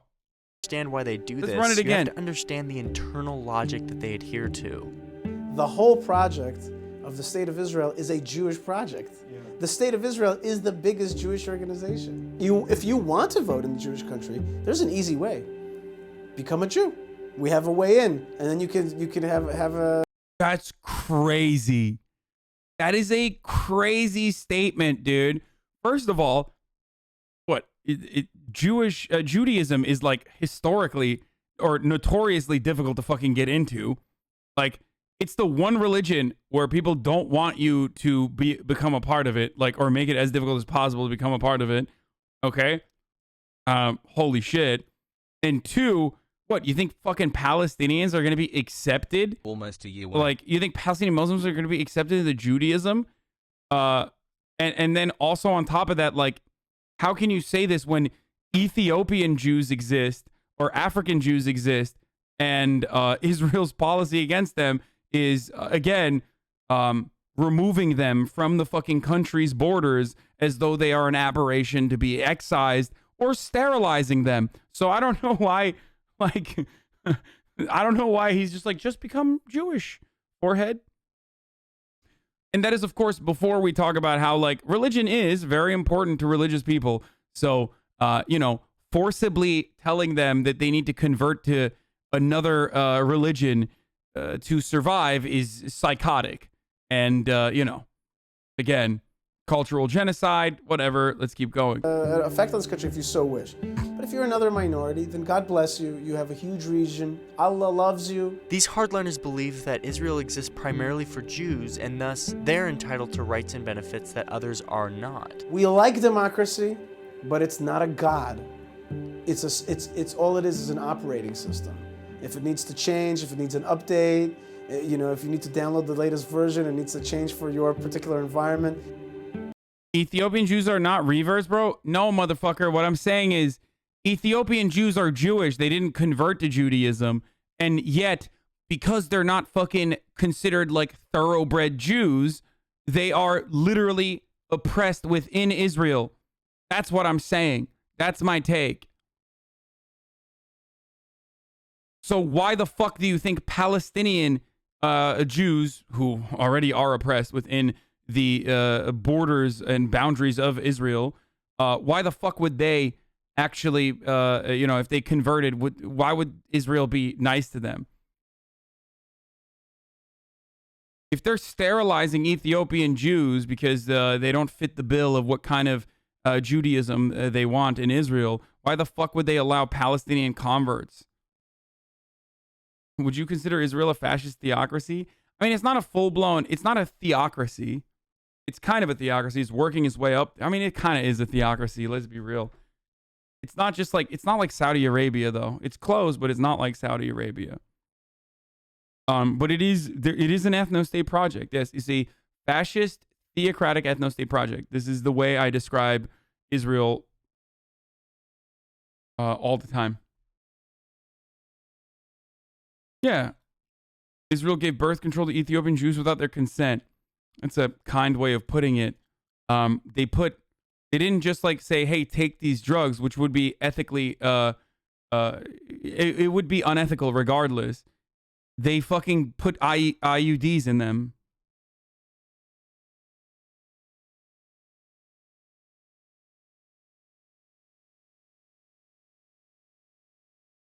So they're fucking literally doing eugenics.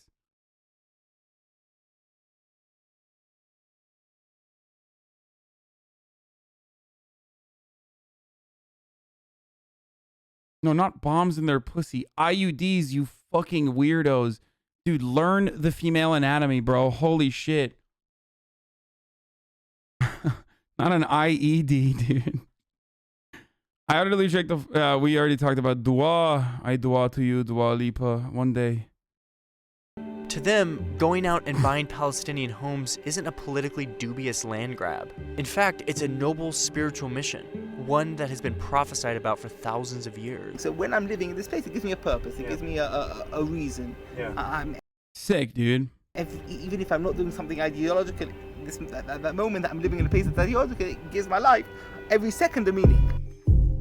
And thanks to effective lobbying by these groups, the messianic paradigm has seeped into government policy as well, aiding the settlers on their mission to sink roots into the eastern part of the city. An example of this is a law that says only Jews... Oh, God, stop. Don't do nameless Jews can buy property in the Jewish quarter of the old city, but that anyone can buy property in the other quarters. The settler organizations have targeted the Muslim quarter for their purchases due to its proximity to the Temple Mount, and they now have dozens of holdings there.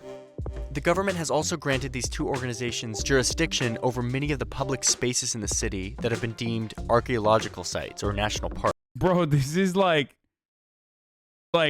there is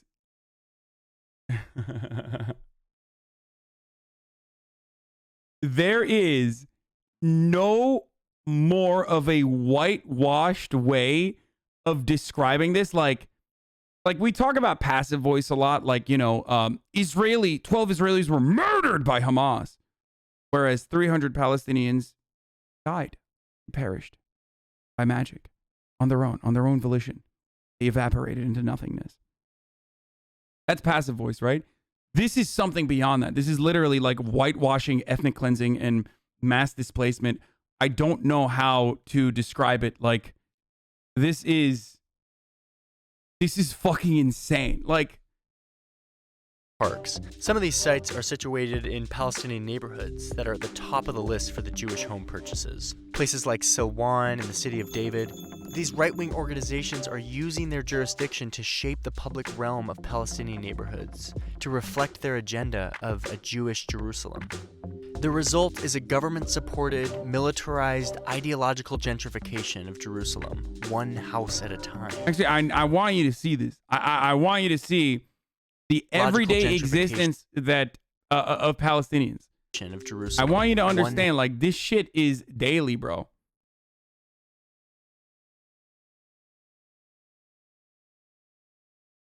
This is like house at a time. Like, here in America, we talk about gentrification, right? And it is devastating and harmful to already marginalized communities as they get priced out.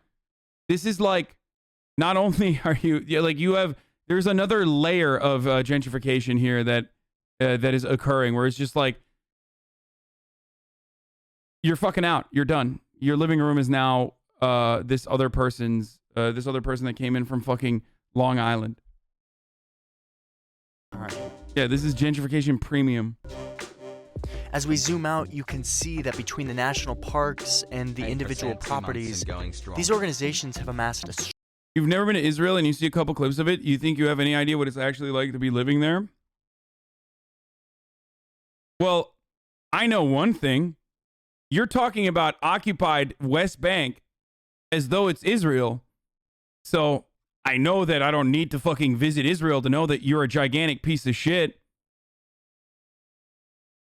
Like, pretty good, though. Good job, dude. What is this? Despawn after 200 meters in game. It's just not safe. Bullets despawn. Bullets disappear. Imagine defending terrorists. Imagine defending terrorists who turn hospitals into rocket launching centers. Why does it suck?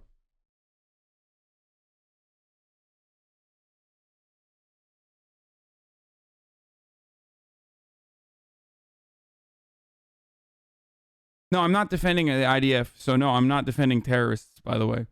I just want you to know. I want to make it clear that, yes, I do think that the Israeli state is causing terror on Palestinian lives, and they're way, way better at doing terror than Hamas ever wished they could.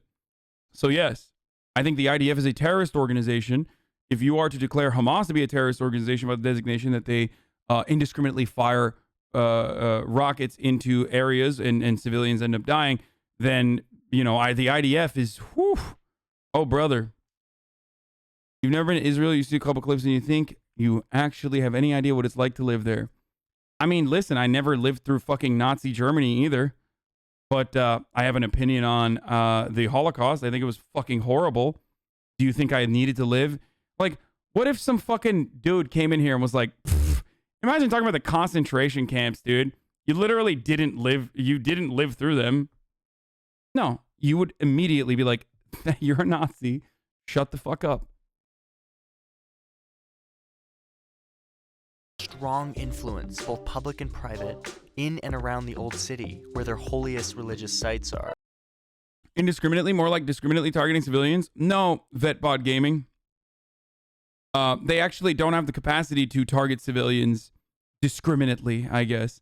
But if you want them to discriminately target, you know, military checkpoints and shit like that, maybe you're advocating to give Palestine, or rather...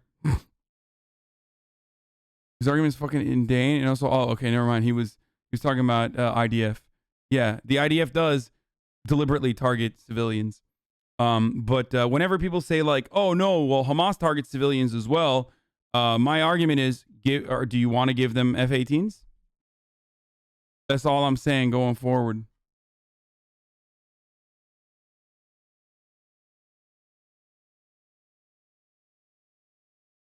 Straight up. F-16s. Like, one good way to prevent further rocket fire coming into Tel Aviv is to literally stop bombing Gaza, because, like, Hamas literally makes those fire bombs and shit that they make out of literal rocket parts that Israel threw in to the Gaza Strip. Like, please shed light on the Canary mission. Canary mission is shit on them. Yeah, they're disgusting. They are a horrible organization. Obviously they fucking shit on like actual Nazis like Nick Fuentes. But then they literally will fucking dox BDS activists on campus and like engage in like canceling campaigns or firing campaigns. It's horrible, dude.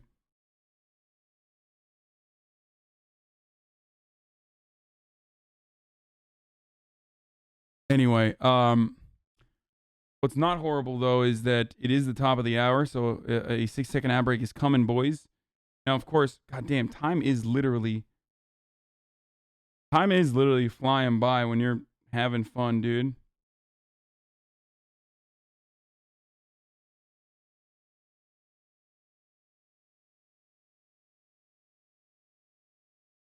Anyway.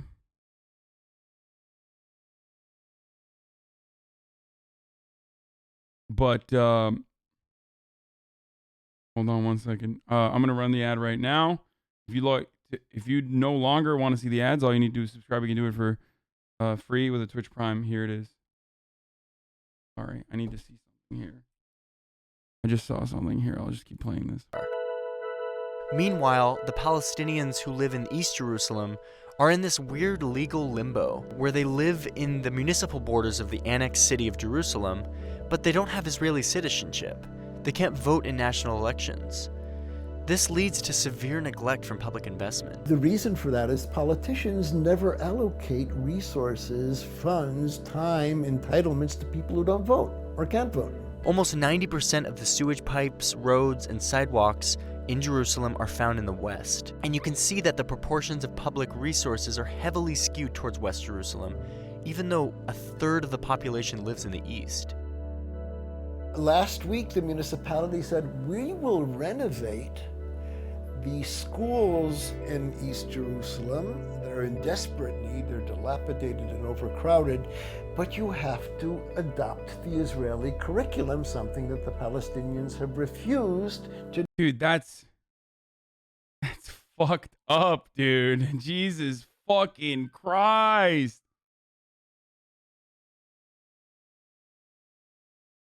Two-state, by the way. But, like, how about no state for Palestinians? To do since 1967. So your kids can study in a decent physical environment.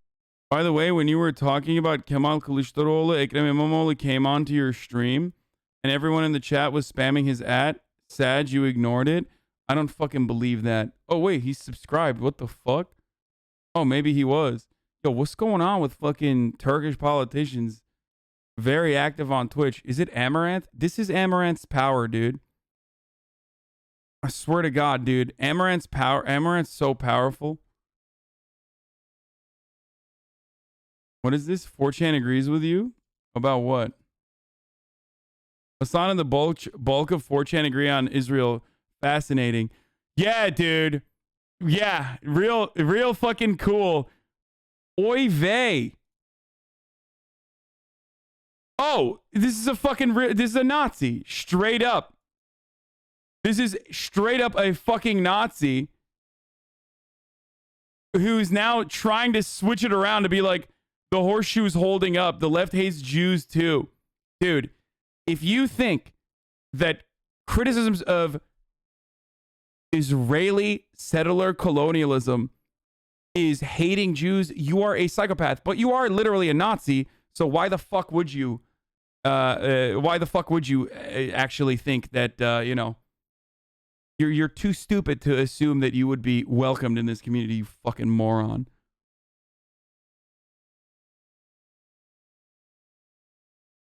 How would Twitch hot tub streamer topple the Erdogan regime? Being Dono walled.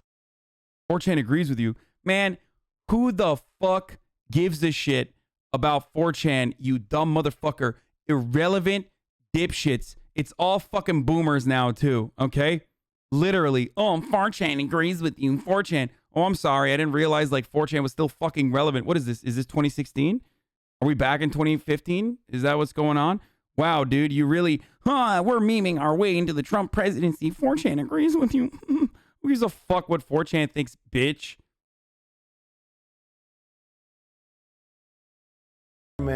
Provided that you peddle your national identity in exchange for that. Okay, like if you believe that the Israeli ethno-state should exist in the way that it does, then fucking Richard Spencer agrees with you. Idiot.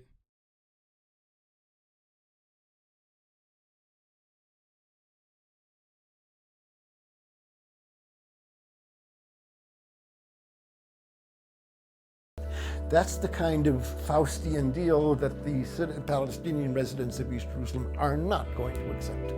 It's hard to imagine when or how this situation will ever be resolved. Palestinians in East Jerusalem don't want Israeli citizenship. They were annexed against their will into a country that doesn't recognize their full rights. And as Jewish neighborhoods grow in East Jerusalem, Israel's grasp over the city becomes tighter and tighter.